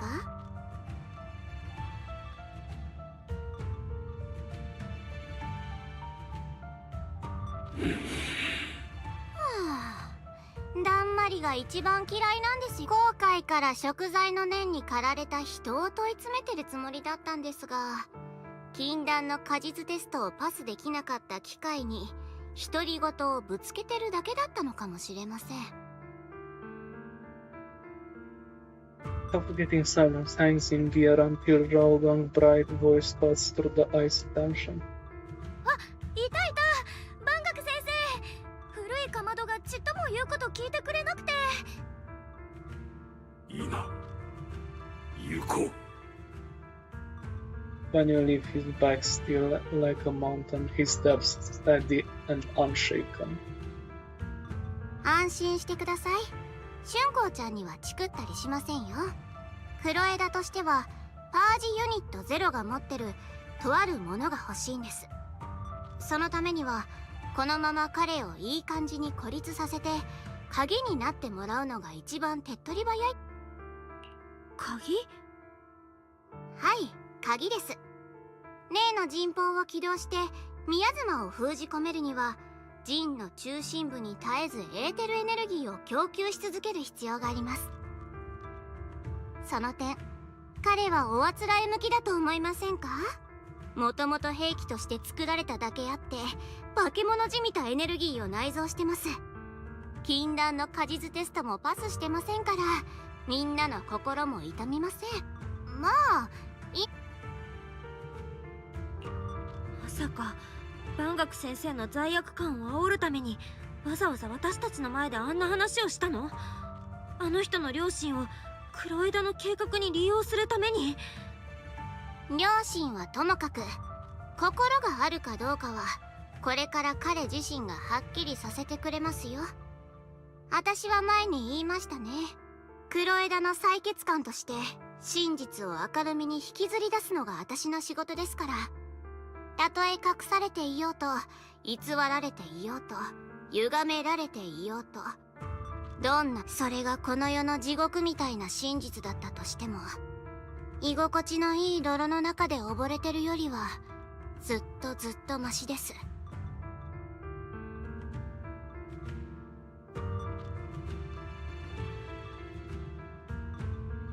Not drowned, that is your truth, the full truth. それはそうかもしれん。でもダイアリン、ここ数日あんた自身が見たこと聞いたことはどうなるの？あんた以外の人が明らかにした真実を伝えてるだけなら、それがねじ曲げられたものじゃない保証はどこにもないんだよ。そうでしょ？これが真実だったらいいなっていう誰かの片棒を担がされて、あんた自身は遠回りさせられてるかもしんないんだから。やれやれ、ハイトーン相手にお説教を垂れようなんてちょっと思い上がってたかもしれませんね。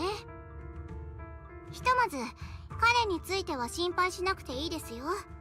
最終的な評価が終わるまでは現状維持でいきますから。ここでは依然万学先生のままです。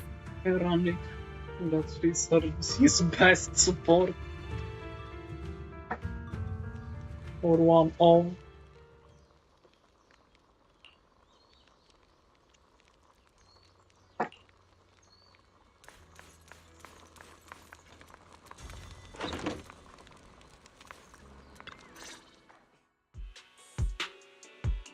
俊子、どうしたの？お腹空いちゃった？もう少しだけ待っててよね。You're hosting this gathering because you've made up your mind. ねえ俊子、この集まりを開いたのはさ、もう俊子の中でこうしようって何かが決まったからだったりするの？やっぱり分かっちゃった。本当はちゃんと話すつもりだったんだ。前に約束したもんね。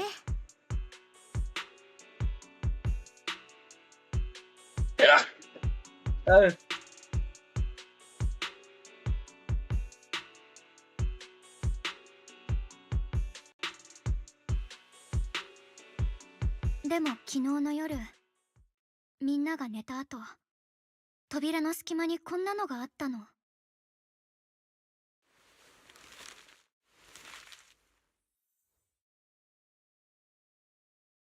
俊子、君と生命圏とのつながりを断つ方法をやっと見つけたんだ。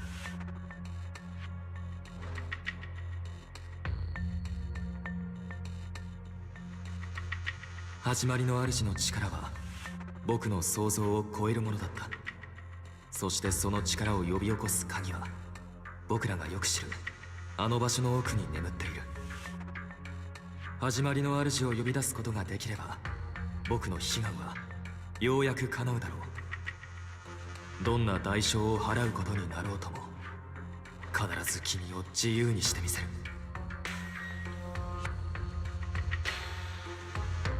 Letter is from Senior. この手紙、釈円さんから？ぱっと見はお兄ちゃんの書いた字に見えるよ。けどちょっとした癖がなかったり、それに書いてあることだって。Doesn't sound like something Senior you would say. After all this time with no news from him, sent a letter. 春光の方から英比地区にいるって言ったわけでもないのに、急に手紙が来るなんて変。それに妹思いの釈円さんならわざわざこんな不安にさせるようなこと書いて送ってきたりしないと思う。やっぱ変だよ。私を誘い出したいんだろうけど、生命圏とのつながりはそう簡単に断ち切れるものじゃないって私が一番よく分かってるもの。でもお兄ちゃんは、私が生命圏に選ばれた時、まだ代償を知らなかったお兄ちゃんはすっごく喜んでくれた。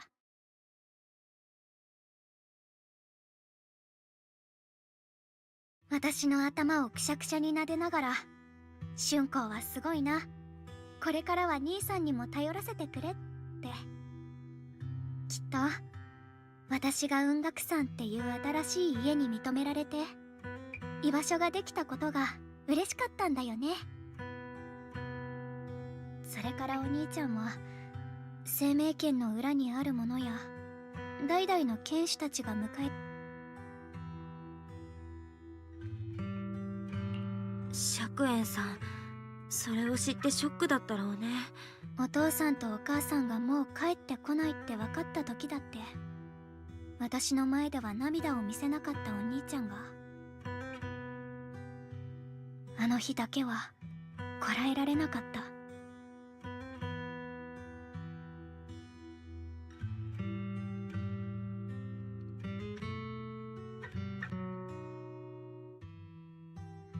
目を赤くしながら、きっと方法はある、見つけてみせるって。それは私に言ってるみたいで、自分に言い聞かせてる風にも感じたわ。だからその方法を見つけることがお兄ちゃんの執念になった。生命圏の対象を自分に移すために、私や師匠に内緒で。自分に移す？幸い師匠がすぐ気づいてくれたからよかったけど、あの人が本気で怒るところを初めて見たよ。禁術に触れたからじゃない、自分の規制と引き換えにしようとしたから。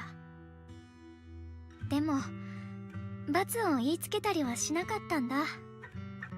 ひとしきり怒ってため息をついた後、お兄ちゃんの肩を叩いただけ。それから夜が明けるまで裏山に二人で座ってた。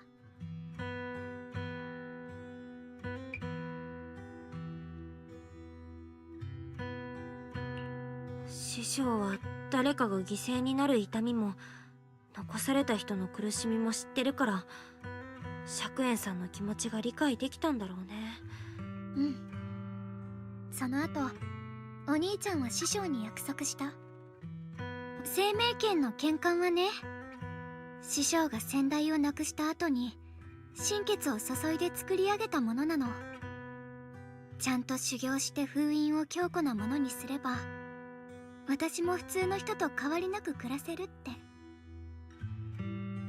献還が守ってくれてても、お兄ちゃんと師匠はずっと気遣ってくれた。この封印の一つ一つが師匠の痛みとお兄ちゃんの恐れを思い出させてくれる。私もひとときだってそれを忘れた子だから。だからこそ冷静に考えればわかるよ。あの時でさえお兄ちゃんは誰かを犠牲にするんじゃなくて、自分で生命圏の代償をそんなお兄ちゃんが始まりの主に願えるなんて信じられない。きっと別の目的があると思ってる。やっぱりギリシリアって言うと。うん、私も釈園さんが裏切るはずなんてないって信じてる。でももし違ったらって思わずにはいられないのも本当。罠でもいい、たとえこの先が片道切符だってお兄ちゃんを一人にはできない。そばにいてあげなきゃ。すごくわがままを言ってるし危ないことも分かってるけど、私は自分で選んだ道を。だからもう私のことは止められないと思って、お願い、あともう一回だけ内緒にするのを手伝ってくれない？ Just like when I called myself the acting temple master, who just went along with it naturally and hid my identity from everyone. I'm here to walk this path with you. 止めたりなんてしないよ。私がここにいるのは先にあるのが罠でも希望でも、春光が信頼してくれた仲間として、プロ棋士として一緒にこの道の先を見届けさせて。どうしよう、すっごく辛い話をしてるはずなのに胸があったかくて涙が出てきちゃいそう。 Now let's just have fun together. うんうん、涙は釈園さんに会えた時に取っとこう。うん、じゃあ私料理が出来上がったか見てくるわ。 Scent of spices follows her light determined steps, quickly filling the small courtyard. The fire crackles warm and bright, its orange glow flickering into the deepening night, as if to burn this fleeting moment of warmth and togetherness even brighter, even fiercer.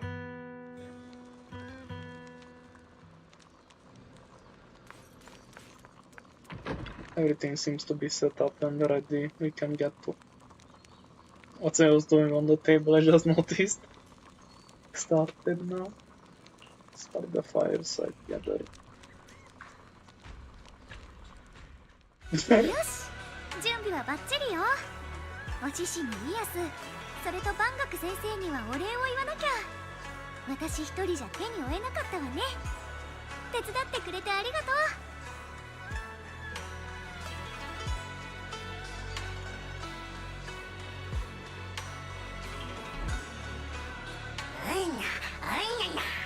Helion was a help. Shaogon good, Shaogon welcome. ダイアリー、これ食べてみてちょうだい。蜂蜜を多めにしてみたのよ。あなたの好みの甘さになってるんじゃないかなと思って。お、私が甘党だと見抜くなんてやりますね。お気遣いに感謝します。あれ、お獅子くん、お手手が油まみれになってますよ。ご自分をカラッと揚げちゃうつもりですか？ほら、火の粉が跳ねたら外はカリカリ、中はふわふわな獅子肉団子になっちゃいますよ。おっと失礼、ここにはもう一人獅子がいたんでしたね。マスカットインミニ。万学先生にはチャーシューマンを作ってみたよ。脂っこいのは苦手って聞いたから、パンさんの真似してチンピを加えたタレに漬け込んでみたんだ。口に合うといいんだけど。よく火が通っており申し分ない。みんな気に入ってくれたみたいで嬉しいわ。まあどれも至って普通の家庭料理だけど。春光先生は謙虚だな。なんだか子供の頃を思い出す懐かしい味だよ。この腕前なら店を開いてもやってけるだろ。春光の手料理で体の芯まで温まったよ。元気がみなぎってきた。ああ、こんなごちそうは久々だな。春光ちゃん、さっきはお鍋の底を焦がしかけてバタバタしてたのに、ずいぶん順応が早いですね。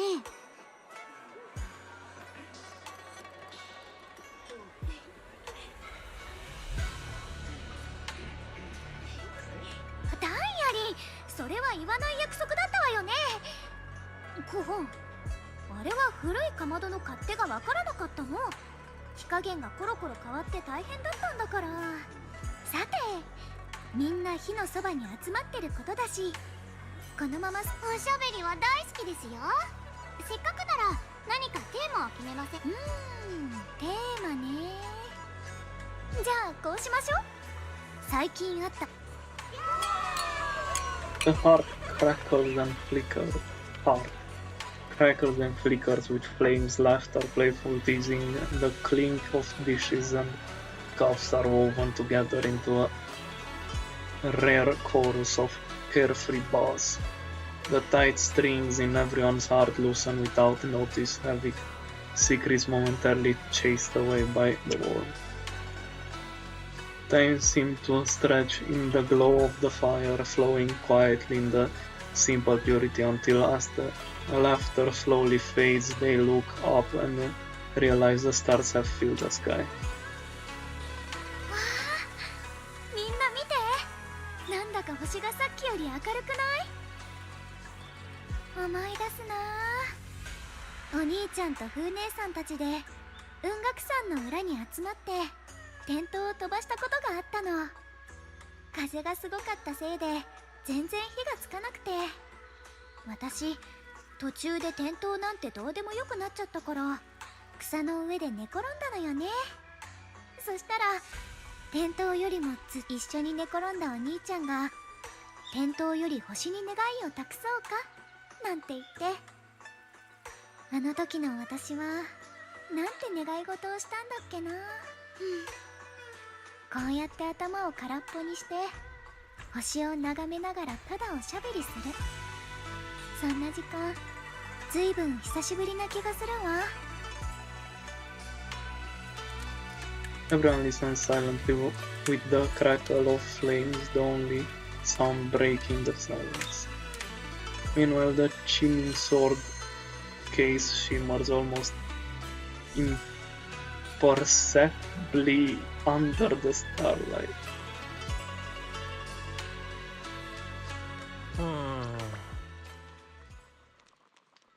Choices such cruel things once made, they're like stones cast into a lake, ripples pushing you forward as they spread. Looking back, those ripples already turned into a tidal wave. There's no turning back now. Nim-chan seems a bit drowsy, mumbling incoherent fragments words under his breath.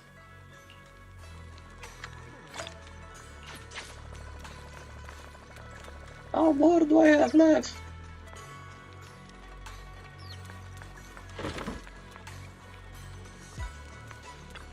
So much fun being with everyone. Tonight I'm definitely gonna have a sweet dream. Sweet dreams.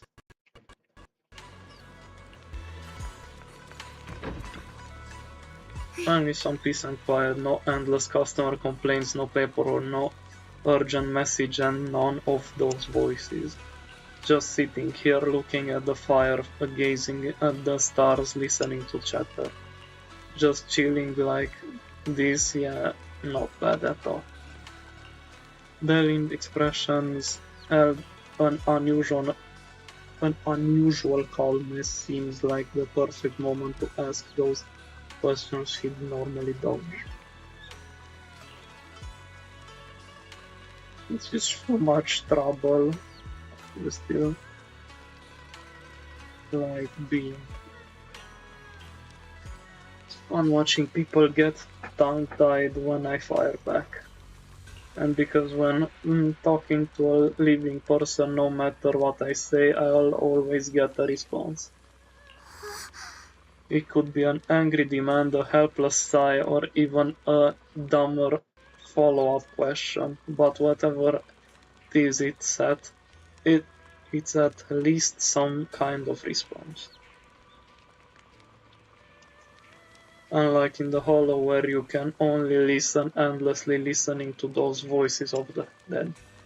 Listening to their resentment, their regrets, their pleas, but they're forever unable to truly respond to anything or accept any true response. No matter how much you say, what you say is just like a stone falling into a deep well. Not even an echo can be heard.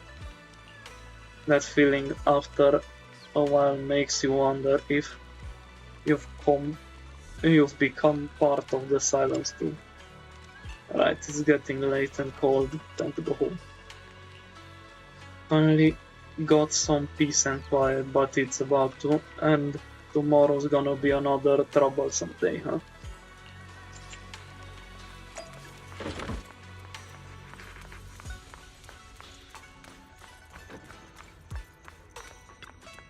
The happy gathering and soft bed smooth away the edges of those heavy, sharp and unsettling thoughts. Your inner turmoil gradually subsides, letting you sink into peaceful darkness woven from the silent companionship by the heart. In this tranquil moment, protected by the lingering warmth, companionship, you drift into dreamless sleep. Far off, each one, having waited for quite a while, finds himself lost in confusion. 僕をここに呼んだのはあの陣を起動するためではなかったのですか? Ding ding ding ding. Go put some water.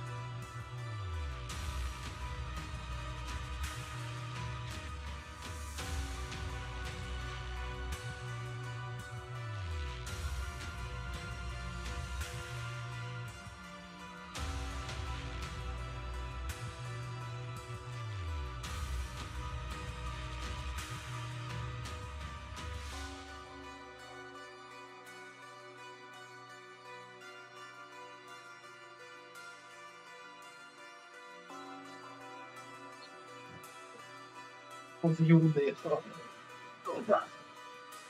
I'm back. ええ、これ以上あなたを試してもしょうがないもの。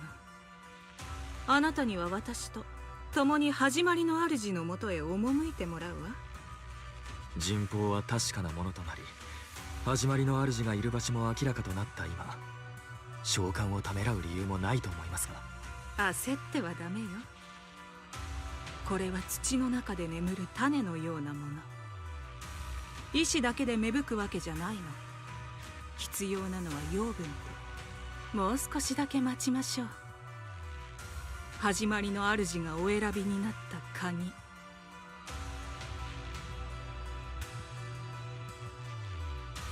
Sarah tilts her head slightly as if listening to whispers carried by the wind, or perhaps savoring the urgency in Yeshivan's voice. The corners of her lips curve upwards, her smile laced with anticipation and cold calculation.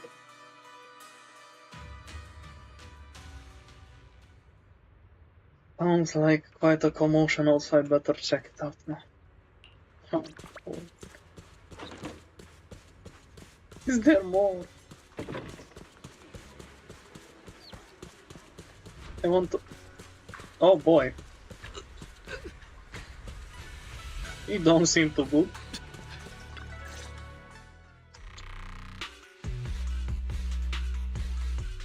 What's going on? ソンタオ先輩、一体何があったの？すぐ手当てするわね。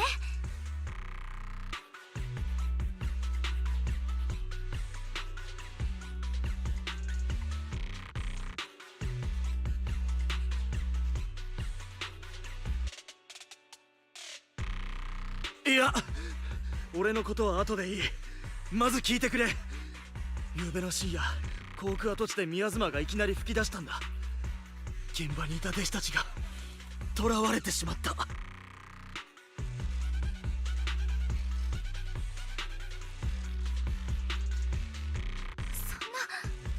な、リー、師匠たちを待ってる場合じゃないわ。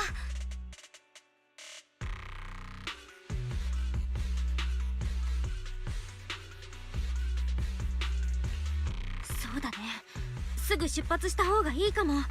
ソンタオ先輩のことはお兄ちゃんとお獅子に任せたよ。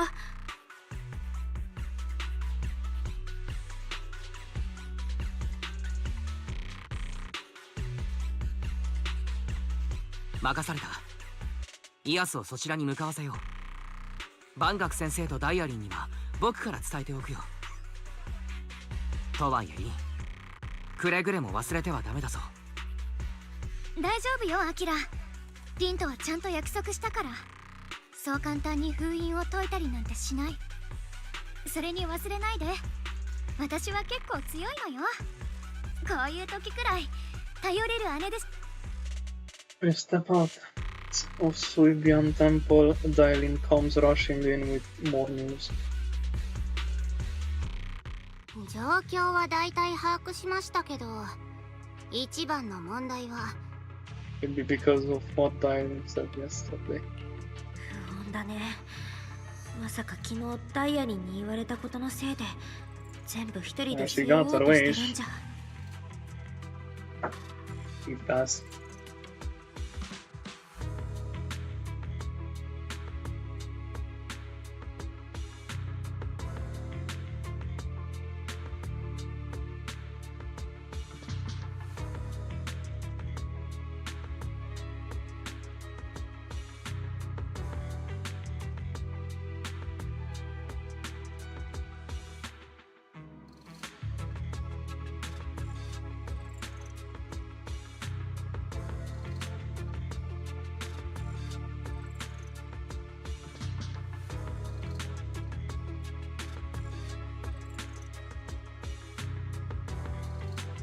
ついでにネイケンさんもいなくなっちゃいましたし、こんなタイミングで宮妻の異変が起きたのはちょっとできすぎです。二人が失踪したことでますます私の推測は確信に変わりましたよ。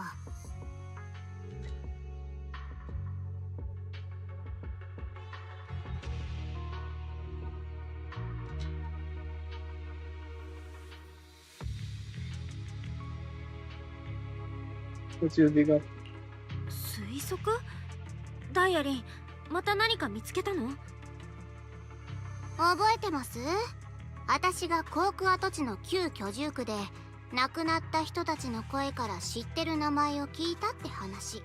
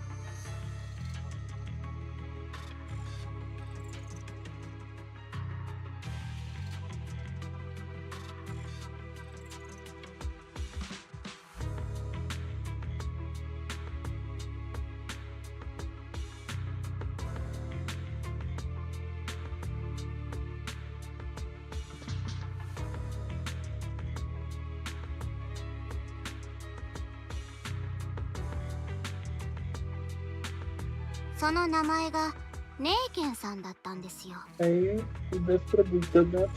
ケンさん？あの時被災した人たちの中に彼の身内もいたの？ええ、あの惨事にあって万学先生が見殺しにした人たちの中にはネイケンさんの姉もいたようですね。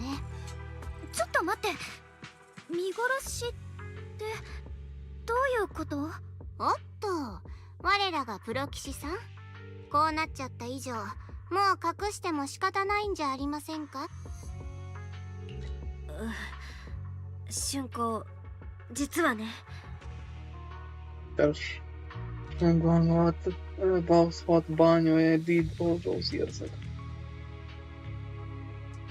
ょっとするとネイケンさんがそういう身の上を隠して万学先生の道場に入ったのも朝一で報告書を受け取りましたが、私たちと会う以前にサラと接触してたことも言われました。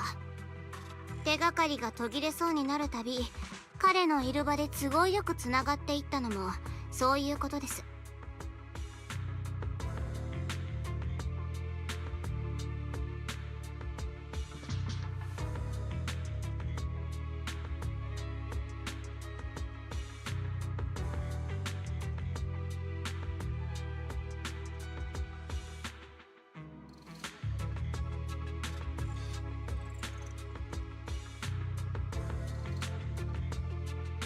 まあサラのことですから、大方ネイケンさんが抱いている憎しみにかこつけて何かしら取引をしたんでしょう。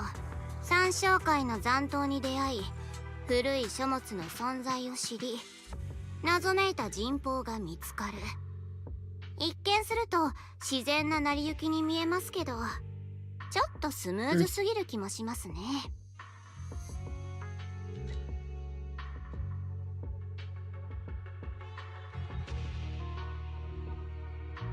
おまけにネイケンさんはここ数日の間に近所の人や道場の仲間たちに挨拶回りをしていたようで、遠くへ行ってもう戻らないかも、そんなニュアンスのことを伝えてたみたいですよ。もう戻らない？まさか。その可能性が一番高いですね。過去に因縁のある人間まで使って今回の異変に万学先生を巻き込みたかった。 Peter wants to push その to 心は use Banyo あの as 人 the 望を key, 彼に起動させたい or か kill ら Banyo and でしょ use himself as the key. Could be.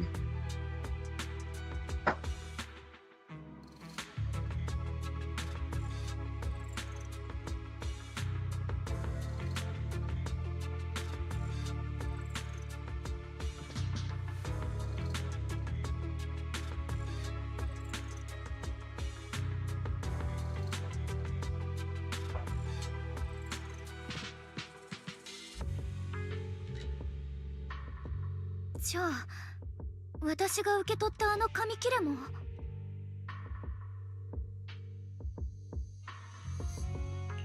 万学先生が春光たちに感じてる罪悪感を利用してってことだよね。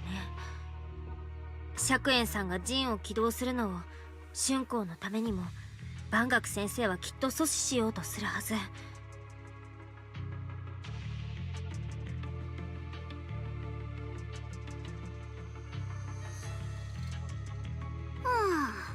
今思うと人痘を起動するために鍵がいるっていう話はサラが書物に後から加えたものだったのかもしれません。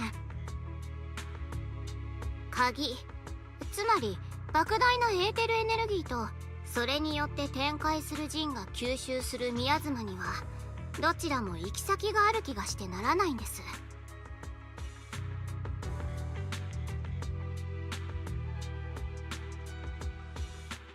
ラマニアンホロー内の宮妻に観測された現象を私たちがなんて形容してた。 It's clear that the voice has been trying to use my memories to plant doubts in my mind. So what exactly is hiding behind that voice trying to influence me and Banyo? Based on Sarah's actions, it's most likely that the miasma and our power is or will be directed for a special purpose. 例えば、そう、降臨する始まりの主とか。Then that Ray. だとしたら、昔はどうだったかはともかく、あの人痘はもう誰かを救うためのものじゃなくて、始まりの主の降臨に備えてエネルギーを集める手段になっちゃったんだね。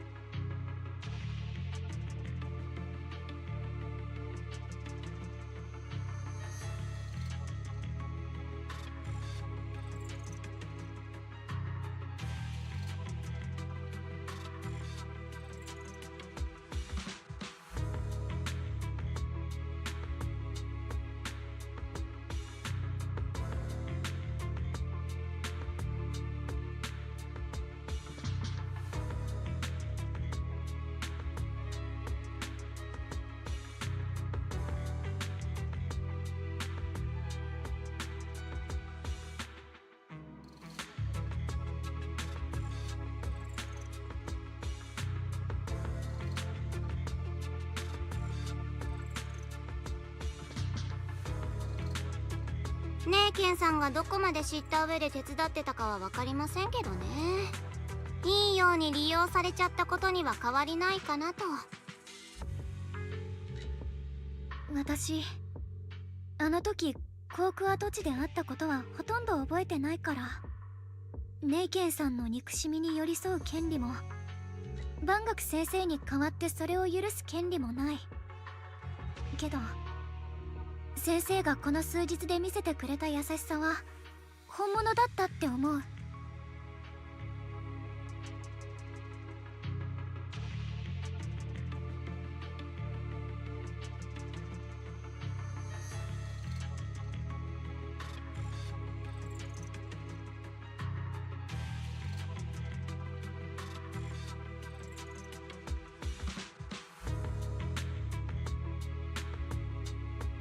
つまり春光ちゃんは万学先生を咎めるつもりはない、そう決めたってことですか？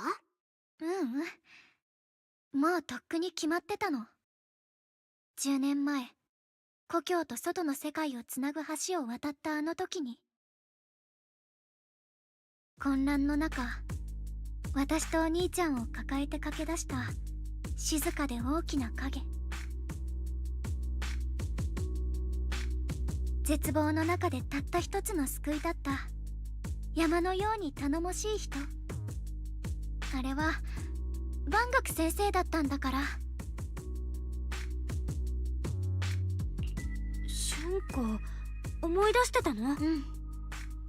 万学先生はそんなこと一言も言わなかったけど、災害の後あの人がどんな過去を背負っていようと、どれほど冷酷な生まれの掟に従ってきたとしても、そして今罪悪感があの人をもう一度危ない場所に駆り立てようとしてる。ダイアリー、生命権の継承者らしい気概がようやく見れましたね。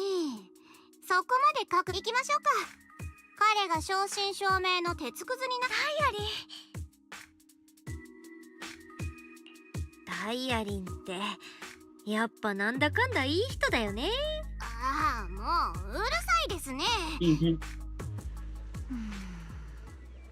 That choice I forced by to make last night, I never thought the answer I wanted would come so soon, so simple. Using truths whispered by the dead to expose the lies of the living, that is the standard by which I enact judgment, but this time I want to use the words of the dead to give a truth to the living. That's hard.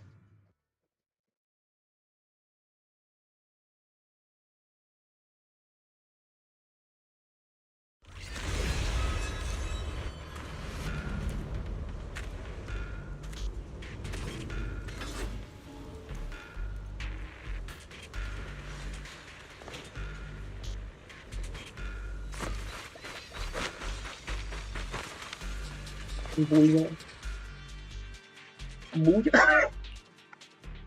ソンタはちゃんと伝えてくれたみたいね。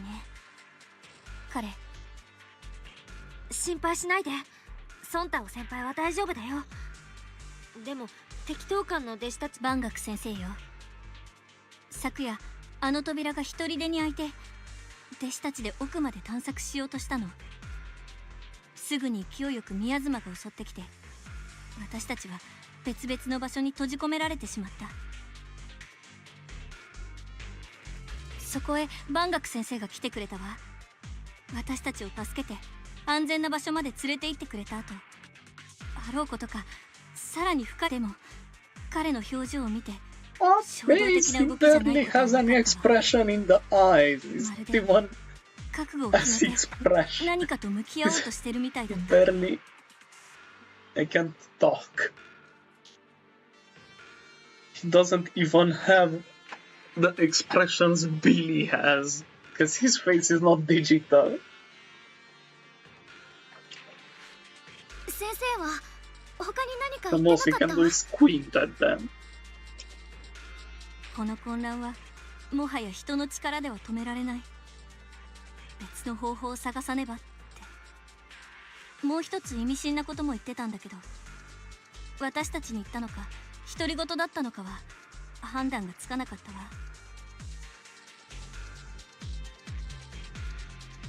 意味深なこと？うん。人の歩みは重き身を置いて彼方へ行くがごとし、越し方の過ちは路傍の石となり、己だけでなく共に行く者たちの足をも止めるだろう。己のため、そして何より共に行く者たちのため、過ちをそのままにしてはならぬ。やっぱりそういう感じですか。様子が変だと思ったから本当は彼と行きたかったんだけど、怪我のせいで体が思うように動かなくて、仕方なくせめて獅子王を連れて行くようお願いしたの。彼が溢れ出る宮妻の源へと踏み込んでから間もなく、大きな物音がして、私たちを閉じ込めてた宮妻が何かに引き寄せられるようにどこかへ行ってしまったわ。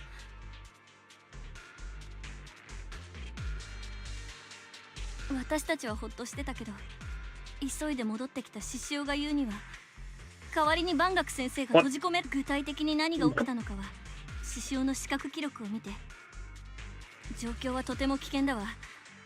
このままだと万学先生は閉じ込められたまま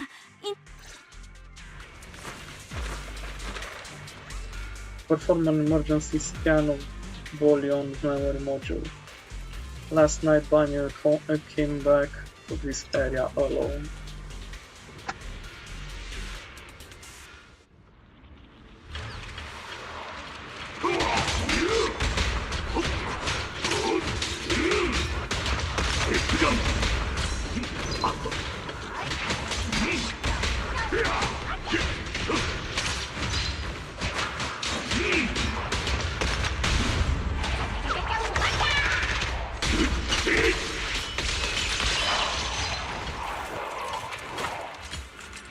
Banyu Shinko hears the situation.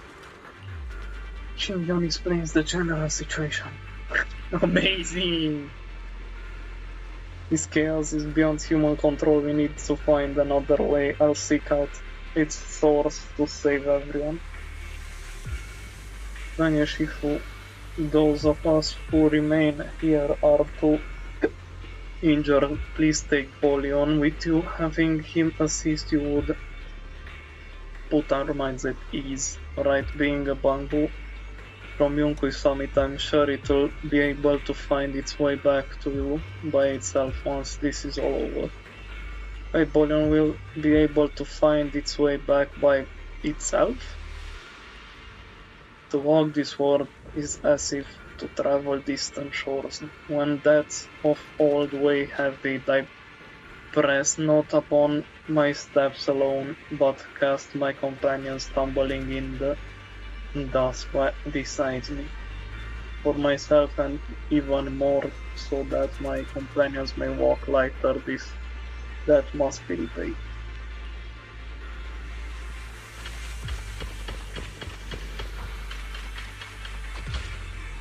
Back when I was doing my duty around here, parents would often voice their concerns about mischievous kids sneaking out to play at night.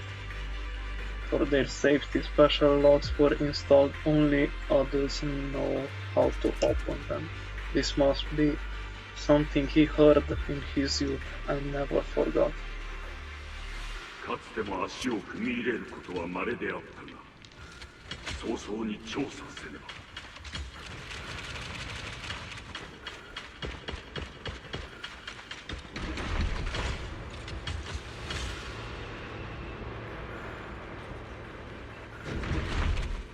ネイケン、すでにここにおったのか。神秘集結。Fucker.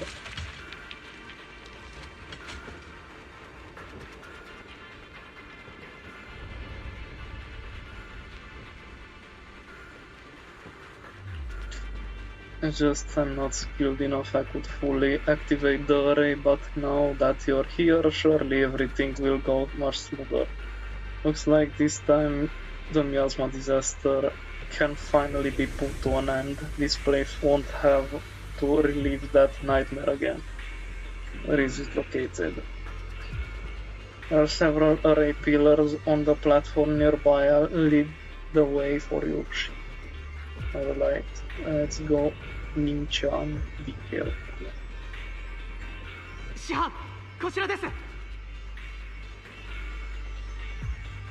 Looks terrifying.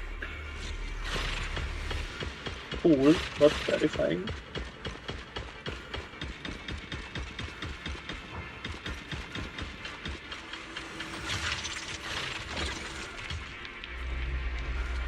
The array core is ancient and the patterns carved into the pillars shimmer with an undying will to protect. Standing in the center, it's almost possible to feel the long-dormant earth pulsing in agony, urging the activation of the array. Upon attempting to guide and fully activate the array with his own ether energy, a cold, malicious will suddenly counterattack.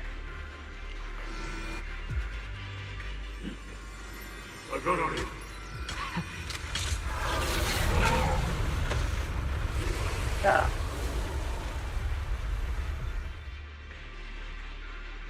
When has memory regarding the impano cut off here? Cut off. The array has been activated and is continuously channeling miasma. It seems to be effectively absorbing and suppressing it. Penny Shifu is trapped in a miasma sphere of great evil, and even though my training has advanced by leaps and bounds, today I still can't save the two of them. Alas, what a tragedy. They seemed to know what Nin-chan was up to, but still went ahead and activated the array. Indeed. You should hurry to save Banye Shifu and take Bolion with you this time as well.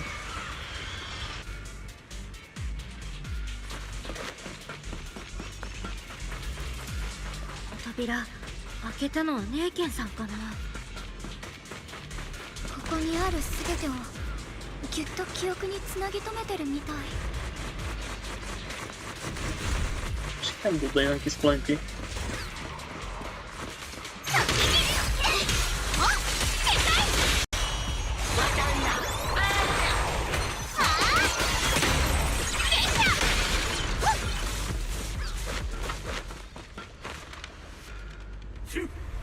Oh my god, he's still fighting.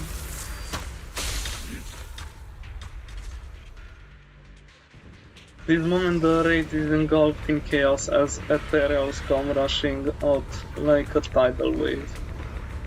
Nin-chan's eyes burn with rage, his crazed words are filled with pain, despair and twisted pleasure.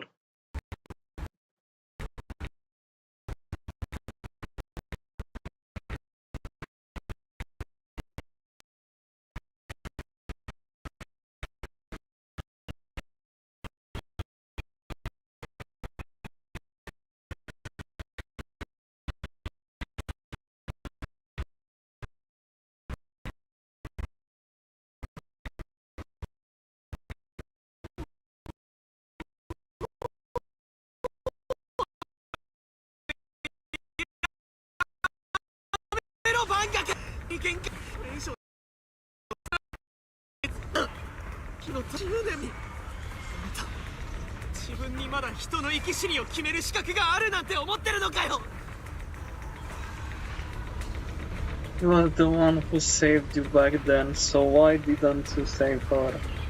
Why? These 10 years, every single day I kept thinking, if I hadn't stormed out that day, if I stayed, maybe my sister wouldn't have died alone like that. My life should have ended here 10 years ago. I've been waiting so long for this day.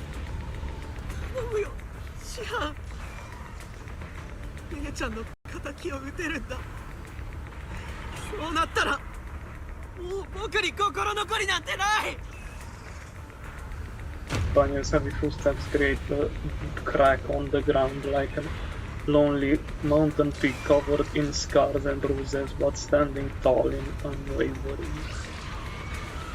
He tenaciously protects Linchan and the area behind him, his fists swing in a frenzy of energy, every blow hitting like a tsunami, blasting the oncoming materials to dust. It's as if Banya cannot feel the scratches and searing energy marks on his metal frame. The depths of his eyes glisten with a sorrow that pierces his soul and a resolution that has long known his ending. His low, hoarse voice rings out like echoes in the deep valley, piercing through all the clamor, every word imbued with immense power. ネイケンよ、この狩り、我が命をもって。だが、お主の命、駆け引きの具にあらず。我が輩とは違う。前途があるのだ。生きよ。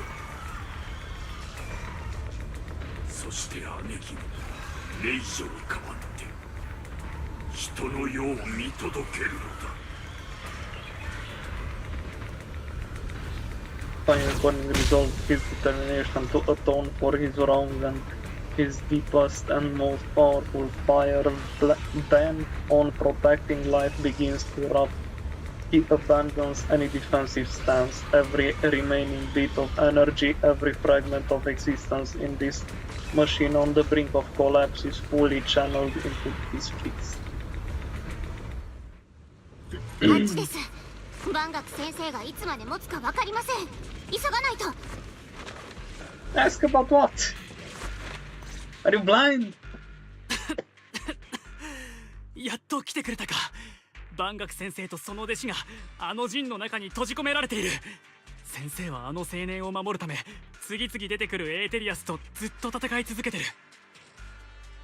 よく聞こえなかったが青年は自暴自棄になっているようだ。もし先生が持ちこたえられなかったら。あの展望台、お父さんがよく星を見てたとこだわ。陣がこんなに近くにあったなんて。どうにかしてあの中に入る方法ってないんですかね。あそこは宮妻の濃度が高すぎて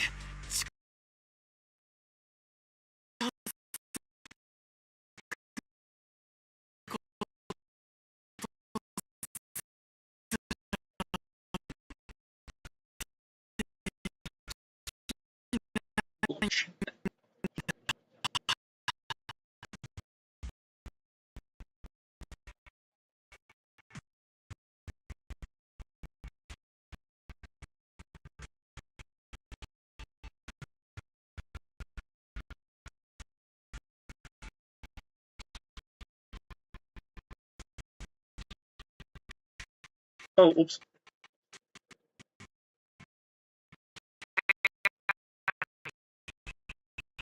I now claim the achievement still then. Why is...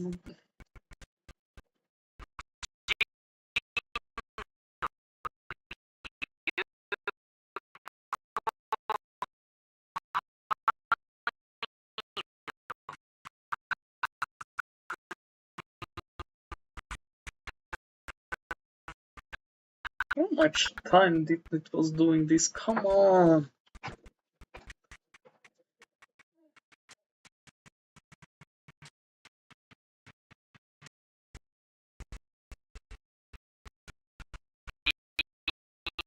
It gets stuck?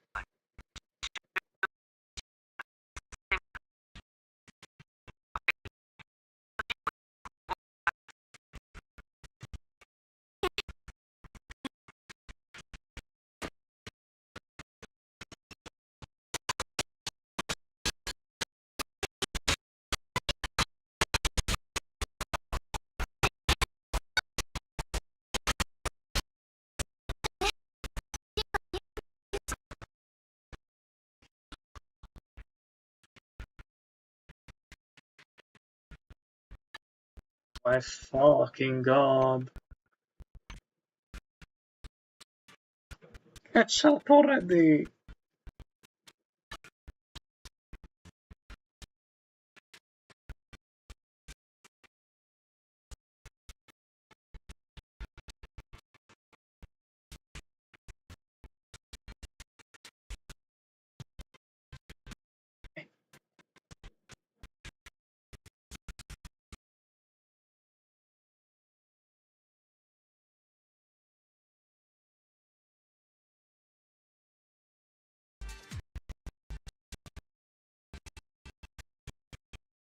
Does it work now?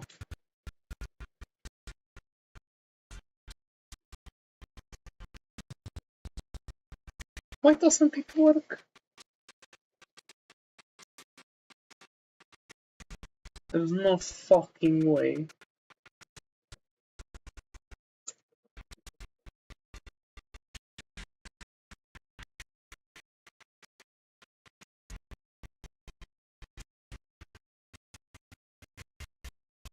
Come on.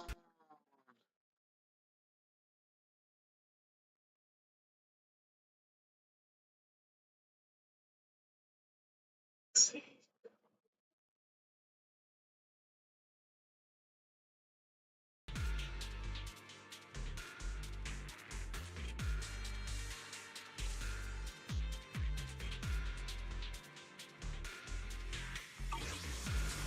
Okay.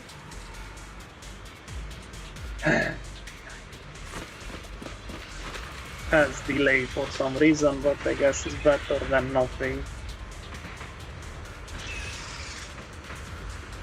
No matter how desperately you shout, no response ever comes from motive. The Ray Banyo seems to hear familiar voices calling his name. At this point he's fought to his limit and cannot respond. The faint voice is soon grow denser in the depths of his consciousness, concealed by the echoes that sting like a silver needle. くっせよ、鈍重なる鉄の塊、終わりなき苦しみになぜ耐えようとする。そのコアをさらけ出し、偉大なる力を受け入れるのだ。お前に新たな命と永遠の自由を与えてくれるだろう。聞こえるか、負荷に耐えかねたボディが悲鳴を上げている。ベアリングはきしみ、回路は焼き切れ、全身に走った亀裂からもう崩壊する寸前だ。感情モジュールに過負荷を確認。冗長な感情データ消去のため強制アンロードを実行します。ゴアの指令を再認証。いかなる代償を払っても宮津沈め、この永遠に溶け込むのだ。見るがいい、彼らがどれほどお前を受け入れたがっているかを。なぜ抗う。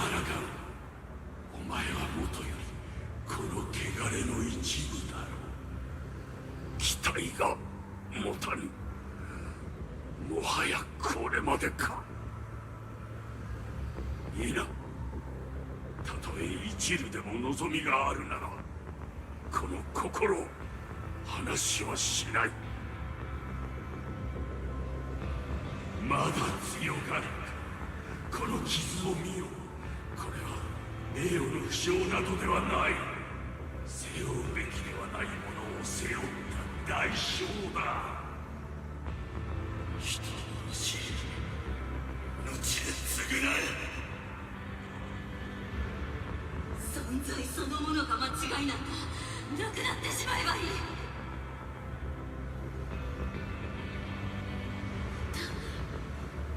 私たちの普通に比べれば万分の一にも及ばない。地獄に落ちろ、我らと共に。あとどのくらい持つ。10分、1分、1秒。果たしてその価値はあるのか。お前を憎み恐れる者たちのためだとしても昼夜問わず呪詛を唱える亡者たちのためだとしても、お前苦しいか疲れたか、それでも望みなき泥の中をもがき続けるか。無意味な苦痛など捨ておけ。お前ここで散ると、これは我が輩が選びし道。この志は盤石のごとく不変。たとえ抵抗をやめ、その身に余る責任を手放すんだ。全てをゼロに戻し、原初の汚れなき空白へ帰る。それでよいではないか。殺戮も裏切りも永遠に続く贖罪もなく、責任も負い目もない。Several voices in Tatooine overlap and spin like an endless whirlpool of destruction, trying to crush Banyo's residual self-consciousness completely. リン、僕とフェアリーの方で新しい発見があった。マスター、異常な宮妻の集合を検知しました。警告、展望台エリアのバイタルサインが極めて微弱。アノマリーポイントを検出。複数のエネルギー流動に異常のある濃度を発見しました。エーテルエネルギーの流動パターンは古代人法における柱の特徴と一致します。これらに干渉または破壊することで人全体の構造に揺らぎを生じさせ、機能の低下並びに中心部の機能を停止させることが可能と推測されます。柱と中心部、やってみるしかないね。はい、柱を壊せば中にいる万学先生たちを助けられますし、始まりの主に供給される宮妻を遅延ないし遮断できるかもしれません。一刻を争う状況ですからね。急がないとですよ。濃度があちこちに散らばりすぎてる。こっちの方は私に任せて、プロ騎士さんは春光ちゃんを援護してください。中心部の反応は目に見えて弱くなってますから。さあ、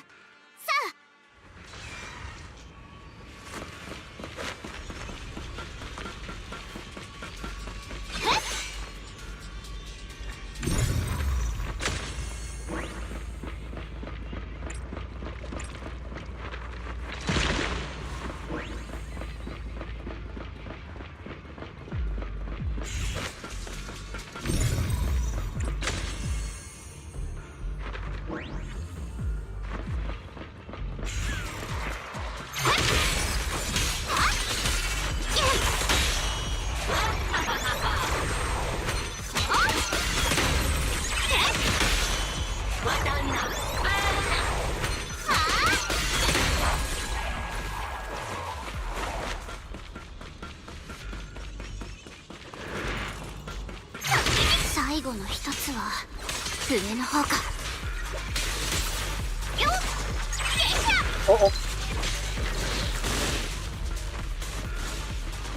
I forgot those go up.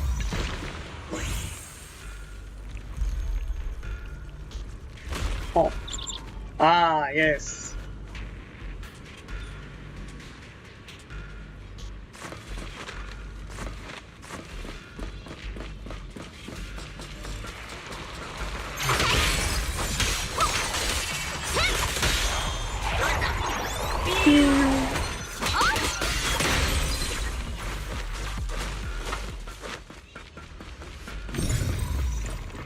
よし、あとは春光ちゃんたち次第かな。早いとこ中心部の方に戻らないと。や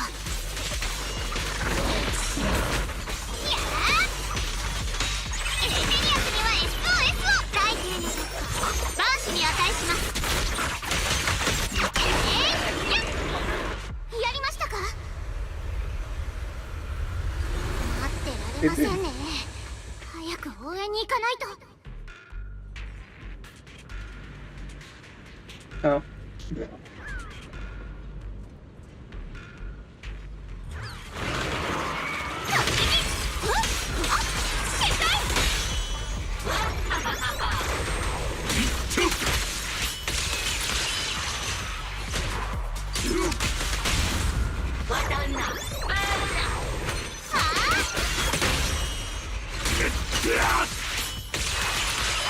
を犠牲にして仁をなす。命を命で償う。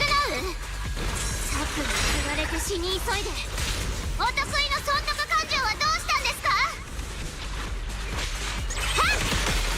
かつての過ちは万死に。Oh, I'm pressing space. 霊剣を守り抜いた暁にはお主の望むものを持ち去るがよい。私の任務知ってたの。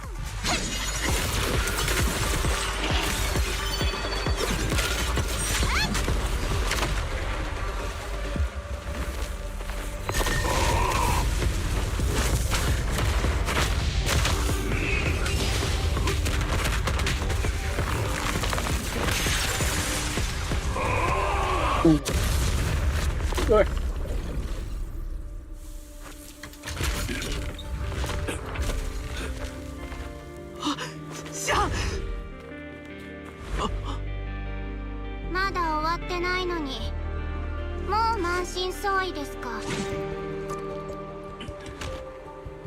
ならば終わらせよう。我が輩のコアだ。持って行け。まあそれも悪くないですけど、ここで一つ選択肢を挙げます。今度は個人の言葉から真実を聞いてみませんか。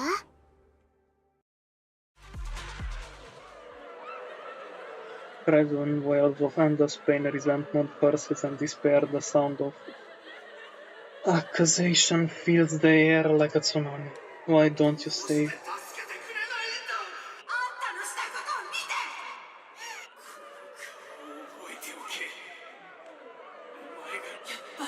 所詮は機械ね。絶対に忘れない。絶対に許さない。 Just as these waves of despair were about to devour everything, Zhao Guang and the others return and step onto the platform. The voices suddenly become clearer and gentle. Like a beam of light piercing through the dark clouds, it brings relief and warmth, cleansing all the ruckus. 本当によかった。あのバカな弟は拗ねて遊びに行ったんだね。大男さん、頼みがあるんだけど。姉ちゃん。あいつは頑固で融通が利かないし、すぐ考えすぎるところがあるから、どうせこの先も紆余曲折の末に行ってもどうか辛抱強く見守ってあげて。あいつが無事に大人になれるまで。この幸せな時間に固執するあまり、あれを開ける決心がつきませんでした。これがその罰だという。これってただお願いです。どうか頼まれて。宮妻に襲われる直前、せめて子供たちだけでもと術法を使いました。こんな風に親の死に目に合わせたくないんです。まだ幼いこの子たちに。お願い、万学さん、この二人を連れてできるだけ遠くへ行って、釈園と春光さえ生き延びてくれれば、もう私たちはお願いします。どうか。ありがとう、大男さん。ありがとう。これでいつかあの子たちがここに戻ってくることがあったら、どうか伝えてあげてちょうだい。お父さんとお母さんはあなたたちを。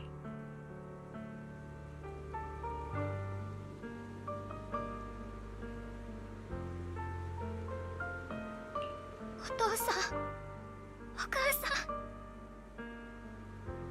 姉ちゃん、姉ちゃん、なんでただ憎むだけなら楽だったのに、こんなの聞かされて。姉ちゃん、どうですか万学先生。あんたのせいで消えた声と、あんたのおかげでまだ存在できてる声がちゃんと聞こえ、これが真実の重みってやつですよ。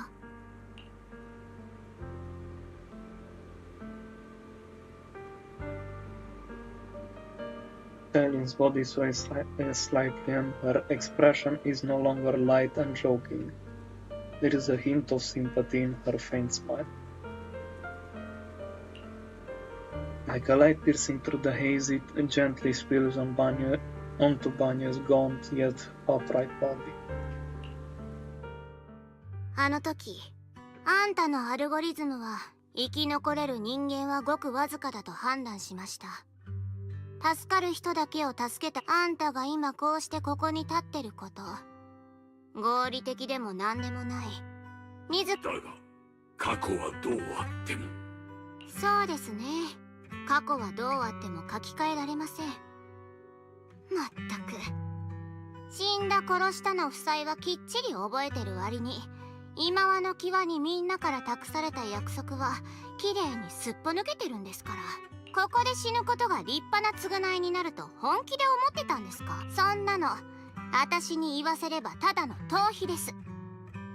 せっかく感情や自我があって痛みを感じられる人の形をしてるんですよ。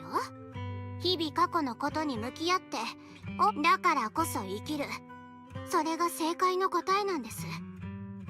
最後まで続けたらいい償いになりますよ。以上が黒枝の採血官として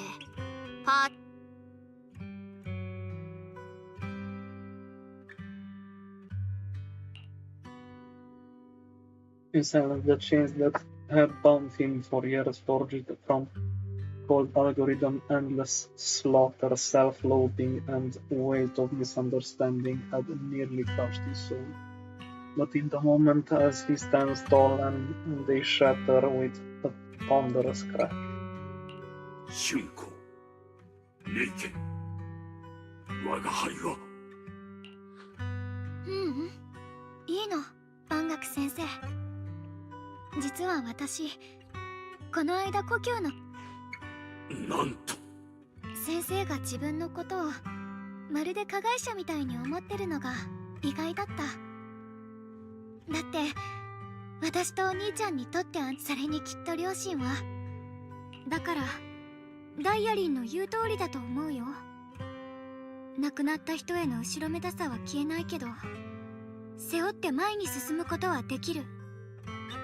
その手で、だから私、万学先生を責めたり、私と両親の思いは一緒だったんだって分かって、すごく嬉しかったくらい。ありがとう、ダイアリー。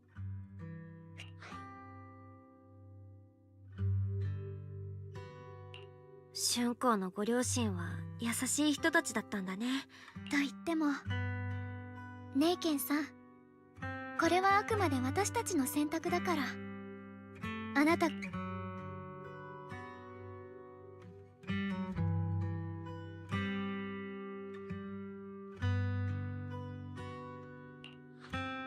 すみません。ずっと間違った人を恨んでたんだって。姉ちゃんはあなたに希望を託してたっての。Of course, I remember your sister. She was the one who found me deep in the hollow and brought me back to life. その最後の願いもまた鮮明に記録されている。我が輩両兄弟を救い出した後、英飛地区でお主を探し回ったが徒労に終わった。その頃お主は姉君と同じ目をしていたゆえ。そんな。師範は最初からご存知。僕なんです。僕があのサラとかいうやつと組んで、師範が人あれは宮妻を吸収するって話だった。彼女にとってネイケンさんは使い捨ての利く盤上の駒に過ぎなかったんです。肝心の宮妻ですけど、これが自体はもうあんたが想像してるよりずっと込み入ってます。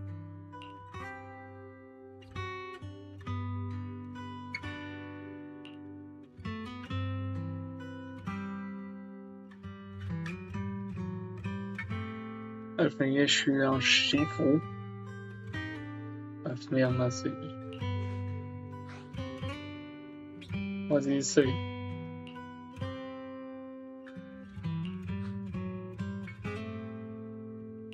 Probably didn't know about my connection with Sarah, which is why he trusted me by mistake. He recognized me as a disciple of Banya Shifu's martial arts school and asked me to pass on a message to have him look for a black bird inside the hall.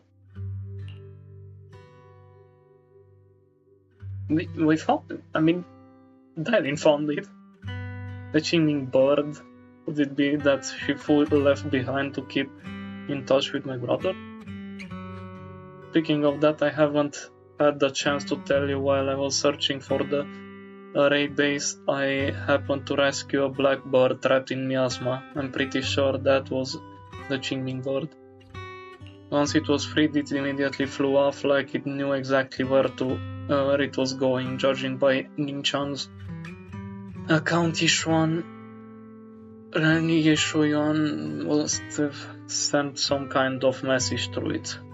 But since no response came, he must have started to worry that something went wrong in the transmission, so when he ran into the disciple of Banya's martial arts school, he decided to entrust the message that he was...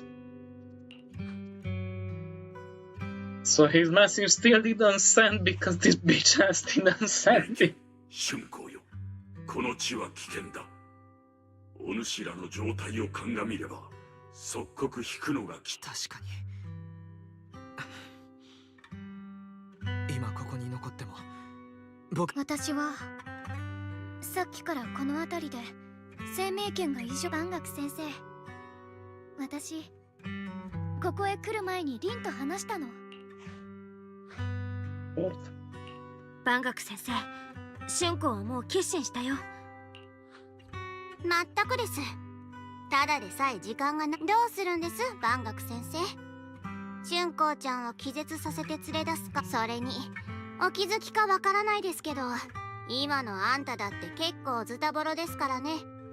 もしかしたら私たち全員こちらにいる生命圏の継承者に助け。よかろう。皆心して先に進むのだ。We're gonna proceed rashly and not with caution. さて、迷える子羊は無事改心させましたし、今度は私たちが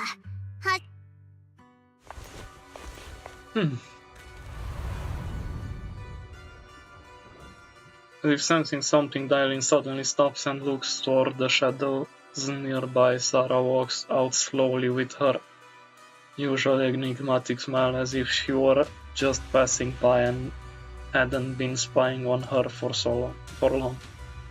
さすがは黒枝の採血官。評判通りね。バレバレでしたよ、サラ・フローレンさん。某データベースではずっといない人扱いですからね。ご自分のことを透明人間か何かと勘違いしちゃってるんじゃないですか。私のことを調べたのね。けどもうすっかりほとぼりも冷めたし。黒枝、パエトーン、楊春光、あなたたちの手を借りてそこにいる機械仕掛けの獅子を主に捧げようと思っていたの。あのお方が宮妻を浄化するために消耗された力を補うため。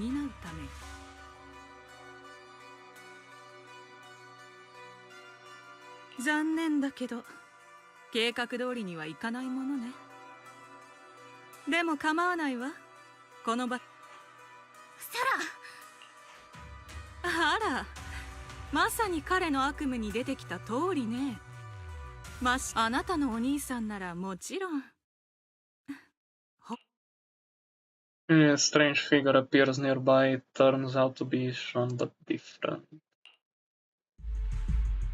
His face is filled with shock when he sees Shogun. 春光、どうして本山で修行中のはずではなかったのか。お兄ちゃん、その格好。今すぐ戻るんだ。ここは君が来るべき場所ではない。Really? 釈園さん。釈園。ああの手紙、やっぱりお兄ちゃんが書いたんじゃないんだね。生命権と手紙だって。あなたですね、サラ。一体何をしてくれたんです？落ち着いてちょうだい。あなたが始まりの主を求めているのはあの子を救いたいからなんでしょ。それにもうそんなことにこだわり忘れないで。始まりの主に選ばれた導き手は私。あなたの悲願が成就するときはもうすぐ目の前まで来たった一人の妹のために何もかも投げ打つ覚悟がある。Zenless stories are short.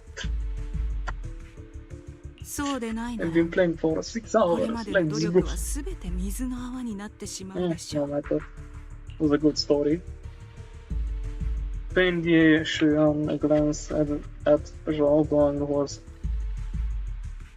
who has her hand anxiously extended towards him and suddenly closes his eyes. As he opens them again, you see a look of determination. 春子、僕の言うことを聞くんだ。みんなと一緒に。お弟子さん、そして皆さん、申し訳ありません。ここまで来てしまった以上、僕。You dumb shit. I'm asking you one thing, no matter what, do not let Zhao Guang follow me, I'm counting on you. Yuan turns around without looking at Zhao Guang again and disappears into the ominous darkness with Sarah. Could I possibly just stand by and do nothing at a time like this? 親しい人を出しにするのって卑劣ですよね。効果的ですけど。ぼーっとしてないで追いかけますよ。お兄ちゃん、サラたちが向かった方向。座標をロック。ルートの再計算が完了しました。距離はそれほどでもないけど、宮妻の濃度はこれまでよりもずっと高い。Again. くれ。オッケー。春子、まだ行けそう？行こう。お兄ちゃんを連れ戻しに。Wait up, Master. The aura ahead feels sinister. I fear it may be a dangerous place. It's best to be prepared before going. この番楽。Yeah, 愚かで無知だが、拳はある。I guess we just repulse one.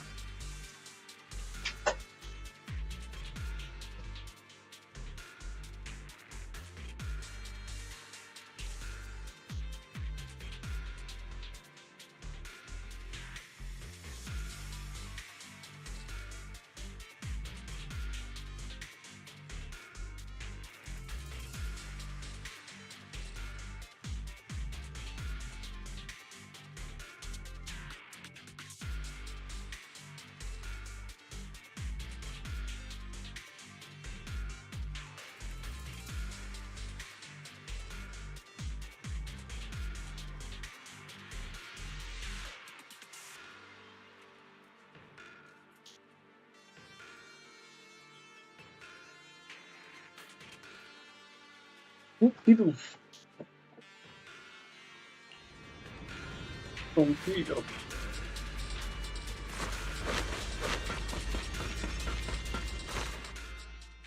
Sarah, who is not far away, welcomes the moment she has been longing for. 僕の問いに答えてください。なぜ黙って春光に接触したんです？天津さん、始まりの主が降臨するまで彼女には干渉しないという約束だったはずです。約束？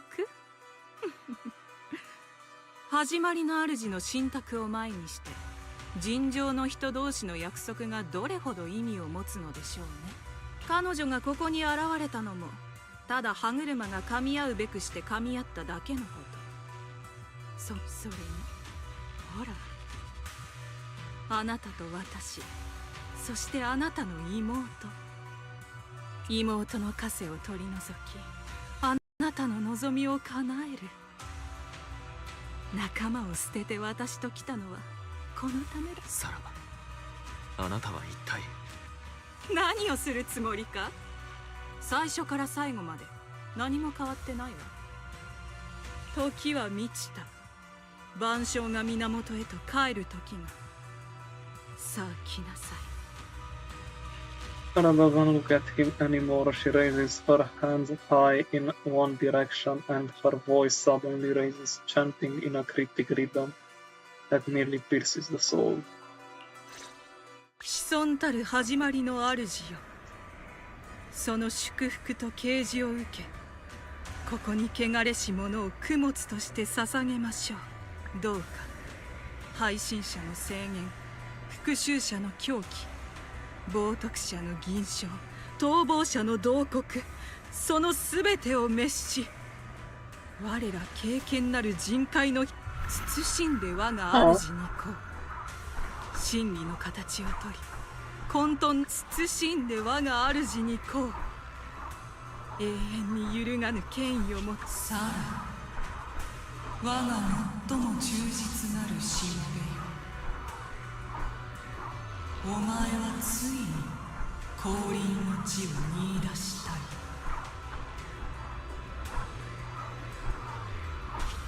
世の残死を捨て、生と死を込め、輝きと大敗、快楽と苦痛。これが三将会の言う始まりの主。輝かしい光に見えて異様な参考の不吉な汚れを払えるかは僕の一撃次第。加減はしない。春光たちがまだ深く関わっていないうちに全てを終わらせる。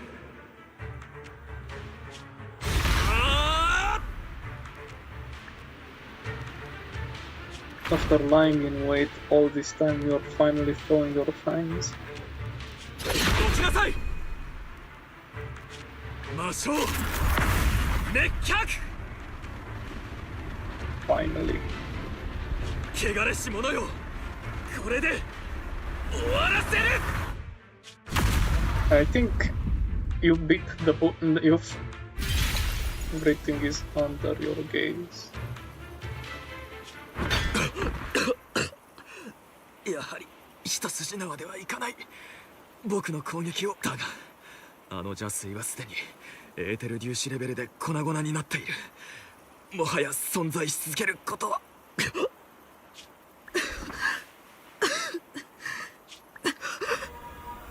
生徒やが。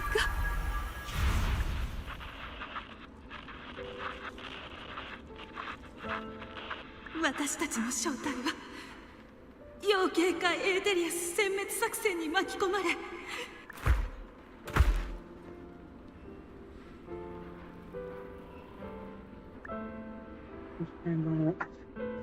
Don't leave me behind, please.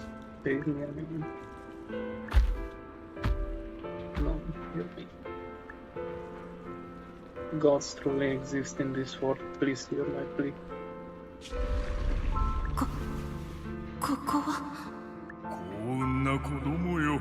君は始まりの主のご意志によって選ばれ、エーテリアスと化す寸前で人の世に連れ戻されたのです。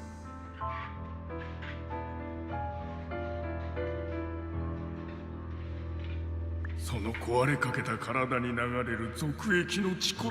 The blood of the Creator, who are you? ここは三将会であり、私は記録者ソフェル、そして現司教でもあります。恐れることも迷うこともない慈悲深き始まりの主が、ここが君の新たな安息の地だと。いえ、ごめんなさい。何度も言ったはずだ。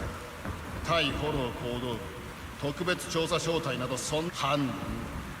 お前の言うサラ・フローレンなどという人物の情報はなかった。Your final warning, if you continue, we'll have no choice but to remove you by force. 慎重に。あと一歩進めば属性の罪から解放されよう。生と死、存在と不在、輝きと大敗、快楽と苦痛、すべてわかるわ。私の中に、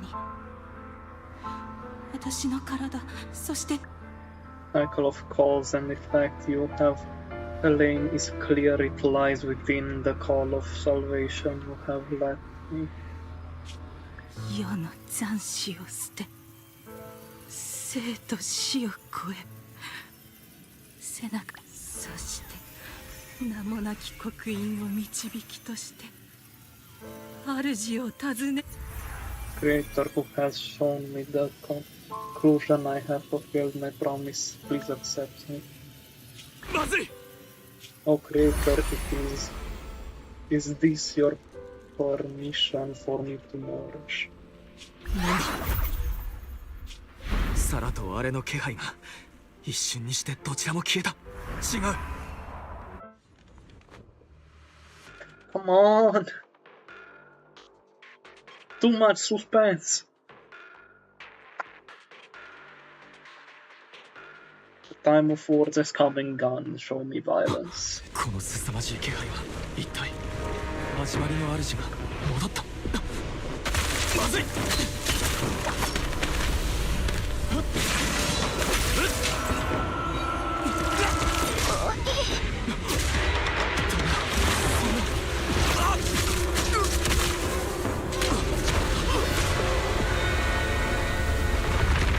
What?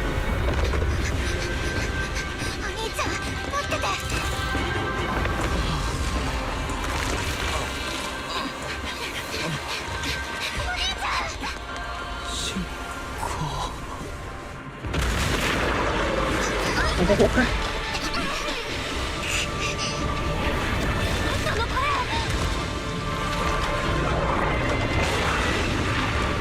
んでもいい。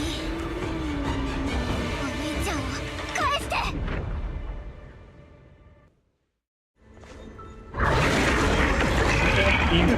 人奪われてたまるもんですか。I can stun it. これがかの者が求める始まりの主だ。Ow. すべて I blocked it! I pressed space! あこれは空の声。Oh, it worked! 新天同地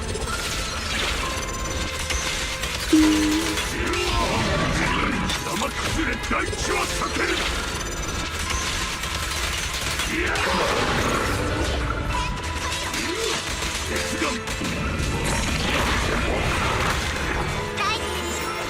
Does Totalize work? It does not.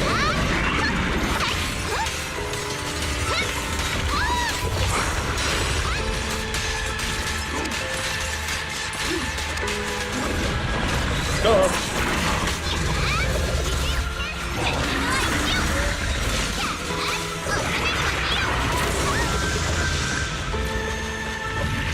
Shit.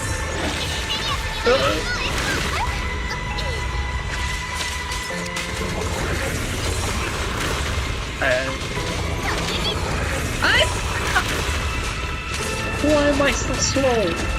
Finally!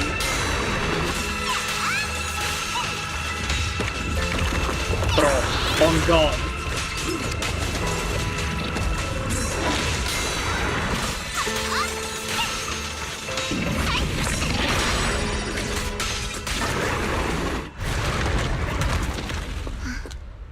My brain has high ping. Hear sound earth. 我が元に帰るべき。肉親の手で奪い取る。それが最善。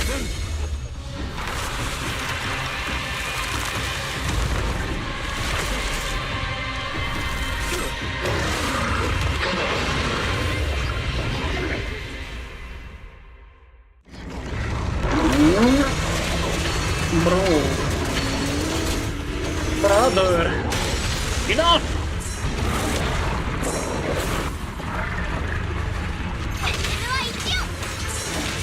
So big.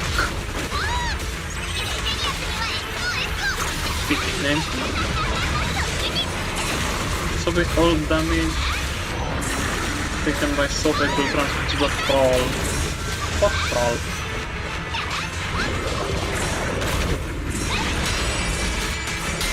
Oh.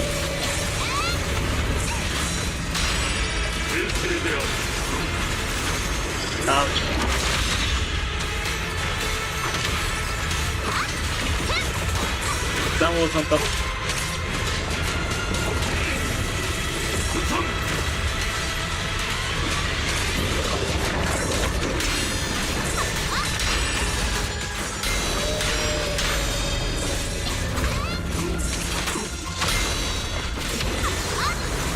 Shit!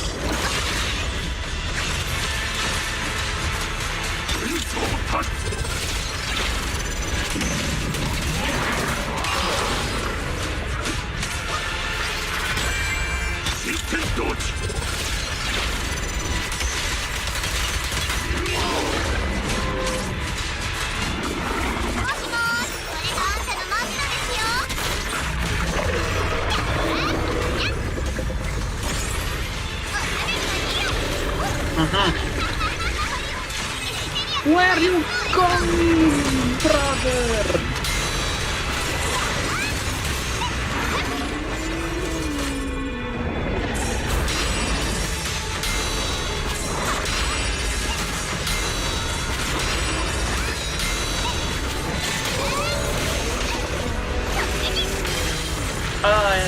I needed to block that. Shit.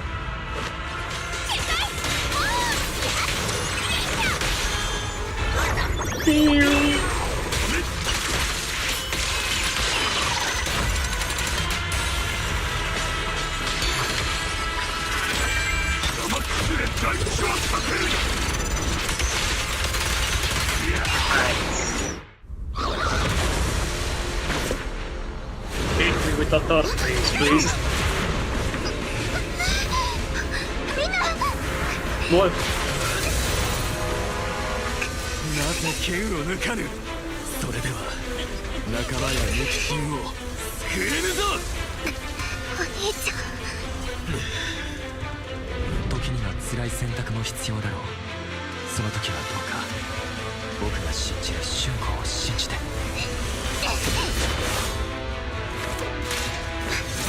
ついにもし操られたのが私ならお兄ちゃんもきっと同じ選択をするよね。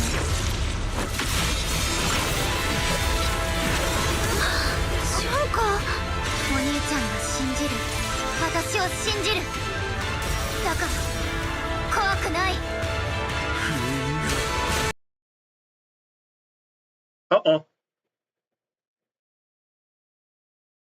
Yay! For fuck's sake! No!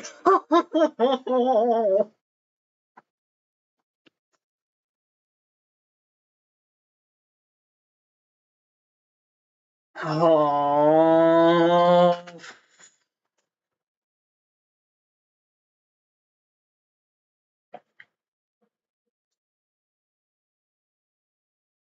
Let's go for an 8-hour stream because my PC fucking shithead itself. Yeah.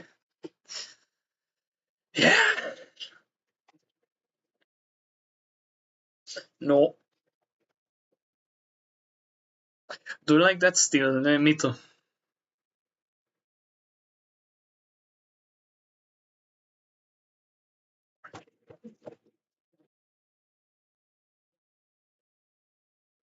I'm 100% it was gonna be that cutscene and done.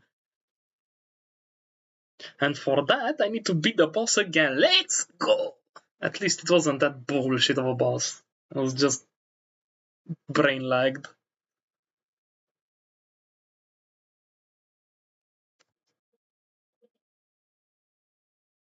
Cats.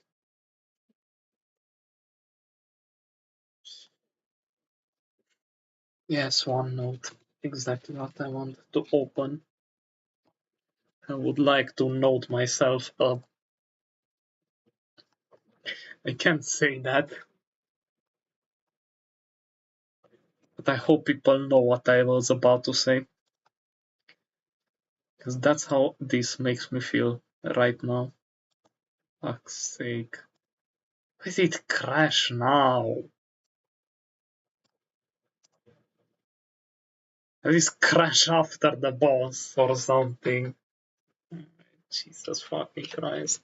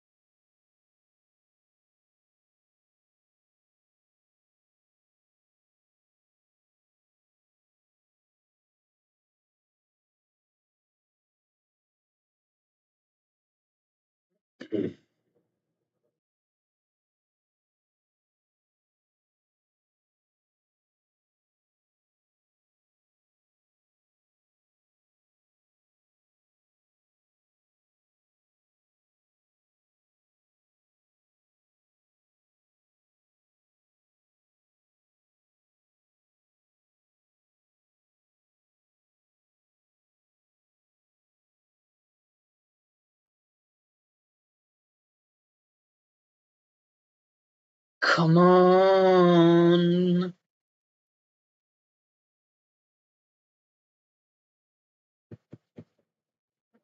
I really hope it lets me skip, because if I have to do a repeat of I know the boss fight didn't take that long, but if I have to do a repeat of the Iron Tomb boss fight when I crashed in the middle of the boss fight and I had to skip through 5,000 years of dialogue manually, that was really funny, especially at 8 in the morning after I stayed up the whole night. Thankfully, I had the foresight to start with this.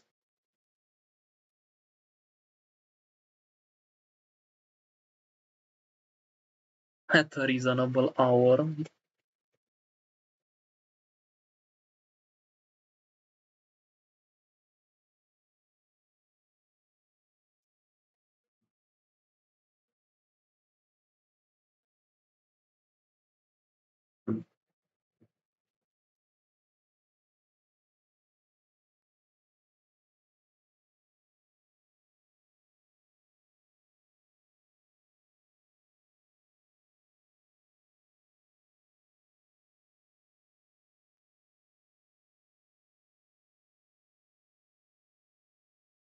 Let's see where it puts me. The greatest thing is if it would put me in the cutscene. That would be... But something tells me it won't. Apologies.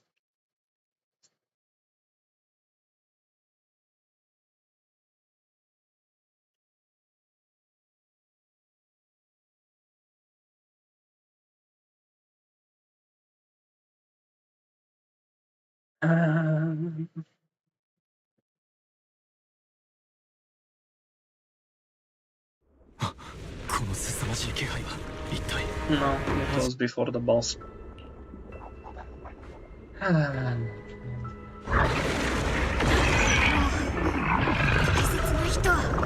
奪われてたまるもん。これがかの者が求める始まりの主だ。すべて容赦への愚かな抵抗のせいで。一点同時。自分は臨走を断つ。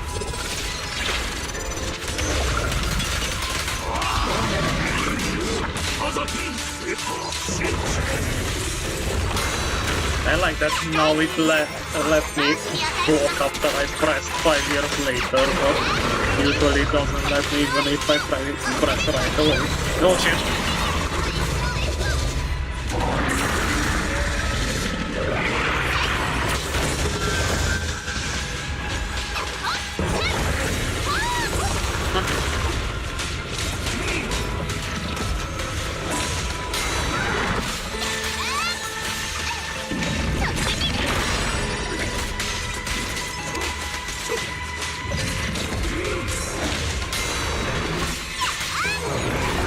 Okay.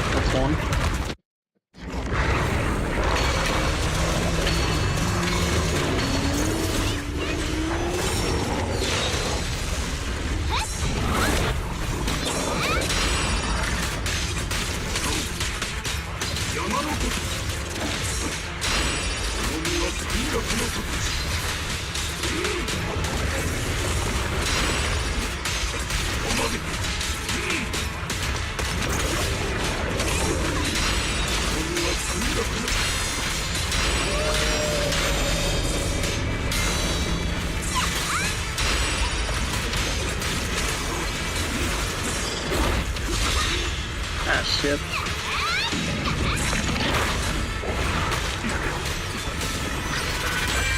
生崩れ大地は避ける。いや真剣同時。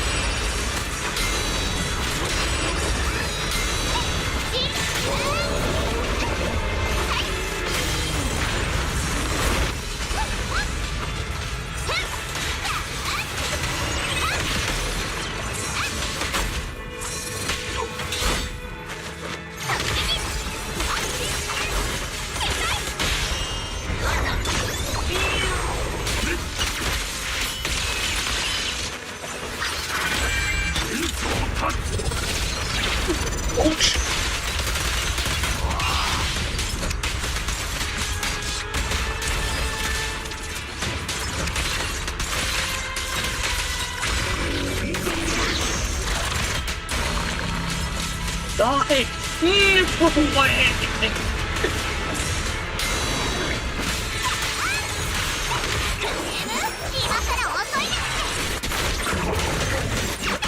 Fuck you.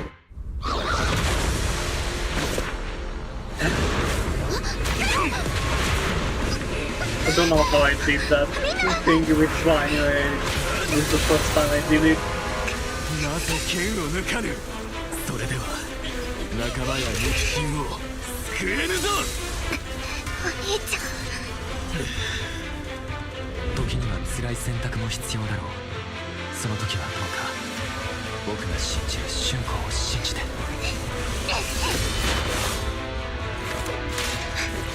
いにか。もし操られたのが私ならお兄ちゃんもきっと同じ選択をするよね。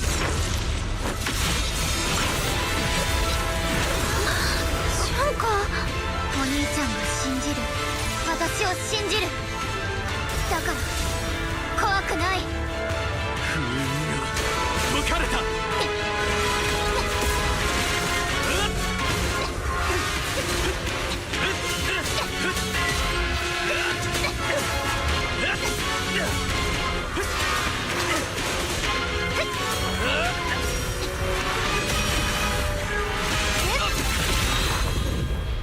お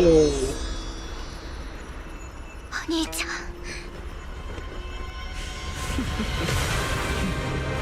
この力を我がものとしよう。何？邪推ごときに笑えるわ。運学生命剣の剣士楊春子、この剣が天地を覆う悪をくじく。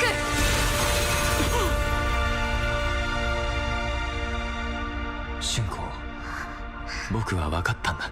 この声、お兄ちゃん。お兄ちゃんなの？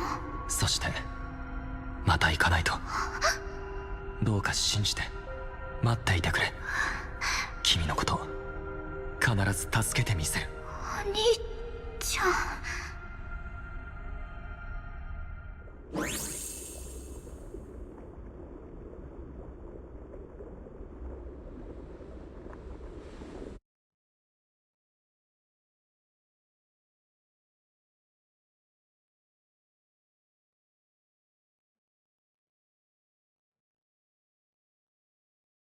That was an ending.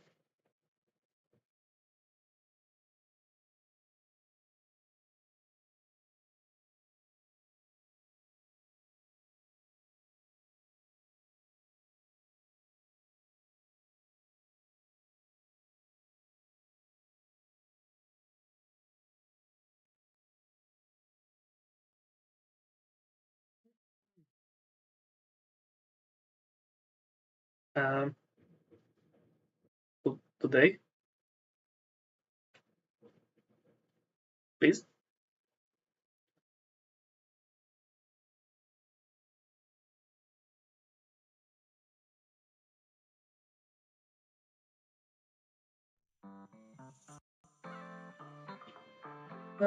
Finally.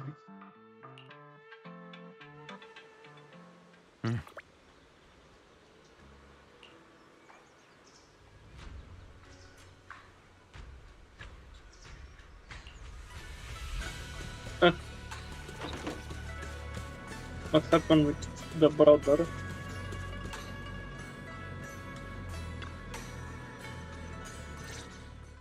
Thank you, Orange Tabby. Are you feeling? 俊子、調子はどう？どっか具合の悪いところはない？すごく長い夢を見てたみたい。そうだ、お兄ちゃんはどこ？戻って。心配しないで、ちゃんと全部話すから。俊子はあの始まりの主の原型みたいなものを倒した後、気を失ったの。黒い霧みたいな力はその場から逃げちゃったけど、釈炎さんも正気に戻ったみたいだった。気を失った俊子を受け止めて小さい声で何か言ってたみたいだけど、私たちにはただ俊子を頼みますとだけ言ってどこかに行っちゃった。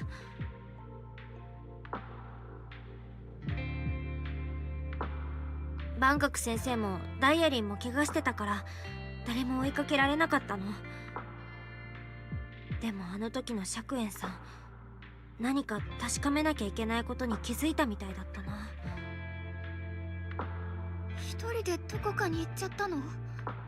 そんな。そうだ、師匠は？師匠はまだ適当館に戻ってないの。釈炎さんの件で処理に飛び回ってるみたい。でも雲岳さんからもうすぐ始まりの主の雲岳さんか。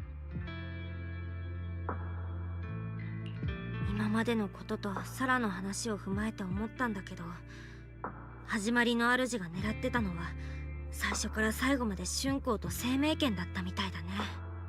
うん、あいつはずっと生命剣の力を使わせようとしてた。私が自分であいつがお兄ちゃんを操ってたのもここぞって時にお兄ちゃんを通して私と生命剣の力を吸収しようとしてたんじゃない？じゃあ覚えて。あの時はギリギリだったから、生命剣の力を本当の意味で解放した時、この剣に宿ってる力なら目の前にいる敵を消滅させられる、そう直感的に分かったの。だからこそその他には？他にって？ Your body? 例えば体のこととか、少なくとも見た目には変化があったように見えたんで。ひょっとして代償のことを心配してくれてるのね。安心して。確かにあの姿は剣の影響だったと思うけど、私はちゃんと何もかも覚えてるもの。剣の光があの怪物を引き裂く光景もお兄ちゃんがもし不安ならテストしてくれていいわよ。術法の暗唱とか雲岳山の掟第何条とか。本当にそうね。普段は私あんままあ、せっかくお兄ちゃんを見つけたのにまたすぐいなくなっちゃったんだけど。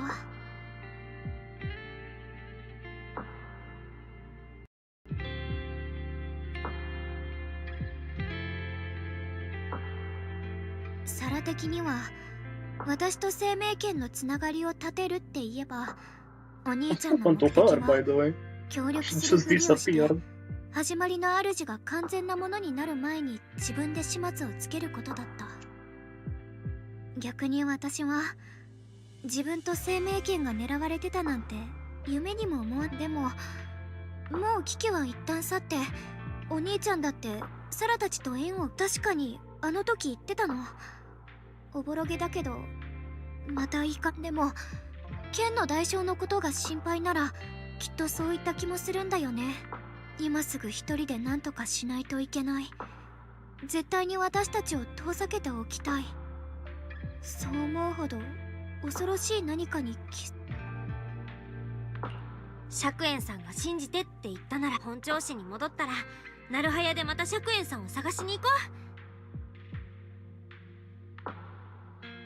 う。Concerning Xiaoguang's eyes softens, replaced by a quiet determination. She nods, firmly pushing down her unease, and in her gaze hope flickers to life once more.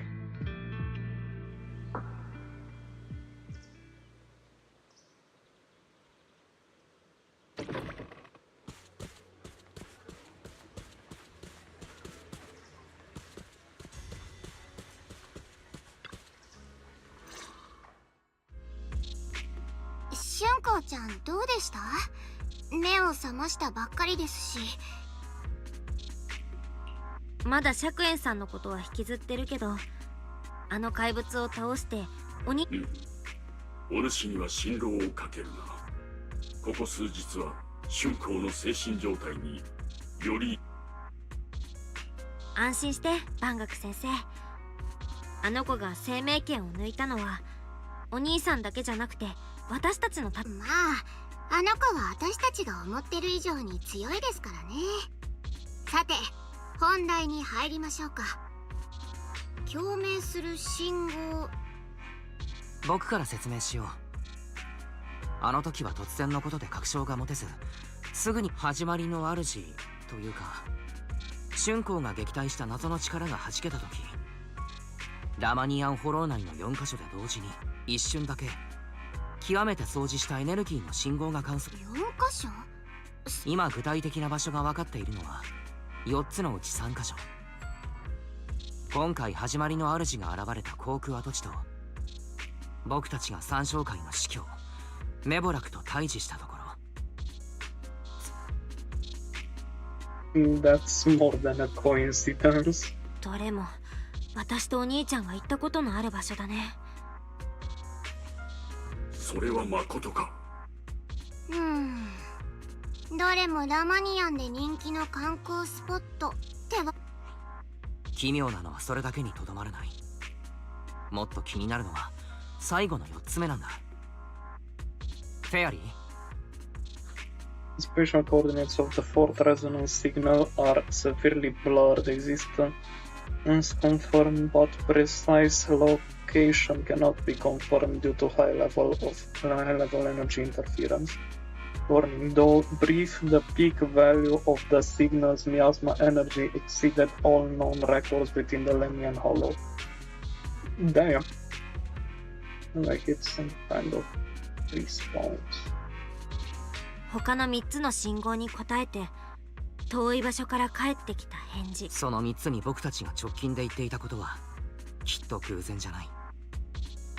その上フェアリーでさえ特定できないほどの深度にある座標なんて一体どこ？共鳴する4つの信号。これは我が輩たちが未だ預かり。あの気持ち悪い宮妻のお化けもそれに操られてた楊釈園さんも全部始まりの主からしたらちょっとした探りを入れてただけだったのかもしれませんね。あれが何であれ見えないところからこっちを伺いつつ、我が輩もクロエドと万学先生が揃って動いてくれるならすっごく心強いよ。さていつまでもエピローグの気分でいちゃダメです。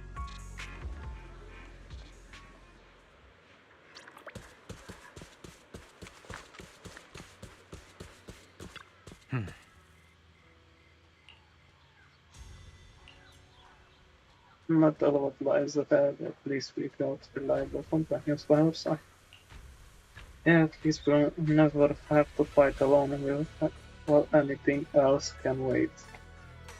Until sunrise. Right now, all I want to is a nice hot shower and sleep. Well, you should get some rest too. You'll need your energy for our next adventure.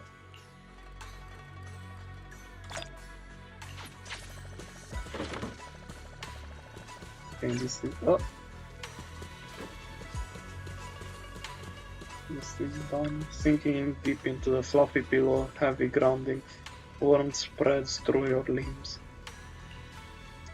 Those heart-pounding battles and unsolved mysteries gradually fade into distant, blurry memories. Meanwhile, as Diane compiles her mission report, she's greeted by a familiar guest. Oh boy. あれあれ、お仕置き担当はザオちゃん先輩ですか？てっきりあの氷みたいな処刑人が来るのかと思ってましたけど、知っての通り、ボスはまだ新しい指示を出してないもん。彼女も動くわけないよ。ま、ザオちゃんは個人的に説明が欲しいから来たんだよね。あれだけ大事な情報をあげた割に今回の任務はちょっといまいちな結果だったか。だってそうでしょ？上層部の命令はパージーユニット0のコアを回収して不確定要素を取り除くことだったんだから。でもダイヤちゃんたらコアを回収しないどころか対象をもっと不確定で危ないものに変えちゃったんだもん。これって職務怠慢？それともどこにした？ちょっと私は任務を完了しましたよ。私は黒枝の採血官としてきちんと最終的最低限を行使したんですから。最低は次の通りです。当該コアの意識は初歩的ながら制御が可能であり潜在的価値があると一時的に証明されました。それとコアはきちんと回収しますよ。万学先生っていうボディに入ったままですけどね。黒枝に入れちゃうの？だってその方が面白いと思いませんか？彼の身体的スペックと掌握してるあらゆる情報はきっと長期的に見れば一回こっきりしかないコアデータの輪切り。それにトップスのお偉方が知ってるか分かりませんけど万学先生のコアをいじって殺戮兵器から機械人らしい外見に改造したのはダイヤちゃんってそういう言い訳を見つけるのうまいよね。でもまあ君の最低はザオちゃんも追認しとくね。その代わり上層部の石頭を納得させる報告書にする。でも制御しやすくて役に立つ新メンバーか。深掘りしたらもう結局のところスクラップの山にしてリサイクルするよりザオちゃん先輩根回しくらいは手伝ってくれますよね。 Conversations come to an end with sweet but cold farewells. Dialing remains where she's standing and exhales softly. さーて、万学先生。The skies over Wi-Fi Peninsula remain heavy and grey, but for Banyo the path toward the new life now lies open, and one last shadow stands in his way. The night deepens and all is silent. A Swabian temple is shrouded in a hazy moonlight. A single room is lit with a dim yellow light, like a stubborn little firefly in the darkness. こっそり山を降りて適当館に来たあの日、太っちょの猫ちゃん。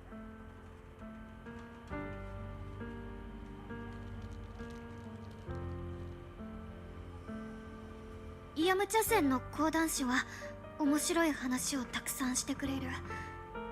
私たちは万学先生は脂っこいのと辛いのが苦手で、お茶を出すときは取っ手が右側に来るようにする。ダイオリンは蜂蜜が好きだから普段の倍は入れないと。パンさんが教えてくれた秘伝の漬けだれ、陳皮を細かくして肉を漬け込むときに火を囲んでおしゃべりしたとき、みんなで星を見上げながら最近あった恥ずかしい話をそれぞれなんで思い出せないの？さっきまで覚えてたのに。こに書いてあるのに。 Words on the page are blurry, twisted, and morphed, as if they are about to break free from the shackles of the page and disappear completely. Tear falls from her eye, hitting the diary with a sharp pack. After a few seconds, she wipes the damp marks from her face with the back of her hands, and her eyes become resolute again. She stares at the handwriting, soaking tears, as if trying to use her gaze to burn the words back into her heart.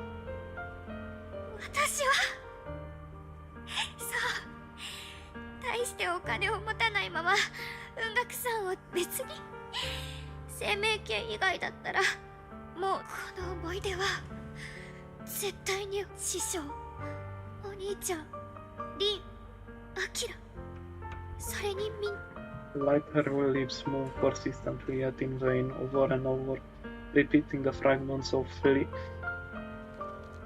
memories that she's desperate to hold on to. Her fingers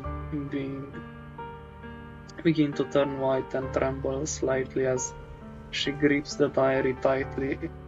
It's as if she's engaging in a desperate struggle against an invisible foe known as the Forgotten. Only still damp tear stains on the paper silently tell the story of a young girl who, in the darkest of nights, used all her strength to pretend the world is still as it always was. To pretend she's still the same Ye Shung Wang, whole, unscarred, unaffected by the Qingyu sword.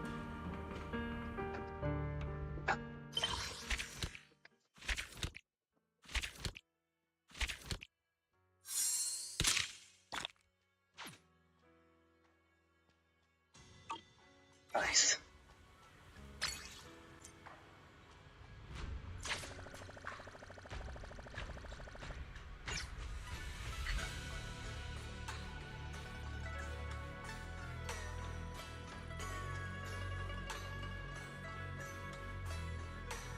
I am done.